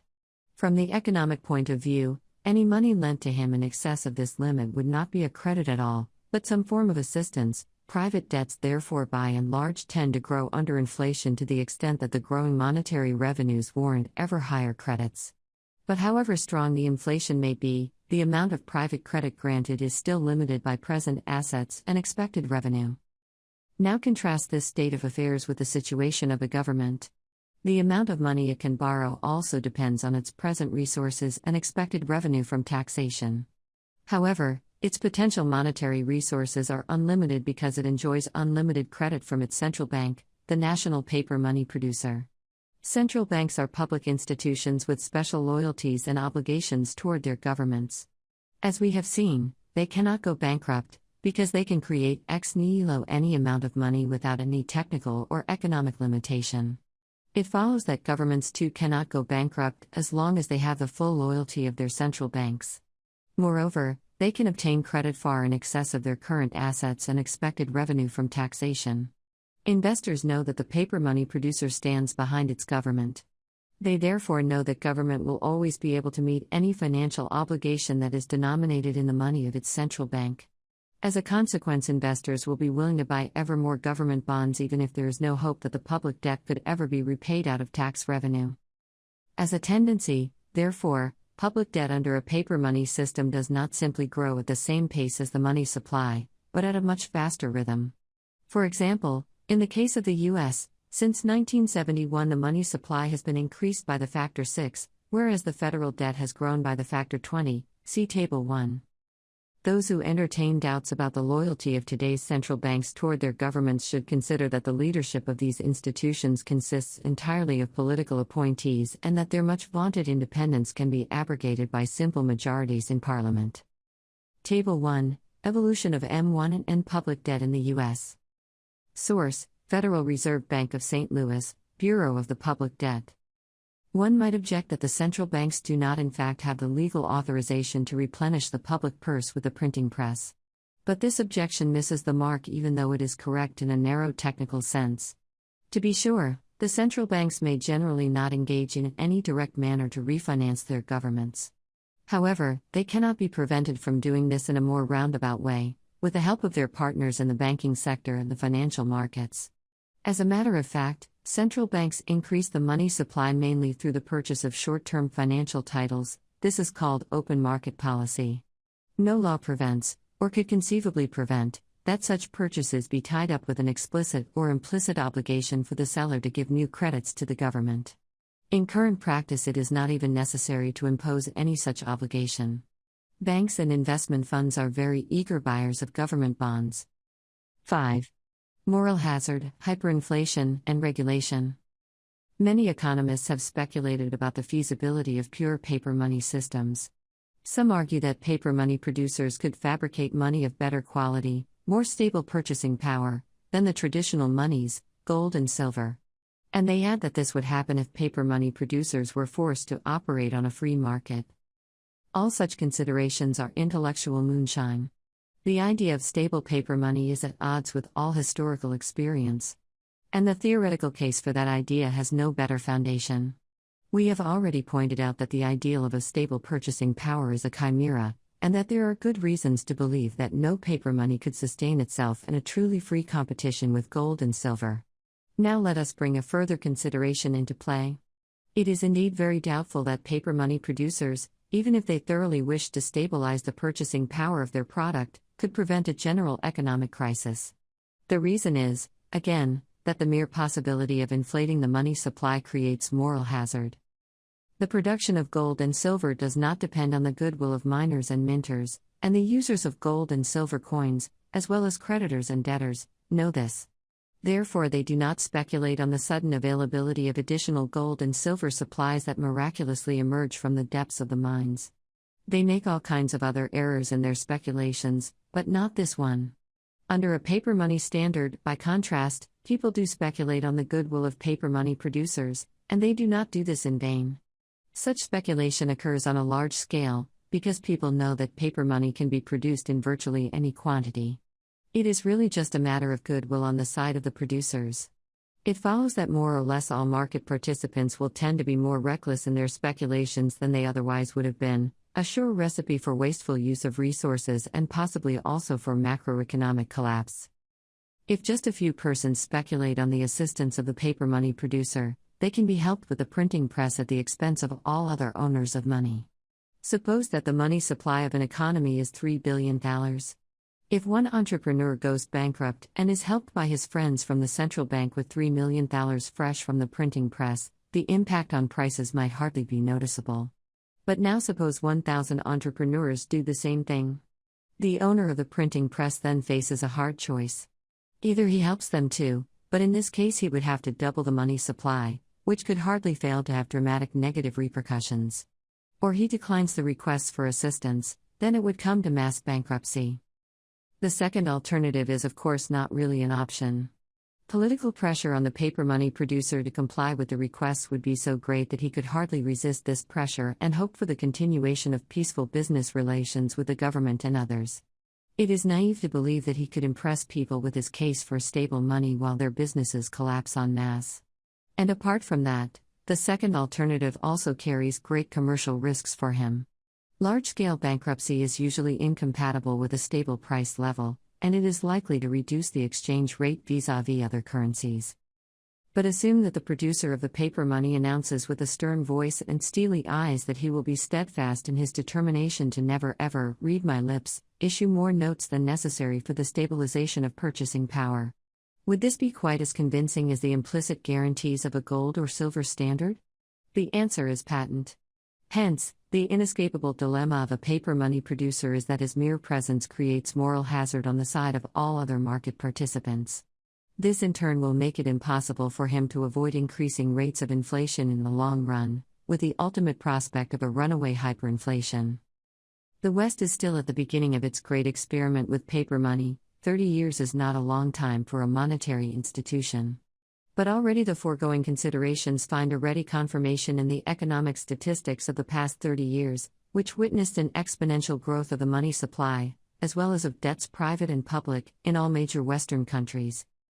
Evidence for moral hazard on a mass scale could be found in the last 10 years or so in the stock exchange mania, as well as in the real estate boom in the United Kingdom and in the US. Here the market participants have invariably displayed the same characteristic behavior. They have evaluated the assets without regard for the price-earnings ratio, speculating entirely on finding, at some point in the future, a buyer who is even more bullish than they are now, and who will therefore consent to pay an even higher price.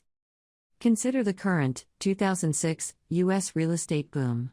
Many Americans are utterly convinced that American real estate is the one sure bet in economic life.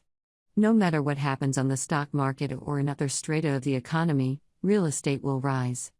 They believe themselves to have found a bonanza, and the historical figures confirm this. Of course, this belief is an illusion, but the characteristic feature of a boom is precisely that people throw any critical considerations overboard.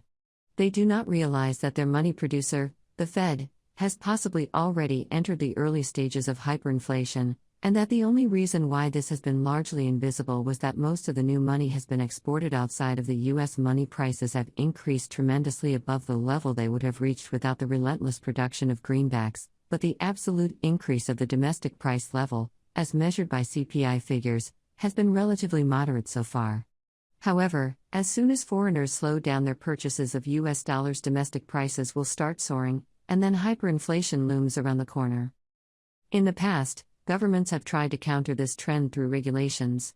Moral hazard first became visible in the banking industry, and today this industry is indeed very strongly regulated. 12 The banks must keep certain minimum amounts of equity and reserves, they must observe a great number of rules in granting credit, their executives must have certain qualifications, and so on. Yet these stipulations trim the branches without attacking the root. They seek to curb certain known excesses that spring from moral hazard, but they do not eradicate moral hazard itself. As we have seen, moral hazard is implied in the very existence of paper money. Because a paper money producer can bail out virtually anybody, the citizens become reckless in their speculations, they count on him to bail them out, especially when many other people do the same thing. To fight such behavior effectively, one must abolish paper money. Regulations merely drive the reckless behavior into new channels. One might advocate the pragmatic stance of fighting moral hazard on an ad hoc basis wherever it shows up. Thus one would regulate one industry after another, until the entire economy is caught up in a web of micro-regulations. This would of course provide some sort of order, but it would be the order of a cemetery. Nobody could make any, potentially reckless, investment decisions anymore. Everything would have to follow rules set up by the legislature. In short, the only way to fight moral hazard without destroying its source, fiat inflation, is to subject the economy to a Soviet-style central plan. Central planning or hyperinflation, or some mix between the two, this is what the future holds for an economy under paper money. The only third way is to abolish paper money altogether and to return to a sound monetary order. 6. The ethics of paper money. We need not dwell much on the ethics of paper money. In the light of our foregoing discussion, the case should be clear. Notice first of all that a good moral case against paper money can be made on the mere ground of its illegitimate origins. Paper money has never been introduced through voluntary cooperation. In all known cases it has been introduced through coercion and compulsion, sometimes with the threat of the death penalty. And as we have seen, There are good reasons to believe that paper money by its very nature involves the violation of property rights through monopoly and legal tender privileges. But at any rate, it is a matter of fact that, at present, all paper monies of the world continue to be protected through such legal privileges in their countries of origin. We have argued that these privileges cannot be justified, certainly not in the case of money, because there is no need for fiat inflation. It follows that our present-day paper monies, which thrive on these privileges, are morally inadmissible. The production of paper money has posed formidable obstacles to appropriate ethical judgment. The opponents of paper money among the economists usually claim that the production of paper money is inflation, as though the distinction between money production and inflation could be made along purely physical lines. But this view is problematic because it comes close to condemning the production of money per se. The relevant fact about our present-day paper monies is not that they are paper monies, but that they are fiat paper monies. Their continued production could possibly be justified, even though they had been introduced by illegitimate means. But their imposition by law cannot be justified, as we have argued in some detail. 13. The cultural and spiritual legacy of fiat inflation. 1. Inflation habits. The notion that inflation is harmful is a staple of economic science. But most textbooks underrate the extent of the harm, because they define inflation much too narrowly as a lasting decrease of the purchasing power of money, ppm, and also because they pay scant attention to the concrete forms of inflation. To appreciate the disruptive nature of inflation in its full extent, we must keep in mind that it springs from a violation of the fundamental rules of society. Inflation is what happens when people increase the money supply by fraud, imposition, and breach of contract. Invariably, it produces three characteristic consequences. 1. It benefits the perpetrators at the expense of all other money users. 2. It allows the accumulation of debt beyond the level debts could reach on the free market. And 3. It reduces the ppm below the level it would have reached on the free market. While these three consequences are bad enough, things get much worse once inflation is encouraged and promoted by the state. The government's fiat makes inflation perennial, and as a result we observe the formation of inflation-specific institutions and habits. Thus fiat inflation leaves a characteristic cultural and spiritual stain on human society. In the present chapter, we will take a closer look at some aspects of this legacy. 2. Hypercentralized government. Inflation benefits the government that controls it, not only at the expense of the population at large, but also at the expense of all secondary and tertiary governments. It is a well-known fact that the European kings, during the rise of their nation-states in the 17th and 18th centuries, crushed the major vestiges of intermediate power. The democratic nation-states of the 19th and 20th centuries completed the centralization of power that had been begun under the kings. The economic driving force of this process was inflation, which at that point was entirely in the hands of the central state apparatus. More than any other economic reason, it made the nation-state irresistible. And thus it contributed, indirectly at least, to the popularity of nationalistic ideologies, which in the 20th century ushered in a frenetic worshipping of the nation-state. Inflation spurs the growth of central governments. It allows these governments to grow larger than they could become in a free society. And it allows them to monopolize governmental functions to an extent that would not occur under a natural production of money. This comes at the expense of all forms of intermediate government, and of course at the expense of civil society at large. The inflation-sponsored centralization of power turns the average citizen more and more into an isolated social atom. All of his social bonds are controlled by the central state, which also provides most of the services that formerly were provided by other social entities such as family and local government. At the same time, the central direction of the state apparatus is removed from the daily life of its wards. It is difficult to reconcile these trends with the goal of a well-ordered society. In the 19th century, the French sociologist Frédéric Laplace, an astute and critical observer of the centralization of state power, established the moral principle of subsidiarity, according to which any problem should be solved by the, in political terms, lowest-ranking person or organization that is able to solve it. Leo XIII then canonized this principle, in a manner of speaking, in Rerum Novarum, sections 13, 35, without calling it by its name. Only in 1931, Pope Pius XI adopted the expression subsidiarity, in his encyclical Quadragesimo Anno. But moral precepts will not stop a trend that springs from such powerful sources. The evil has to be attacked at the root. 3. Fiat inflation and war. Among the most gruesome consequences of fiat money, and of paper money in particular, is its ability to extend the length of wars. The destructions of war have the healthy effect of cooling down initial war frenzies. The more protracted and destructive a war becomes, therefore, the less is the population inclined to support it financially through taxes and the purchase of public bonds. Fiat inflation allows the government to ignore the fiscal resistance of its citizens and to maintain the war effort on its present level, or even to increase that level. The government just prints the notes it needs to buy cannons and boots. This is exactly what happened in the two world wars of the 20th century, at least in the case of the European states. The governments of France, Germany, Italy, Russia, and the United Kingdom covered a large part of their expenses through inflation. It is of course difficult to evaluate any precise quantitative impact, but it is not unreasonable to assume that fiat inflation prolonged both wars by many months or even 1 or 2 years. If we consider that the killings reached their climax toward the end of the war, we must assume that many millions of lives could have been saved. Many people believe that, in war, all means are just. In their eyes, fiat inflation is legitimate as a means to fend off lethal threats to a nation. But this argument is rather defective. It is not the case that all means are just in a war.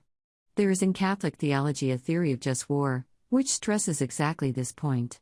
Fiat inflation would certainly be illegitimate if less offensive means were available to attain the same end.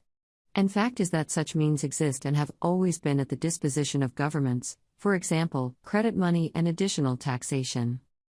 Another typical line of defense of fiat money in war times is that the government might know better than the citizens just how near victory is at hand.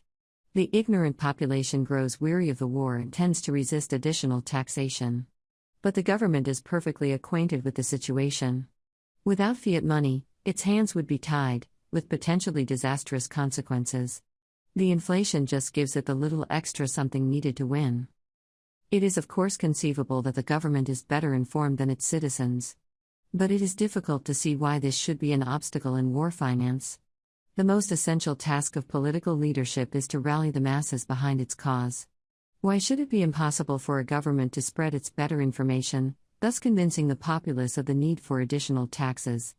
This brings us to the following consideration. 4. Inflation and tyranny. War is only the most extreme case in which fiat inflation allows governments to pursue their goals without genuine support from their citizens.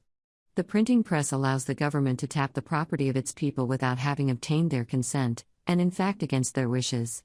What kind of government is it that arbitrarily takes the property of its citizens? Aristotle and many other political philosophers have called it tyranny. And monetary theorists from Oresme to Mises have pointed out that fiat inflation, considered as a tool of government finance, is the financial technique characteristic of tyranny. 5. Race to the bottom in monetary organization. As we have seen in some detail, fiat inflation is an inherently unstable way of producing money because it turns moral hazard and irresponsibility into an institution. The results are frequently recurring economic crises. Past efforts to repair these unwelcome effects, yet without questioning the principle of fiat inflation per se, have entailed a peculiar evolution of monetary institutions, a kind of institutional race to the bottom. This does not, of course, imply a quick process. The devolution of monetary institutions has been underway for centuries, and it has still not quite reached the absolute bottom, even though the process has accelerated considerably in our age of paper money. We have dealt with this phenomenon already at some length and will present it in greater historical context in Part 3. 6. Business under fiat inflation. Fiat inflation has a profound impact on corporate finance. It makes liabilities, credit, cheaper than they would be on a free market. This prompts entrepreneurs to finance their ventures to a greater extent than otherwise through credit, rather than through equity, the capital brought into the firm by its owners. In a natural system of money production, banks would grant credit only as financial intermediaries. That is, they could lend out only those sums of money that they had either saved themselves or which other people had saved and then lent to the banks. The bankers would of course be free to grant credit under any terms, interest, securities, duration, they like, but it would be suicidal for them to offer better terms than those that their own creditors had granted them. For example, If a bank receives a credit at 5%, it would be suicidal for it to lend this money at 4%. It follows that on a free market, profitable banking is constrained within fairly narrow limits, which in turn are determined by the savers. It is not possible for a bank to stay in business and to offer better terms than the savers who are most ready to part with their money for some time. But fractional reserve banks can do precisely that. Since they can produce additional bank credit at virtually zero cost, they can grant credit at rates that are lower than the rates that would otherwise have prevailed. And the beneficiaries will therefore finance some ventures through debts that they would otherwise have financed with their own money, or which they would not have started at all. Paper money has very much the same effect, but in a far greater magnitude. A paper money producer can grant credit to virtually any extent and on virtually any terms.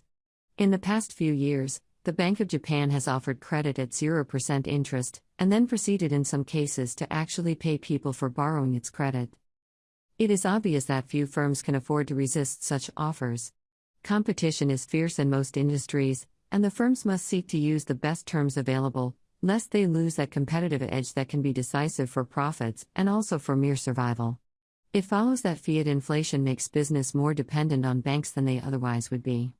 It creates greater hierarchy and central decision-making power than would exist on the free market. The entrepreneur who operates with 10% equity and 90% debt is not really an entrepreneur anymore. His creditors, usually bankers, are the true entrepreneurs who make all essential decisions. He is just a more or less well-paid executive, a manager. Thus, fiat inflation reduces the number of true entrepreneurs, independent men who operate with their own money. Such men still exist in astonishing numbers, but they can only survive because their superior talents match the inferior financial terms with which they have to cope. They must be more innovative and work harder than their competitors. They know the price of independence and they are ready to pay it. Usually they are more attached to the family business and care more for their employees than the puppets of bankers. Because credit springing from fiat inflation provides an easy financial edge, they have the tendency to encourage reckless behavior of the chief executives. This is especially the case with managers of large corporations who have easy access to the capital markets. Their recklessness is often confused with innovativeness. Indeed, the economist Joseph Schumpeter has famously characterized fractional reserve banks as being some sort of mainspring of economic development. He argued that such banks may use their ability to create credit out of thin air, ex nihilo, to provide funding for innovative entrepreneurs. It is conceivable that in some cases they played this role, but the odds are overwhelmingly on the other side. As a general rule, any new product and any thoroughgoing innovation in business organization is a threat for banks, because they are already more or less heavily invested in established companies, which produce the old products and use the old forms of organization. They have therefore every incentive to either prevent the innovation by declining to finance it, or to communicate the new ideas to their existing partners in the business world. Thus, fractional reserve banking makes business more conservative than it otherwise would be. It benefits the established firms at the expense of innovative newcomers. Innovation is much more likely to come from independent businessmen, especially if income taxation is low. 7. The debt yoke. Some of the foregoing considerations also apply outside of the business world. Fiat inflation provides easy credit not only to governments and firms, but also to private persons. The mere fact that such credit is offered at all incites some people to go into debt who would otherwise have chosen not to do so. But easy credit becomes nearly irresistible in connection with another typical consequence of inflation, namely, the constantly rising price level. Whereas in former times the increase of prices has been barely noticeable, in our day all citizens of the Western world perceive the phenomenon. In countries such as Turkey or Brazil, where prices have increased until recently at annual rates of 80 to 100%, even younger people have personally experienced it. Such conditions impose a heavy penalty on cash savings. In the old days, saving was typically done in the form of hoarding gold and silver coins. It is true that such hoards did not provide any return, the metal was barren, and that they therefore did not lend themselves to the lifestyle of rentiers. But in all other respects, money hoards were a reliable and effective form of saving. Their purchasing power did not just evaporate in a few decades, and in times of economic growth they even gained some purchasing power. Most importantly, they were extremely suitable for ordinary people. Carpenters, masons, tailors, and farmers are usually not very astute observers of the international capital markets. Putting some gold coins under their mattress or into a safe deposit box saved them many sleepless nights, and it made them independent of financial intermediaries. Now compare this old-time scenario with our present situation. The contrast could not be starker. It would be completely pointless in our day to hoard dollar or euro notes to prepare for retirement. A man in his 30s who plans to retire 30 years from today, 2008, must calculate with a depreciation factor in the order of 3. That is, he needs to save $3 today to have the purchasing power of one of these present-day dollars when he retires. And the estimated depreciation factor of 3 is rather on the low side. It follows that the rational savings strategy for him is to go into debt in order to buy assets the price of which will increase with the inflation. This is exactly what happens today in most Western countries. As soon as young people have a job and thus a halfway stable source of revenue, they take a mortgage to buy a house, whereas their great-grandfather might still have first accumulated savings for some 30 years and then bought his house with cash. Things are not much better for those who have already accumulated some wealth. It is true that inflation does not force them into debt, but in any case it deprives them of the possibility of holding their savings in cash. Old people with a pension fund, widows, and the guardians of orphans must invest their money into the financial markets, lest its purchasing power evaporate under their noses. Thus they become dependent on intermediaries and on the vagaries of stock and bond pricing. It is clear that this state of affairs is very beneficial for those who derive their living from the financial markets. Stockbrokers, bond dealers, banks, mortgage corporations, and other players have reason to be thankful for the constant decline of money's purchasing power under fiat inflation. But is this state of affairs also beneficial for the average citizen? In a certain sense, his debts and increased investment in the financial markets is beneficial for him, given our present inflationary regime. When the increase of the price level is perennial, personal debt is for him the best available strategy. But this means, of course, that without government intervention into the monetary system, other strategies would be superior. The presence of central banks and paper money make debt-based financial strategies more attractive than strategies based on prior savings. In the words of Dempsey, we might say that we have the effect of usury without the personal fault of the financial agents. The usury is institutionalized, or systemic. It is not an exaggeration to say that, through their monetary policy, Western governments have pushed their citizens into a state of financial dependency unknown to any previous generation. Already in 1931, Pius XI stated, "It is obvious that not only is wealth concentrated in our times but an immense power and despotic economic dictatorship is consolidated in the hands of a few, who often are not owners but only the trustees and managing directors of invested funds, which they administer according to their own arbitrary will and pleasure. This dictatorship is being most forcibly exercised by those who, since they hold the money and completely control it, control credit also and rule the lending of money. Hence they regulate the flow, so to speak, of the lifeblood whereby the entire economic system lives, and have so firmly in their grasp the soul, as it were, of economic life that no one can breathe against their will." One wonders which vocabulary Pius XI would have used to describe our present situation. The usual justification for this state of affairs is that it allegedly stimulates industrial development. The money hoards of former times were not only sterile, they were actually harmful from an economic point of view because they deprived business of the means of payments they needed for investments. The role of inflation is to provide these means. We have already exploded this myth in some detail. At this point, let us merely emphasize again that money hoarding does not have any negative macroeconomic implications. It definitely does not stifle industrial investments. Hoarding increases the purchasing power of money and thus gives greater weight to the money units that remain in circulation. All goods and services can be bought, and all feasible investments can be made with these remaining units. The fundamental fact is that inflation does not bring into existence any additional resource. It merely changes the allocation of the existing resources. They no longer go to companies that are run by entrepreneurs who operate with their own money, but to business executives who run companies financed with credit. The net effect of the recent surge in household debt is therefore to throw entire populations into financial dependency. The moral implications are clear. Towering debts are incompatible with financial self-reliance and thus they tend to weaken self-reliance also in all other spheres. The debt-ridden individual eventually adopts the habit of turning to others for help, rather than maturing into an economic and moral anchor of his family, and of his wider community. Wishful thinking and submissiveness replace soberness and independent judgment. And what about the many cases in which families can no longer shoulder the debt load? Then the result is either despair or, alternatively, scorn for all standards of financial sanity. 8. Some spiritual casualties of fiat inflation.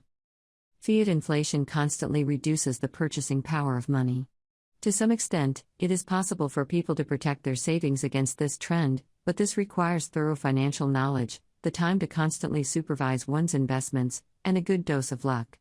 People who lack one of these ingredients are likely to lose a substantial part of their assets. The savings of a lifetime often vanish into thin air during the last few years spent in retirement.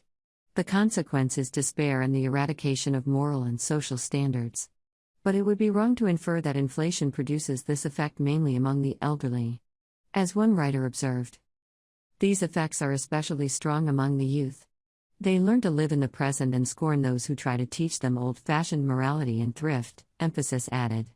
Inflation thereby encourages a mentality of immediate gratification that is plainly at variance with the discipline and eternal perspective required to exercise principles of biblical stewardship, such as long-term investment for the benefit of future generations. Even those citizens who are blessed with the knowledge, time, and luck to protect the substance of their savings cannot evade inflation's harmful impact, because they have to adopt habits that are at odds with moral and spiritual health. Inflation forces them to spend much more time thinking about their money than they otherwise would. We have noticed already that the old way for ordinary citizens to make savings was the accumulation of cash. Under fiat inflation, this strategy is suicidal. They must invest in assets the value of which grows during the inflation. The most practical way to do this is to buy stocks and bonds. But this entails many hours spent on comparing and selecting appropriate issues. And it compels them to be ever watchful and concerned about their money for the rest of their lives. They need to follow the financial news and monitor the price quotations on the financial markets. Similarly, people will tend to prolong the phase of their life in which they strive to earn money. And they will place relatively greater emphasis on monetary returns than on any other criterion for choosing their profession. For example, some of those who would rather be inclined to gardening will nevertheless seek an industrial employment if the latter offers greater long-run monetary returns.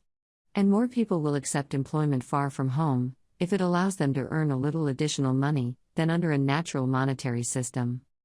The spiritual dimension of these inflation-induced habits seems obvious.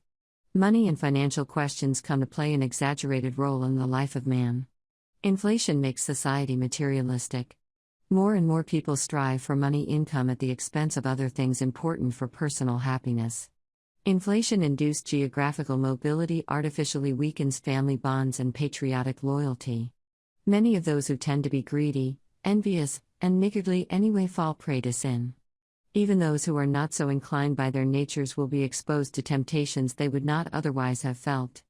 And because the vagaries of the financial markets also provide a ready excuse for an excessively parsimonious use of one's money, donations for charitable institutions decline.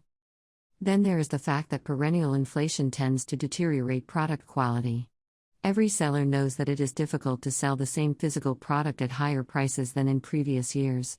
But increasing money prices are unavoidable when the money supply is subject to relentless growth. So what do sellers do?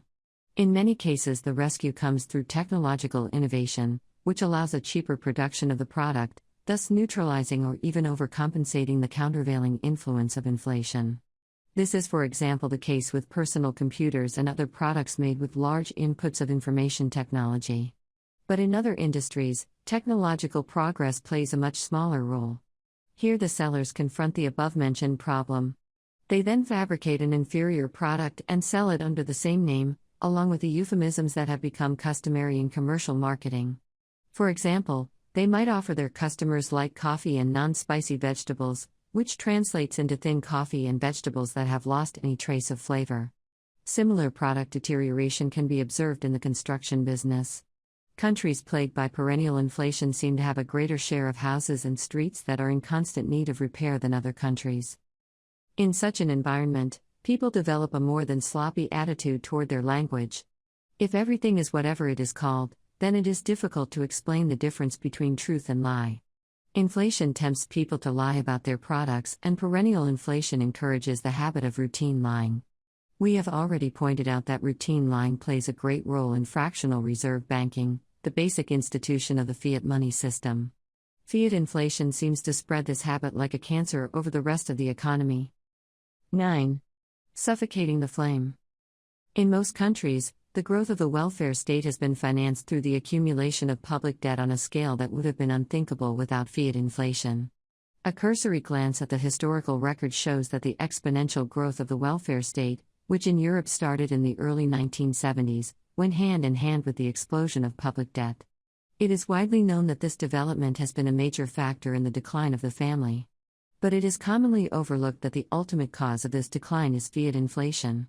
Perennial inflation slowly but assuredly destroys the family, thus suffocating the earthly flame of morals. Indeed, the family is the most important producer of a certain type of morals. Family life is possible only if all members endorse norms such as the legitimacy of authority and the prohibition of incest. And Christian families are based on additional precepts such as the heterosexual union between man and woman, love of the spouses for one another and for their offspring, the respect of children for their parents, as well as belief in the reality of the triune God and of the truth of the Christian faith, etc. Parents constantly repeat, emphasize, and live these norms and precepts. Thus all family members come to accept them as the normal state of affairs. In the wider social sphere, then, these persons act as advocates of the same norms in business associations, clubs, and politics. Friends and foes of the traditional family agree on these facts. It is among other things because they recognize the family's effectiveness in establishing social norms that Christians seek to protect it. And it is precisely for the same reason that advocates of moral license seek to undermine it. The welfare state has been their preferred tool in the past 30 years. Today, the welfare state provides a great number of services that in former times have been provided by families, and which would, we may assume, still be provided to a large extent by families if the welfare state ceased to exist. Education of the young, care for the elderly and the sick, assistance in times of emergencies, all of these services are today effectively outsourced to the state. The families have been degraded into small production units that share utility bills, cars, refrigerators, and of course the tax bill. The tax-financed welfare state then provides them with education and care. From an economic point of view, this arrangement is a pure waste of money. The fact is that the welfare state is inefficient, it provides comparatively lousy services at comparatively high costs. We need not dwell on the inability of government welfare agencies to provide the emotional and spiritual assistance that only springs from charity. Compassion cannot be bought. But the welfare state is also inefficient in purely economic terms. It operates through large bureaucracies and is therefore liable to lack incentives and economic criteria that would prevent wasting money. In the words of Pope John Paul II, by intervening directly and depriving society of its responsibility, the social assistance state leads to a loss of human energies and an inordinate increase of public agencies, which are dominated more by bureaucratic ways of thinking than by concern for serving their clients, and which are accompanied by an enormous increase in spending. In fact, it would appear that needs are best understood and satisfied by people who are closest to them and who act as neighbors to those in need. It should be added that certain kinds of demands often call for a response which is not simply material but which is capable of perceiving the deeper human need. Everyone knows this from first-hand experience, and a great number of scientific studies drive home the same point. It is precisely because the welfare state is an inefficient economic arrangement that it must rely on taxes. If it had to compete with families on equal terms, it could not stay in business for any length of time. It has driven the family and private charities out of the welfare market because people are forced to pay for it anyway. They are forced to pay taxes, and they cannot prevent the government from floating ever new loans, which absorb the capital that otherwise would be used for the production of different goods and services. The excessive welfare state of our day is an all-out direct attack on the producers of morals. But it weakens these morals also in indirect ways, most notably by subsidizing bad moral examples. The fact is that libertine lifestyles carry great economic risks. The welfare state socializes the costs of morally reckless behavior and therefore gives it far greater prominence than it would have in a free society.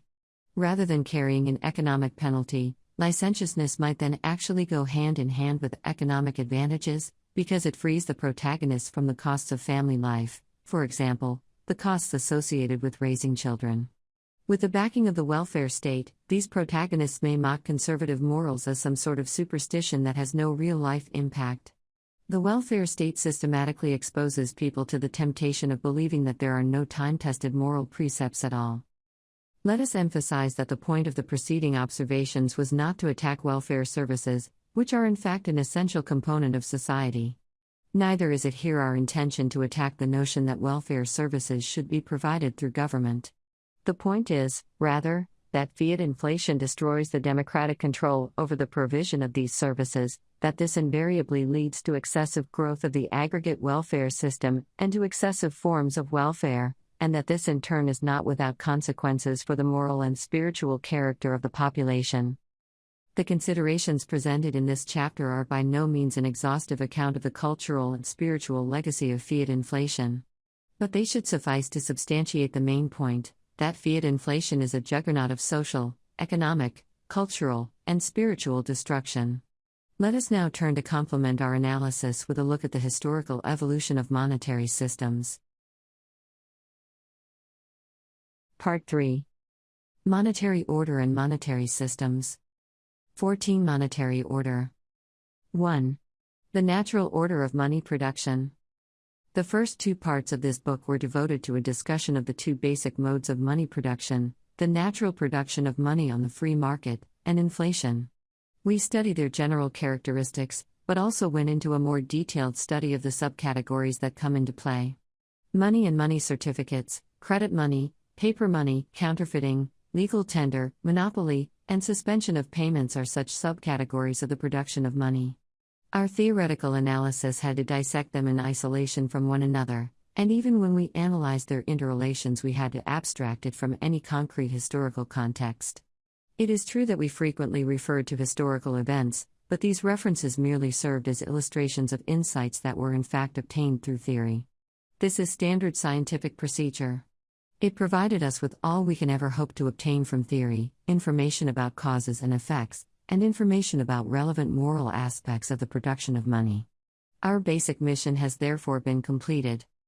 In the present third part, we will apply our findings to the analysis of monetary orders. We can define a monetary order as the total network of persons, firms, and other organizations involved in the production of money.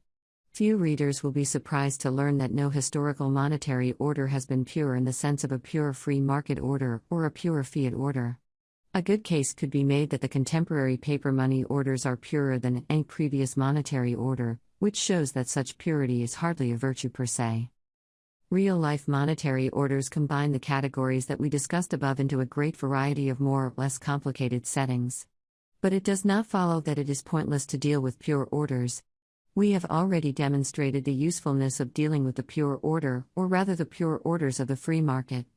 The point of the analysis in Part 1 was not to provide an accurate description of any concrete historical order of the past, but to make us become acquainted with the workings of a monetary order defined by the universal respect of private property. Probably such an order has never existed in a pure form. But for theoretical and practical purposes this is irrelevant. The point is that it could have existed and could be introduced even today, technically at a moment's notice.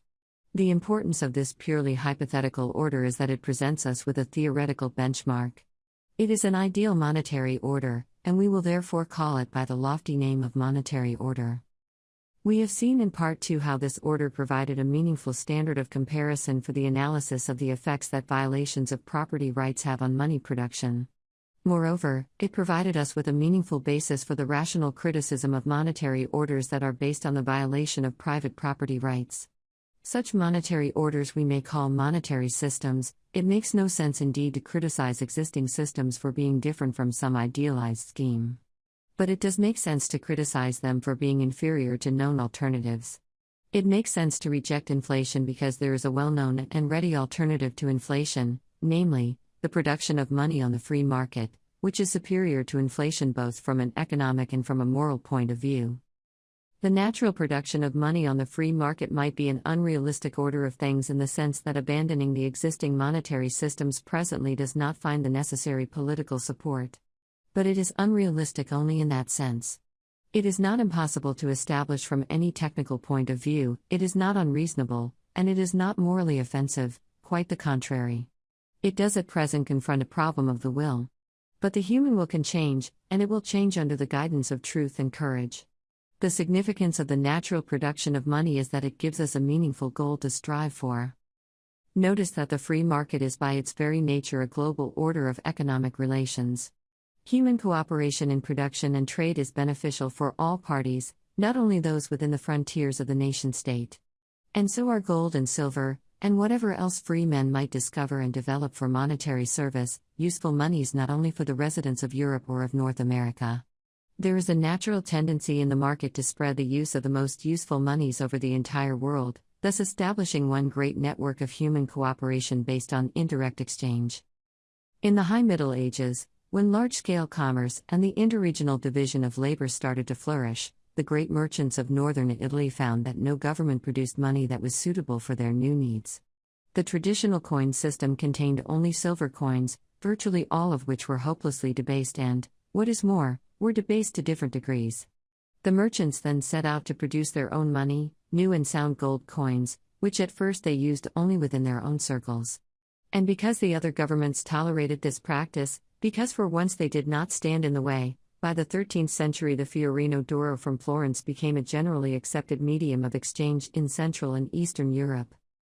A little liberty of this sort could work wonders in our age, which from a technological point of view is so much better endowed than the medieval merchants were. 2. Cartels of credit money producers. We have already pointed out that the production of credit money is congruent with the principles of a free market. Individual sorts of credit money as well as the cooperation of credit money producers are therefore legitimate parts of a natural monetary order in the sense in which we have defined the term above. In particular, we must highlight the possibility of free market cartels of credit money producers.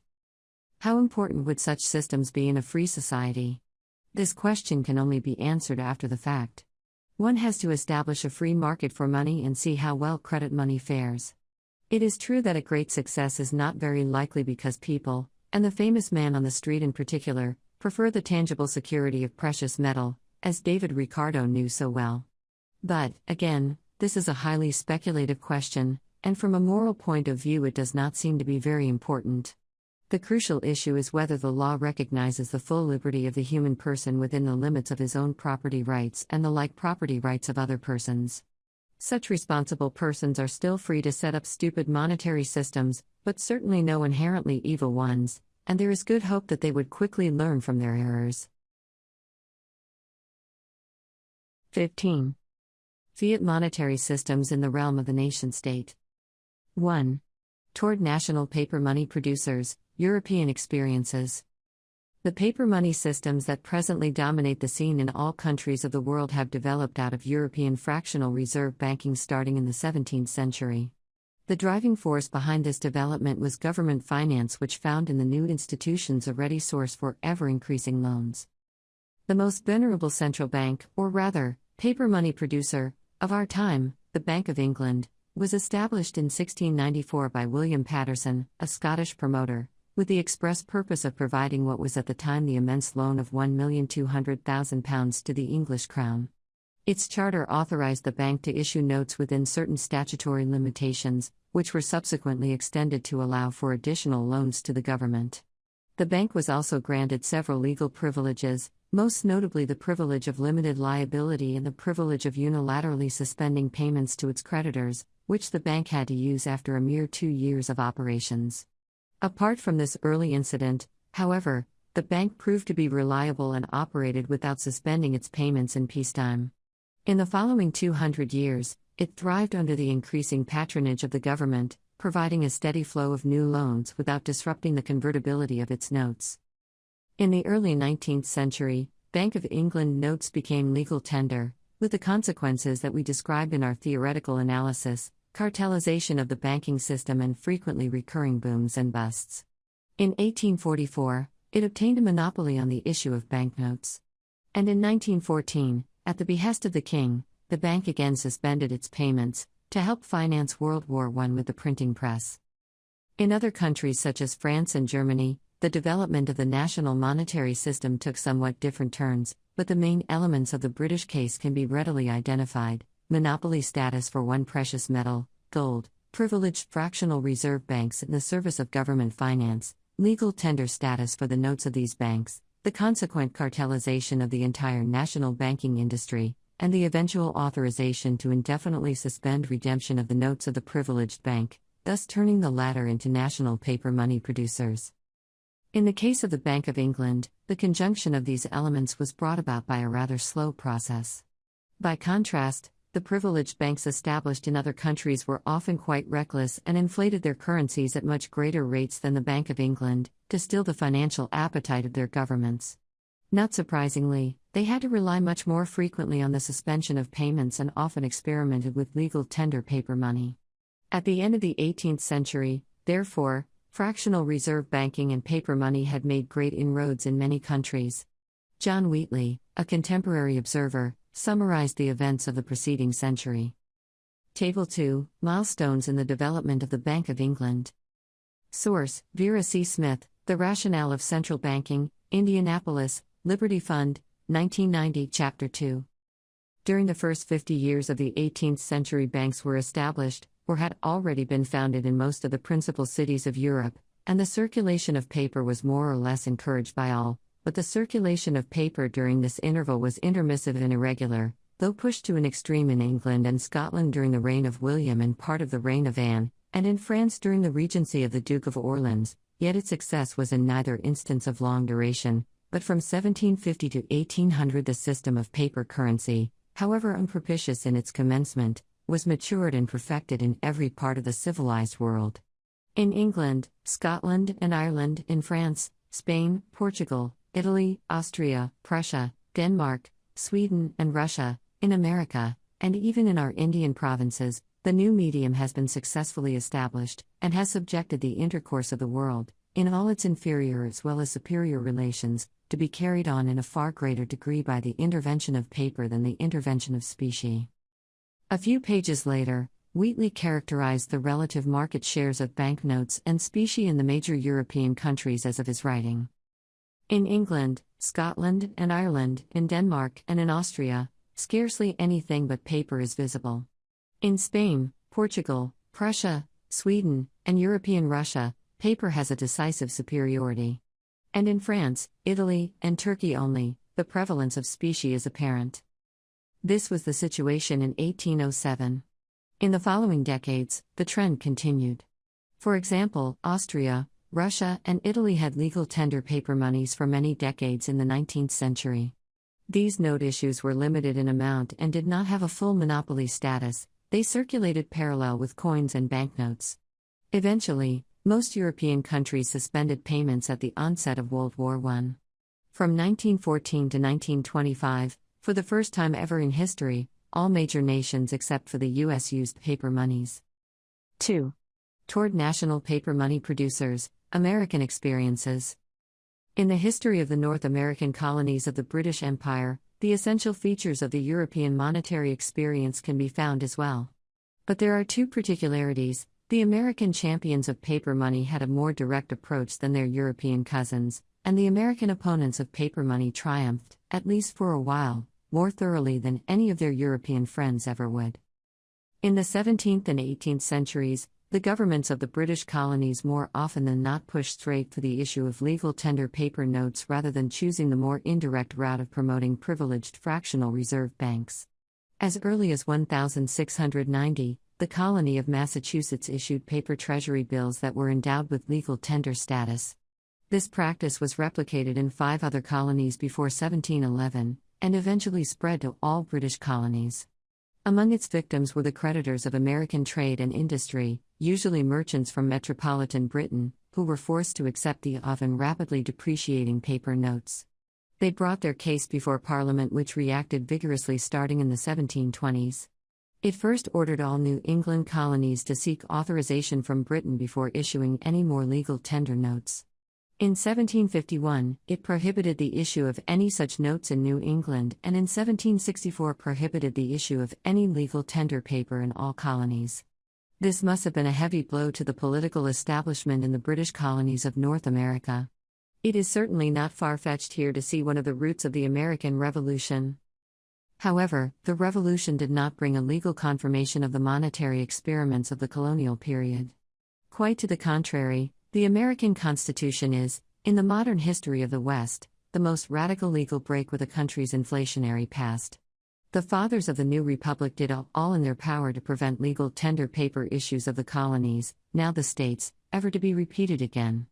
They moreover strove to create a monetary order based on the precious metals. These objectives were deemed so important that they were addressed head-on in the very first article of the Constitution. Section 8 of Article I granted the authority to coin money, regulate the value thereof, and of foreign coin, and fix the standard of weights and measures to the federal government, not to the states. And Section 10 of Article I specifically prohibited that the states emit bills of credit, make anything but gold and silver coin a tender in payment of debts.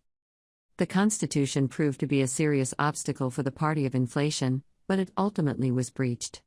For the next 60 years, the battle between pro-inflation and anti-inflation forces went back and forth. The champions of inflation pushed through the charters of two banks of the United States, 1792 to 1812, 1816 to 1836, and their opponents made sure that the charters were not extended. In the War of 1812-14, the federal government issued legal tender treasury notes, necessary, in the eyes of the government, for the survival of the new republic, and of course for its own survival. In the 1830s, then, the champions of sound money had their last great triumph when President Jackson refused to extend the charter of the Second Bank of the United States, withdrew all public funds from private or state, fractional reserve, banks, and cut down the public debt from some $60 million at the beginning of his administration to a mere $33,733.05 on January 1, 1835. His successors managed to neutralize these reforms to some extent, especially by bringing the public debt back to more than $60 million within 15 years of the end of the second Jackson administration. But the great breakthrough for the inflation party came only with Abraham Lincoln and the war between the states. Starting in 1862, the federal government again issued a legal tender paper money, the so-called greenbacks, to finance its war against the seceding southern states. This experiment ended in 1875, when the government turned the greenbacks into credit money, by announcing that as from 1879 they would be redeemed into gold. Meanwhile, in 1863-65, the Lincoln administration had created a new system of privileged national banks that were authorized to issue notes backed by federal government debt, while the notes of all other banks were penalized by a 10% federal tax. As a consequence, American banking was centralized around the privileged national banks, most notably, the Reserve Banks of New York City. In 1913, then, the American banking system finally received a central bank on the European model. The U.S. was the last great nation to introduce central banking. The original interpretation of the Constitution had prevented a quicker procedure for more than a century, but the written word was unable to stem the tide of concentrated financial interests and their pro-inflation public relations campaigns. The point of the preceding remarks on the early modern monetary history of the West is to highlight the long tradition of our current inflationary regime. It is not the case that monetary affairs were rosy until 1914, when the great inflation of the 20th century set in. It is true that in our time inflation is incomparably greater than in any previous period, especially due to the current monopoly of paper money. But the roots of our present calamities are much older. This concerns not only the institutional underpinnings, which reach back to the 17th century. It also concerns the concrete forms of inflation. Neither paper money, nor today's other major inflationary practices are inventions of the 20th century. And even the much vaunted gold standard, which reigned for a few decades before World War I, was not quite as golden as it appears in many narratives. 3. The problem of the foreign exchanges. While national legislation prompted the cartelization of the fractional reserve banking industry within the boundaries of the nation, no such mechanism existed for a long time in international economic relations. Thus, until after World War I, the bulk of international payments were made in specie. But in the 4 or 5 decades before the outbreak of that war, the foundations were set for the later establishment of international monetary systems. All of these systems until the present day have been essentially cartels among national governments, respectively between national monetary authorities, usually the central banks. 2 phases can be distinguished. 1. A phase of banking cartels, which lasted for the century between the end of the Franco-German War in 1871 and the dissolution of the Bretton Woods system in 1971, and 2. A phase of cartels among national paper money producers, which started in 1971 and is still with us. The next two chapters will deal with them in turn. At this point, let us merely observe that none of these cartels has so far been compulsory. It remains to be seen whether the future development of international political relations will bring about any changes. 16. International Banking Systems, 1871 to 1971. 1. The Classical Gold Standard. By the end of the 1860s, only the US and some major parts of the British Empire had been on the gold standard. In the United Kingdom, gold had been monopoly legal tender since 1821. The United States had a de facto gold standard after the Coinage Act of 1834, and Australia and Canada followed suit in the early 1850s. All other states had a silver standard, bimetallic standards, or legal tender paper monies. Then the German victory over France in the War of 1870-71 ushered in the era known as the Classical Gold Standard. The new German central government under Bismarck obtained a war indemnity of 5 billion francs in gold. It used the money to set up a Fiat gold standard, demonetizing the silver coins that had hitherto been dominant in German lands. 4 years later, the financial lackey of Bismarck's Prussian government, the Prussian Bank, was turned into a national central bank. Its new name, the Reichsbank, was a marketing coup. Thus the Germans had copied the British model, combining fiat gold with fractional reserve banking in a central bank, whose notes obtained legal tender status in 1909. Why gold? Why did the Germans not set up a silver standard or join a bimetallist system such as the Latin currency union? Several factors came into play here. One might mention in particular the influence of network externalities that weighed in favor of gold. On the one hand, gold was the money of Great Britain, the country with the world's largest and most sophisticated capital market. On the other hand, several major silver countries including Russia and Austria had suspended payments at the time of the German victory. Thus silver offered no advantages for the international division of labor, whereas gold did. Moreover, one should not neglect that silver, the only serious competitor for gold among the commodity monies, has one grave disadvantage from the point of view of a government bent on inflationary finance. Because of its bulkiness, the use of silver entails higher transportation costs, which makes it less suitable than gold for fractional reserve banks trying to quash systematic bank runs through cooperation. Virtually all other Western countries now followed suit. The establishment of international unity in monetary affairs required no elaborate justification.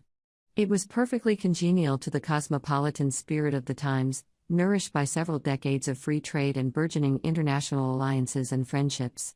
Thus it served as the perfect justification for a further massive intervention of national governments into the monetary systems of their countries.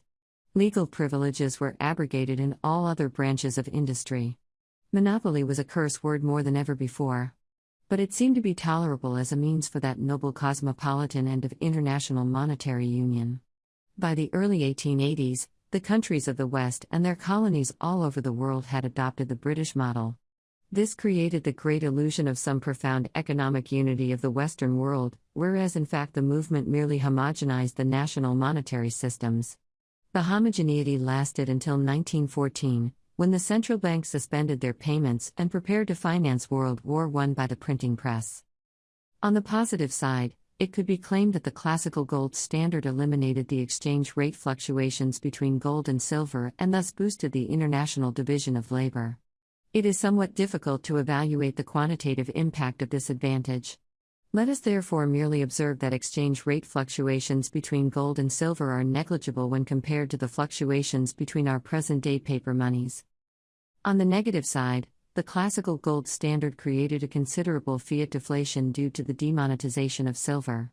From 1873 to 1896, prices fell more or less sharply in the countries that had adopted the gold standard first, UK, US, Germany, because of the gold exports that resulted when other countries followed their example and established a gold-based currency too. This in turn created pressure to reinforce the practice of fractional reserve banking, both on the level of the central banks and on the level of the commercial banks, see Table 3. Above we have analyzed the inherent fragility of fractional reserve systems and seen that this fact, because it is known to the bankers, incites them to postpone the crisis through cooperation. Under the classical gold standard, this was the case too. Yet for the reasons we have discussed in some detail, cooperation cannot stop the dynamics of inflation inherent in the system itself. Sooner or later this process finds its limits and the fractional reserve banking system collapses or is transformed into something else. The classical gold standard was no exception. It was spared collapse or transformation into a gold exchange standard only because another lethal accident, World War I, killed it before it could die from its own cancer. World War I delivered the pretext for the suspension of payments. But sooner or later suspension would have become inevitable anyway. The system did not limit inflation. All of its main protagonists, the national central banks, were fractional reserve banks, and under their auspices and protection the commercial banks happily trotted down an inflationary expansion path. Table 3, Evolution of the Money Supply in the German Reich, in Mill. Mark. Source, Bernd Sprenger, Das Geld der Deutschen, Table 28, p. 201. The glory of the classical gold standard was that it demonstrated, for the last time so far, how a worldwide monetary system could emerge without political scheming and red tape between national governments. They adopted it independently of one another. There was no treaty, no conference, and no negotiation to bring it about. However, as we have seen, even in this respect the classical gold standard was rather imperfect. It did after all not result from the free choice of free citizens, but from the discretion of national governments. It gave the world a common monetary standard, gold, but this standard sprang from the coercive elimination of all alternative monies. Its ultimate effect was, not to give the citizens of the world an efficient monetary system, but to deliver a pretext for national governments to finally bring the monetary systems of their countries under their control. The classical gold standard was therefore hardly a bulwark of liberty. It was a crucial breakthrough for the societal scourge of our age, government omnipotence. We have to stress these facts because many advocates of the free market believe the classical gold standard was something like the paradise of monetary systems. This reputation is undeserved. The classical gold standard differed only in degree, not in essence, from its successors, all of which have been widely and deservedly criticized in the literature on our subject. 2. The gold exchange standard. The expression gold exchange standard is usually applied to the organizational setup of the international monetary system that existed between 1925 and 1931. But this organization was thoroughly unoriginal. It had existed before. In fact, it had been part and parcel of the classical gold standard. Rather, the new system that was created in the latter half of the 1920s was characterized by the more or less explicit objective of most of its participants to strive for monetary expansion, inflation, through international cooperation. Under the classical gold standard, each central bank was responsible for making sure that its notes could be redeemed into gold. The central banks of Great Britain, France, Germany, Switzerland, and Belgium, and later of the US, kept their entire reserves in gold. These reserves were supposed to be large enough for them to survive emergency situations. Things were different in the realm of the commercial fractional reserve banks that operated within the national economies of these countries. The commercial banks usually kept the lion's share of their reserves in the form of central banknotes, and only held extremely low gold reserves. The latter were needed only for emergency situations, and in such cases the commercial banks had also learned to rely on the reserves of their central bank. In some countries, this practice predated the classical gold standard by quite a few decades. For example, it was already the practice of the English country banks in the first half of the 19th century. They kept Bank of England notes as part of their reserves and, in times of great strain on their gold reserves, often redeemed their own notes, not into gold, but into notes of the bank. Under the classical gold standard, most central banks adopted exactly the same scheme. The central banks of Russia, Austria-Hungary, Japan, the Netherlands, and of the Scandinavian countries, as well as the central banks of British dominions such as South Africa and Australia redeemed their own notes not only in gold, but also in notes of the more important foreign central banks. Still other countries such as India, the Philippines, and various Latin American countries held their reserves exclusively under the form of foreign gold-denominated banknotes. The purpose of the structure is patent. The pooling of gold reserves in a few reliable central banks allows a larger inflation of the worldwide note supply than would otherwise have been possible. The pitfall is that it places the entire responsibility of keeping sufficiently large reserves on a small number of virtuous fractional reserve banks. The latter have a reason to accept this burden, however, because their virtue gives them political power over the other banks, especially in times of crises. The significance of the Gold Exchange Standard of 1925-31 was that it elevated this practice of coordinated inflation into a principle of international monetary relations. Only two banks, the American Fed and the Bank of England, were to remain true central banks, but this time they would be the central banks of the entire world. All other national central banks should keep a more or less large part of their reserves in the form of US dollar notes and British pound notes. This would assure the possibility of inflationary expansion for all banks. The expansion rate would be comparatively low in the case of the central banks of the US and the United Kingdom, but the latter would be repaid in terms of political power. Thus, from the very outset, the gold exchange standard was meant to encourage irresponsible behavior. Designed to facilitate inflation, it was not surprising that it lasted only 6 years. It collapsed when, in the wake of the 1929 financial crisis on Wall Street, various governments turned to protectionist policies, most notably in the US, or imposed foreign exchange controls, as in Germany, Austria, and a number of Latin American countries, thus choking off international payments and making it impossible for the Bank of England to replenish its reserves. As a consequence, the bank suspended payments in September 1931. The other central banks followed suit, plunging the world into a regime of fluctuating exchange rates that lasted until the end of World War II. 3. The Bretton Woods System. In July 1944, at a conference in Bretton Woods, New Hampshire, the Western Allies agreed on an international monetary system that should be instituted after their victory in World War II. As one might expect, the point of the new scheme was to make the production of banknotes more flexible, that is, expansionary, than ever before. How? The trick was to pool the gold reserves of the entire world into just one large pool.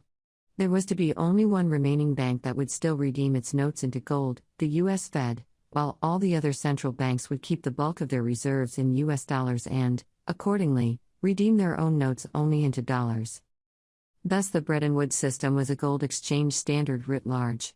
It was far more expansionary than its predecessors because it applied the pooling technique to a far greater extent. Under the classical gold standard, there were many gold pools in the world economy, because the different nations kept their gold pools separate from one another, in the national central banks. Under the gold exchange standard, the number of gold pools had declined very substantially, and the point of the Bretton Woods system was to go the way of pooling almost to the end. It is true that the system did not exhaust its full potential for inflation. When it collapsed in 1971, there were still substantial gold pools in central banks other than the Fed, thus a further centralization of these resources could have kept the system going for a while. In any case, the Bretton Woods system was so far the most ambitious attempt ever to create an international monetary system through a cartel of fractional reserve banks. We have repeatedly highlighted the fact that pooling creates political dependency. In the present case, the other central banks and their governments became dependent on the goodwill of the Fed, which administered the world gold pool and which therefore had the power to allocate the world's banknotes, US dollars, at its own discretion. Thus the crucial question is, why did the other national central banks consent to the centralization of the gold pool, and thus to the centralization of power? Part of the answer is that it might be useful to have an international monetary system, stable exchange rates among the national currencies, even if this entails some measure of dependency. But there were also other aspects that came into play in the present case. The historical accident was that during World War I and its long aftermath, the United States became a safe haven for European gold. This predestined the Fed to be one of the two great gold pools of the gold exchange standard in 1925-31. At the end of World War II, then, the Fed controlled the largest gold pool the world had ever seen. Fort Knox was the world's gold pool even before the post-war system saw the light of day. The conference at Bretton Woods merely acknowledged this reality. The great majority of its delegates sought to create a post-war monetary order along the traditional lines, in which fractional reserve central banks inflated their banknote currencies, backed up with gold reserves. This order was impossible without having the Fed as its pivot. But this meant that henceforth the monetary systems of France and Britain, and of all other member countries, would be dependent on the Fed. To alleviate this dependency, the Bretton Woods Conference created two international bureaucracies that have survived until the present day: the International Monetary Fund, IMF, and the World Bank. The function of these institutions was to give the other major governments some impact on the global allocation of inflation. Without them, the Fed alone would have picked the first recipients of new banknotes, it alone would have granted or declined credit in times of runs on the national central bank. Through the IMF and the World Bank, a somewhat more collegial principle was introduced into the direction of the post-war monetary order. The boards of the two bureaucracies included representatives from all major Western allies, and they provided short-term, IMF, and long-term, World Bank, loans to member states in difficulties, that is, primarily to the board members themselves in case of self-inflicted emergencies. These institutions made the Bretton Woods system politically acceptable to the post-war junior partners of the United States government. But they could not, of course, turn the system itself into a viable operation. Like its predecessors, it was designed to increase the inflationary potential for all cartel members. Restraint was not a part of its mission, and the very anchor of the system, the Fed, was particularly ruthless in its inflation of the dollar supply. It was therefore just a question of time until the gold reserves of the Fed would be exhausted, forcing the Fed to suspend payments. This point was reached on August 15, 1971, when U.S. President Nixon closed the gold window. The event concluded a period of 100 years in which three great cartels of central banks had flooded the Western world with their banknotes without nominally abandoning the gold standard. Each new cartel was created in such a way as to allow for more inflation than its predecessor, and the Bretton Woods cartel eventually collapsed because it too did not create enough inflation to satisfy the appetites of its members. There has been no other monetary system since that encompassed the entire world. 4. Appendix: the IMF and the World Bank after Bretton Woods. With the demise of the system of Bretton Woods, it would have been only natural to abolish its institutions, the IMF and the World Bank. But large bureaucracies do not die a quick death, especially if they can manage to adopt a new mission. By the late 1970s, the new mission of those two bureaucracies turned out to be the support of third world countries through short-term and long-term loans. Thus the IMF and the World Bank do not have anything to do anymore with global monetary organization. And strictly speaking, they do not have anything to do anymore with banking either, at least if we understand banking in the narrow commercial meaning of the word. Both institutions are today, in actual fact, large machines for the mere redistribution of income from the tax-paying citizens of the developed countries to irresponsible governments of undeveloped countries. Many people let themselves be deluded about the IMF and the World Bank because they tend to evaluate financial institutions in light of their declared intentions rather than in light of their true nature. They assimilate the IMF into some sort of collective charity, and chide it for not being generous enough whenever the management insists on granting additional credit only under certain conditions, usually a change of economic policy in the recipient country. But the fact is that both bureaucracies do not obtain their funds on the free market, but out of government budgets. They spend taxpayer money, not money that anybody has entrusted to them. They are therefore not banks, certainly not in the commercial sense of the word. And they are not charities in the sense in which private organizations administer charity. Responsible governments can obtain loans on the free market, and in fact do obtain such loans all the time. Poverty of the nation is not an obstacle, as many examples show, especially from Southeast Asia. It is true that certain governments are unable to find creditors, in particular those that do not pay back loans, or that nationalize foreign investments, or that regulate or tax investors to such an extent that profitable production becomes impossible. Such governments can only obtain political credit through intergovernmental organizations such as the IMF and the World Bank. Irresponsible governments make life in their countries miserable. As long as they have the backing of the citizens, they can stay in power. But in most cases they have this backing only as long as they can hand out material benefits, which they themselves obtain through taxation and expropriation. As soon as there is nothing more for them to loot, the population turns against them. This is where the political credit facilities of the IMF and the World Bank come into play. Their effect is to keep corrupt and irresponsible governments in business longer than they otherwise would be. Bokassa, Mobutu, and Nkrumah, Somoza and other dictators would not have stayed in power as long as they did without the financial support of those institutions. The political price to be paid for these political loans usually consists in cooperative behavior in other fields. For example, when it comes to the establishment of Western military bases in these countries, or to international trade agreements, or to special privileges for a few large multinational corporations. The Catholic Church has avidly endorsed the integration of all countries into the International Division of Labor as a condition for economic and social development. But leaders from the Third World have only very recently begun to demand the abolition of the protectionism that is so pervasive in the developed countries. Could it be that the effect of political credit was to mute for a long time any opposition to Northern protectionism in the underdeveloped South? Free trade and private property are not some sort of legal privilege to the sole benefit of a small number of haves and to the exclusion of the great majority of have-nots. The case is exactly the reverse. As many economists have demonstrated, the have-nots stand to benefit most from a social order based on the undiluted respect of property rights. Governments that systematically expropriate investors and oppose free trade, be it out of ignorance or malice, ruin their citizens, and especially the poor. Organizations that support such governments create misery and death. It follows that political credit organizations such as the World Bank and the IMF are needless at best, because responsible government would obtain credit anyway and positively harmful in their actual operation. Support for them is hard to square with concern for the well-being of the poor. 17. International Paper Money Systems, 1971. 1. The emergence of paper money standards. The Fed's suspension of payments in August 1971 created in one mighty stroke a great number of paper monies. Before that date, all national currencies were basically fractional reserve certificates for gold, via the US dollar. The suspension transubstantiated these certificates into paper monies, with all the concomitant effects we have discussed above. Many observers believe that the world would remain so fragmented.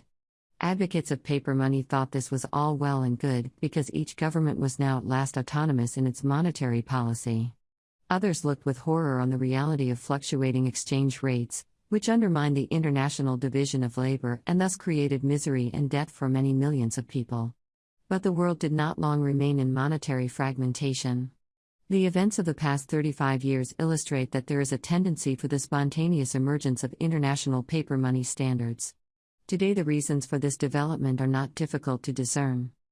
One driving force of this process was, of course, the presence of private individuals and firms operating in many countries.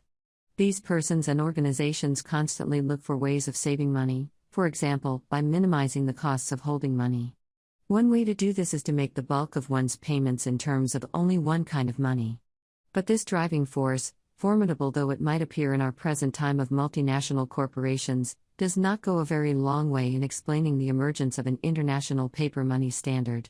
The reason is that multinational corporations do not play a great role in a world of wildly fluctuating exchange rates. They operate profitably and grow to significant size only when the political framework has already stabilized the foreign exchanges. That is, by and large, they come into play only once a monetary standard already exists. This brings us to the main driving force of the emergence of international paper money monetary standards, namely, the constant appetite of governments for additional revenue. Most governments that obtain income mostly from their own citizens, be it in the form of taxation or in the form of debt, have a rather small revenue base. To increase revenues, they have by and large only two strategies: 1. Induce foreign citizens to buy its bonds. 2. Adopt policies that make their own citizens richer, so that they can pay more taxes and buy more government bonds. No investor intentionally wastes his money. When he buys the bonds of a foreign government, he seeks to earn interest. He would abstain from the deal altogether if he had good reasons to believe that the money would be wasted. If he must fear, for example, that the debtor government will simply print the money needed to pay back the credit, thus provoking a fall in the exchange rate, he will not buy its bonds at all. 2. Thus the question is what a susceptible debtor government can do to dispel such fears. The answer is that it must establish institutional safeguards against a falling exchange rate of its currency in terms of the currency used by its creditors. The same considerations come into play if we turn to the second fundamental strategy for increasing public revenue. The idea is very simple: adopt policies that permit the citizens to make themselves richer so that they can pay more taxes and buy more government bonds. But the crucial point is that the productive capacity of a nation entirely depends on the capital stock it can use. This capital stock could be increased through savings from current income. But the accumulation of capital through savings can take many years and decades until it reaches any significant proportion. And during this time, the government must keep the tax load as small as possible. Unfortunately, such restraint requires more virtue than most governments have. The only remaining way out is, again, to encourage foreigners to provide capital that they have accumulated in their home countries, in other words, to make foreign direct investments in that country. But this reverts back to our previous consideration. In a paper money world, foreign capital can be attracted only under sufficient institutional safeguards. 4 such institutions have played a significant role in the past 30 years. They go a long way in explaining the emergence of international paper money standards. First, debtor governments have floated bonds that were denominated in a foreign paper money, the production of which they cannot directly control. Preferably, this would be the paper money used in the country of its creditors. In the past 20 years, this has become a widespread practice. Today, many governments issue bonds that are denominated in US dollars or euros. Second, the government and/or the monetary authority of the country in which the creditors reside could give explicit or implicit guarantees to maintain the market exchange rate. It is widely assumed, for example, that the U.S. Federal Reserve gave such guarantees in the 1990s to the governments of Mexico, Singapore, Malaysia, Thailand, and other countries of the Far East. The great disadvantage of this practice is that it entails moral hazard for the beneficiaries. The receiving governments can set out to inflate their currencies without fearing any negative repercussions on the exchange rate. And thus they are able to expropriate not only their own population, but also the population of the country in which its creditors reside. In the above-mentioned cases, the exchange rate policies of the Fed had the effect of making U.S. citizens pay for the monetary abuses of the governments of Mexico and other countries. They pay by constantly delivering goods and services to Mexico that they could have enjoyed themselves, and in payment for which nothing but peso-denominated paper slips are sent to the U.S., because no diplomatic solution could be found for this problem. The Fed eventually abolished its policy and thus provoked financial crises in Mexico, 1994, and various other countries, especially in Asia, 1997. Since then, there have been no new major experiments with exchange rate stabilization. Third, debtor governments have set up currency boards, thus transforming their currency into a substitute for a foreign paper money. This technique too is widely used today, for example, in Hong Kong, Bulgaria, Estonia, Lithuania, Bosnia, and Brunei. Fourth, debtor governments have abandoned the use of the national currency altogether, and adopted the use of the paper money used by the creditors. Economists call such a policy dollarization, even when the government adopts not the US dollar, but a different foreign paper money. Among recently dollarized countries are Ecuador, El Salvador, Kosovo, and Montenegro. We conclude that the driving force for the emergence of an international paper money standard is the quest of governments for additional funds, which most of them can obtain only from abroad. And our analysis also explains which paper monies will tend to be chosen as international standards, the paper monies that are legal tender in the territories with the largest capital markets. In a period under consideration, these territories happen to be the US, Japan, and Europe. It is therefore not surprising that the US dollar and the yen have emerged as regional monetary standards of the world economy. The operation of the same mechanism could be observed in the case of the German mark, which during the 1990s was used as a unofficial, parallel currency in many countries of the former East Bloc. And it currently brings about a wider geographical circulation of the euro, which was only created in early 1999, and which did not exist in the form of banknotes before the year 2002. The creation of the euro is of some interest because here an international standard did not emerge through the unilateral adoption of paper money used on foreign capital markets, but through merger. This form of monetary integration could play a role in the future development of the international monetary order. We will therefore take a brief look at it. 2. Paper money merger, the case of the euro. After the demise of the Bretton Woods system in 1971, the countries of Western Europe for a few years fell into monetary disarray and the fiscal anarchy that typically goes in hand with it. Each national government issued its own paper money and started piling up public debts to an unheard-of extent. The newly available funds were used to expand government welfare services. For a while, things looked rosy and only a few fiscal conservatives bemoaned the new laxity. But soon even the champions of the new policy began to understand that the new monetary order affected their interests in very tangible negative ways. Exchange rates fluctuated very widely and effectively prevented the further development of international trade. The division of labor in Europe, one of the most densely populated regions of the world, lagged behind the American economy and even, or so it seemed in those days, the Soviet economy. It was therefore but a question of time until tax revenues would fall far behind the revenues of the great competitors of the European governments, the governments of the US and of the Soviet Union. Something had to be done. The first attempts at stabilizing the exchange rates between European paper monies had failed miserably. Then, at a December 1978 conference in the German city of Bremen, the core governments of the European Economic Community, as it was called in those days, launched a new attempt at integration, the European Monetary System, EMS. The EMS was a cartel of the national paper money producers, who agreed to coordinate their policies in order to stabilize exchange rates between their monies at certain levels or parities. As in the case of the previous international banking cartels, the EMS essentially relied on the self-restraint of its members. Coordination meant in practice that the least inflationary money producers set the pace of inflation for all others. If, for example, the supply of the Italian lira increased by 30%, whereas the supply of French francs increased only by 15%, it was very likely that the lira would drop on the foreign exchanges vis-à-vis the franc. In order to maintain the lira-franc parity, it was necessary either that the Banque de France increase the production of francs, or that the Banco d'Italia reduce its production of lira. As we have said, the EMS essentially relied on self-restraint. Thus in our example the Banca d'Italia would be expected to reduce its lira production. If for political reasons it was unwilling to do this, there would be a realignment of the parity, and stabilization would henceforth seek to preserve the new parity. Now by far the least inflationary money producer happened to be the German Bundesbank. Accordingly, for the next 12 years or so, the main problem of European monetary politics was that the Bundesbank did not inflate the supply of the Deutsche Mark quite enough to suit the needs of foreign governments. The latter were therefore forced to cut down their money production. It also came to frequent changes or realignments of parities. The problem was settled only in the early 1990s, when the German government sought to take over former communist East Germany and needed the consent of its major Western partners. The price for that consent was the abdication of the Deutsche Mark.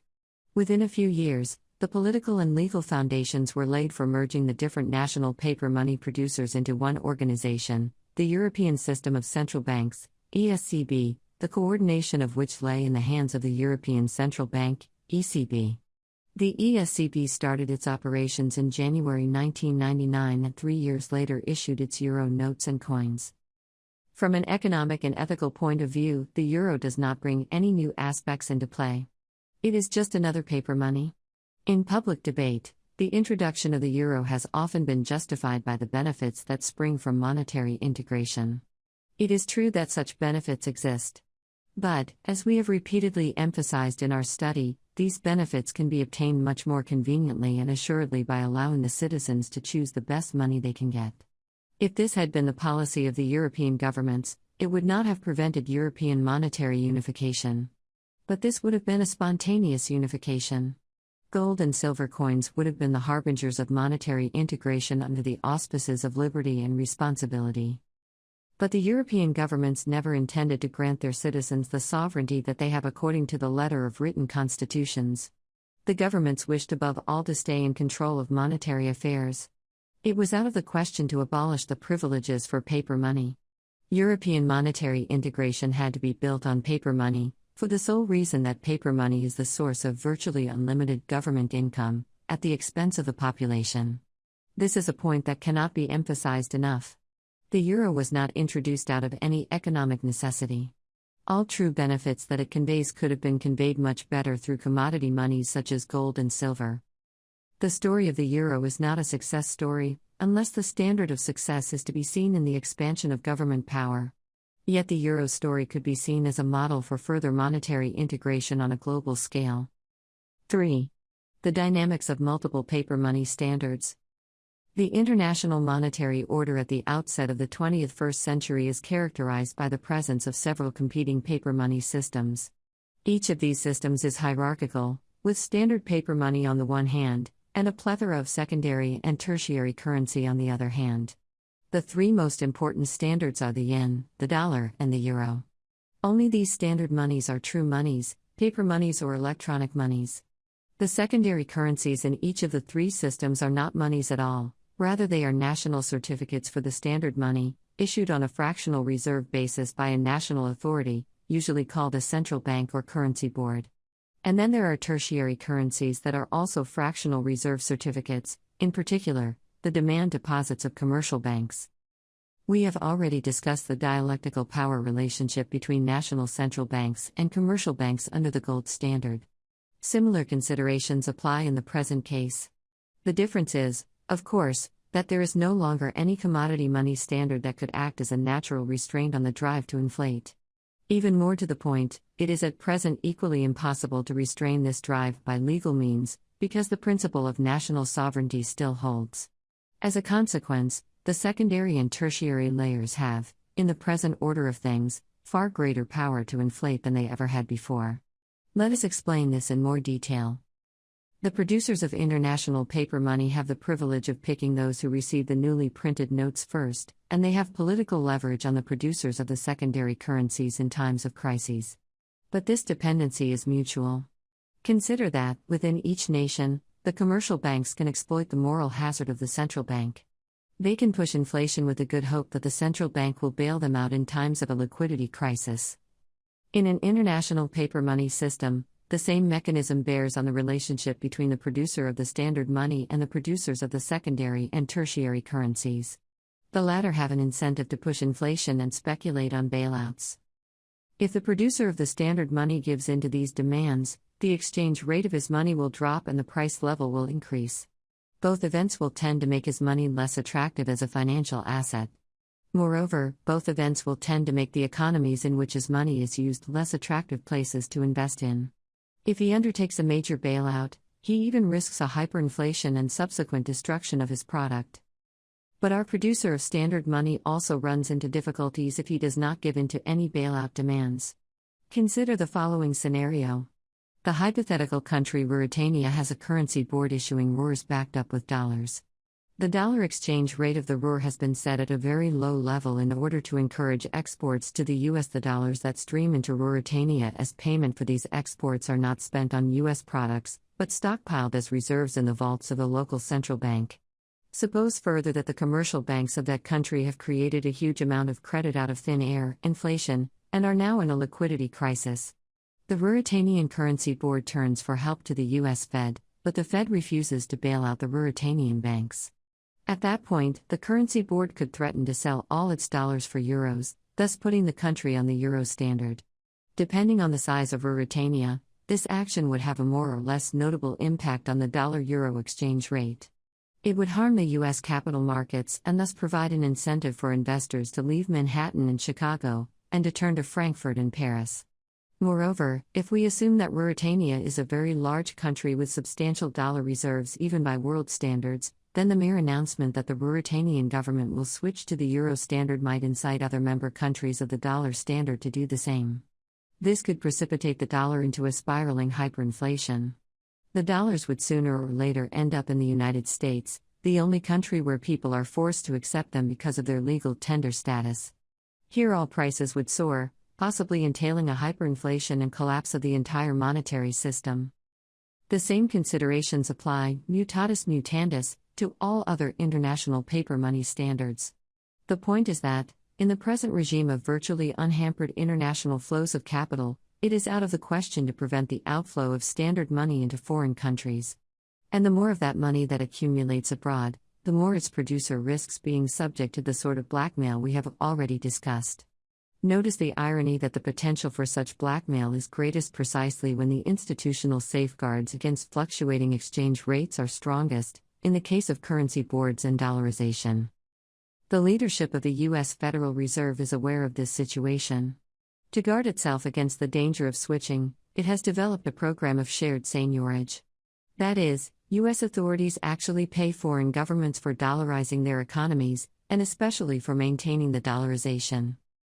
However, such schemes for the integration of standard monies and secondary currencies have been applied, so far, only in relatively unimportant cases. The only realistic scenario that could curb the expansionary drift of monetary blackmail, as analyzed above, is cooperation between the producers of standard paper money. For example, if in a dollar crisis the euro producers commit to stabilize the dollar-euro exchange rate on the downside, then the financial incentives for going out of dollar-denominated assets and into euro-denominated assets would largely disappear. But why should producers of standard money such as the euro be willing to assist a competitor in dire straits? There are at least two good reasons for such cooperation. First, they might wish to discourage monetary blackmail by the producers of secondary currencies, because in the next round they themselves could be the victims of such attempts. Second, they themselves would be negatively affected in the event of a currency crisis hitting their competitor. It is true that in the short run they would benefit from investors rushing into euro-denominated assets. However, they could not prevent that the same investors rush out again once the dollar crisis has been solved, for example, through some monetary reform. Standard paper money producers would thus be ill-advised to play cat and mouse with international investors, in the hope to profit from a currency crisis hitting one of their competitors. Now the crucial point is that all relevant parties know all this, and that therefore moral hazard comes into play again. Paper money producers have a strong incentive to expand their production because they know that their competitors, acting in their own interest, would be likely to assist them whenever they are threatened with a currency crisis. Thus we find the same strong incentive for expansionary collusion between paper money producers that we have already described in earlier sections for the case of domestic fractional reserve banks. This monetary expansion path results from the very nature of paper money competition, just as the expansion of fractional reserve certificates results from the very nature of competitive fractional reserve banking. Is there any way out of this monetary quagmire? One solution would be the return to autarky, cutting all ties with the international currency and financial markets, but this would entail misery and starvation, and is therefore not really an option. Another solution would be to merge the standard paper money producers, possibly along the lines of the European system of central banks and possibly along with international regulation of capital markets and the banking industry. But is World Paper Money Union a viable solution? 4. Dead end of the World Paper Money Union. As we have seen, there is a strong tendency for the formation of currency blocks around the paper monies used in the countries with the largest capital markets. The driving force in this process is the quest of foreign governments for additional revenue. The governments that control the large capital markets have little incentive to adopt the currencies controlled by other governments. But governments that control only a small tax base and cannot tame their appetite for more money must at some point turn to international capital markets, and this sooner or later forces them to adopt a foreign paper money, or to merge its paper money with the paper monies controlled by other governments. We have also seen that the connectivity between international capital markets creates an incentive for competing standard paper money producers to cooperate and, eventually, to merge. This consolidation and centralization process is at present far from being completed. Today's international monetary order is an order in transition. In the preceding section, we have analyzed some of the problems that could manifest themselves in the next few years if political leaders do not take appropriate action. We have pointed out that one way of avoiding a world of spiraling hyperinflations and currency wars is global monetary integration on a paper standard. There would then be just one paper money for the entire world, possibly with a few remaining national paper currencies that serve as money certificates for the global money. The great project that Lord Keynes unsuccessfully promoted at the 1944 Bretton Woods Conference would then finally have come true. We have already pointed out all essential implications of such an event. Even a national paper money is a powerful engine of economic, cultural, and spiritual degradation. How much more would this be the case with a global paper money? Such a monetary regime would provide the economic foundation of a totalitarian nightmare. It is true that we are still far away from this scenario. Great obstacles stand in its way, because it would require no less than a political unification of mankind. But let us assume for the moment that these problems could be overcome in the near future. And let us also assume that fears of totalitarianism could be dispelled by an appropriate moral education of political leaders, who would then excel in the art of self-restraint. Would this solve the problem of monetary constitution? Would it give the world a true monetary order that did not bear in its very bosom a tendency for self-destruction, a tendency inherent in all fiat monetary systems? In light of our general discussion of paper money, the answer is patent. All paper money systems, be they national or international, labor under the presence of moral hazard. In the long run, therefore, a global paper money cannot evade the fate of national paper money. It must either collapse in hyperinflation or force the government to adopt a policy of increasing control, and eventually total control, over all economic resources. Both scenarios entail economic disruptions on a scale that we can barely imagine today. The inevitable result would be death for many hundreds of millions of human beings. There is hope, however. Mankind is free to return at any time to the natural production of money, which is in fact the only ethically justifiable and economically viable monetary order. Conclusion. 1. Two concepts of capitalism. The ancient philosophers generally took a negative attitude toward labor, commerce, and money. The outlook of medieval Christian scholastics was decidedly different. Their more favorable perspective on commerce, entrepreneurship, and market forces made for fertile intellectual soil for the growth of economic science and the application of ethics to economics. It was the scholastic tradition that first saw the grave problems associated with the legal monopolization of money production. During the 20th century, the Catholic Church expressed a mixed attitude toward capitalism. Pius XI distinguished between a capitalistic economic system that was not to be condemned in itself and a capitalist economic regime that he found in many respects unacceptable. This distinction ran through all subsequent church statements on the question. Pope John Paul II stressed this point when he discussed the question whether capitalism was the economic model to be recommended to the Third World. The answer depends on what we mean by the word capitalism.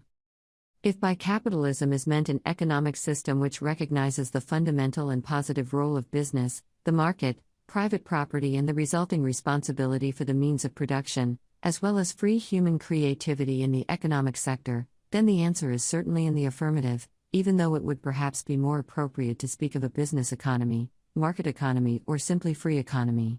But if by capitalism is meant a system in which freedom in the economic sector is not circumscribed within a strong juridical framework which places it at the service of human freedom in its totality, and which sees it as a particular aspect of that freedom, the core of which is ethical and religious, then the reply is certainly negative.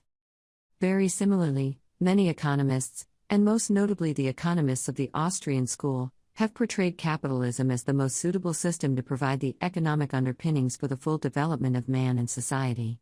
Yet by capitalism they meant a social system of division of labor that is based on the full and universal respect of the fundamental economic institutions of society, private property, and the freedom of association.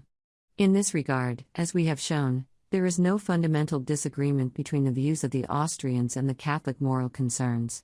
The Austrians do not mean to justify the actual economic systems that prevailed in the so-called capitalist West in the 20th century.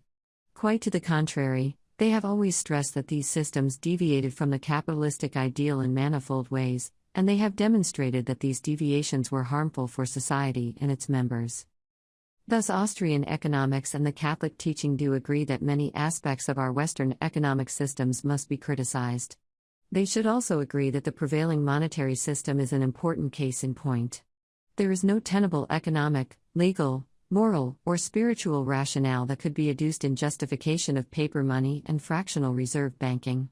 The prevailing ways of money production, relying as they do on a panoply of legal privileges, are alien elements in the capitalist economy.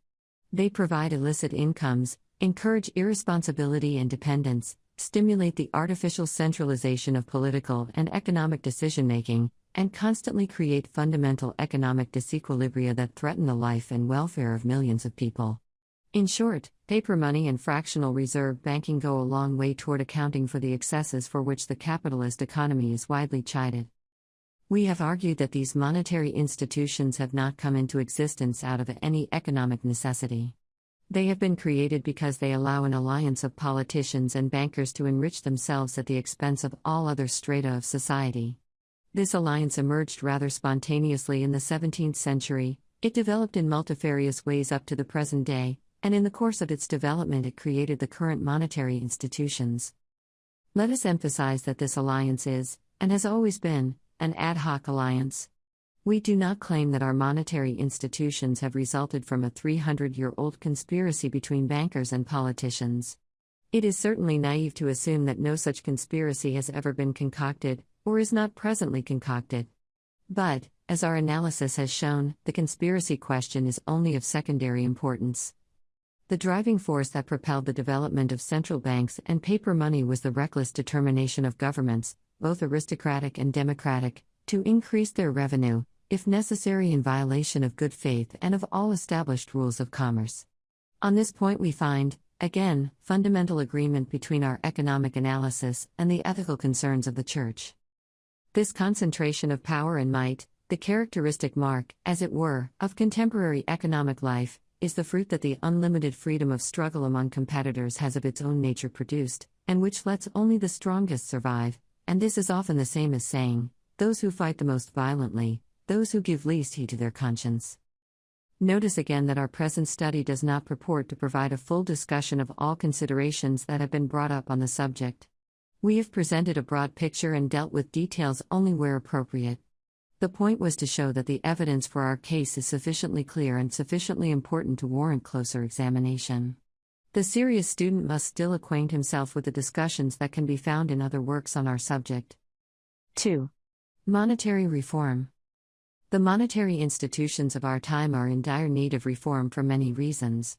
Present-day discussion of monetary reform, insofar as it takes place at all, however, suffers from an amazing intellectual narrowness.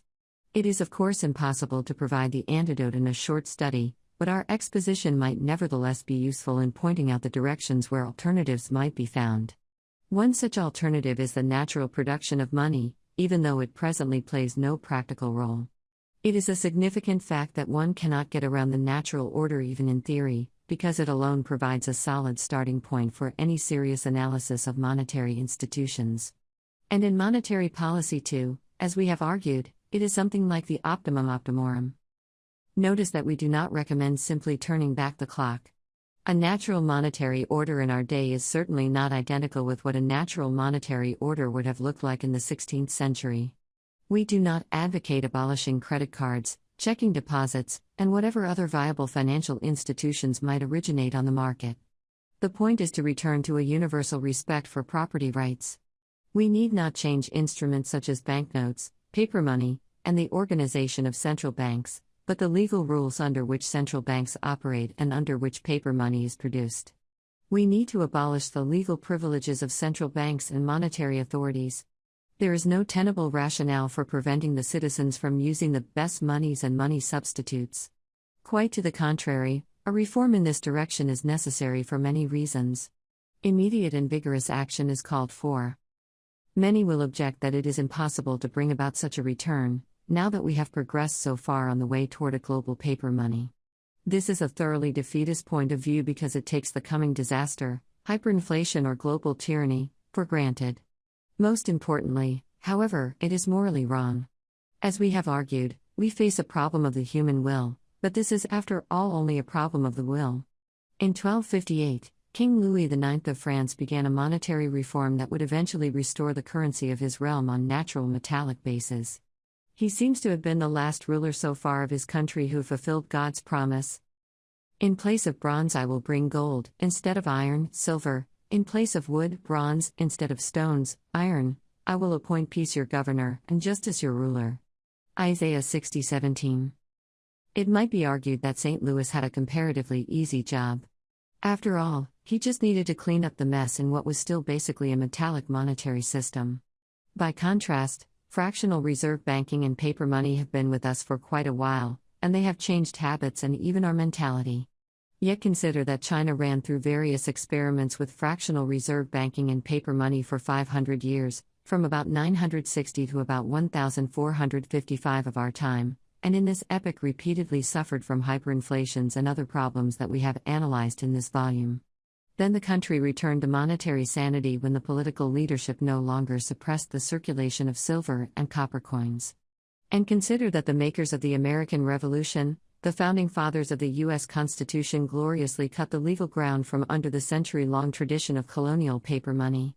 Consider that President Andrew Jackson, against the frantic resistance of vested interests in banking and financial circles, withdrew the legal privileges from all fractional reserve banks and cut back the public debt to an amount that could have been paid by any individual wealthy citizen. There is no reason why today we should be unable to accomplish such things, or something even better.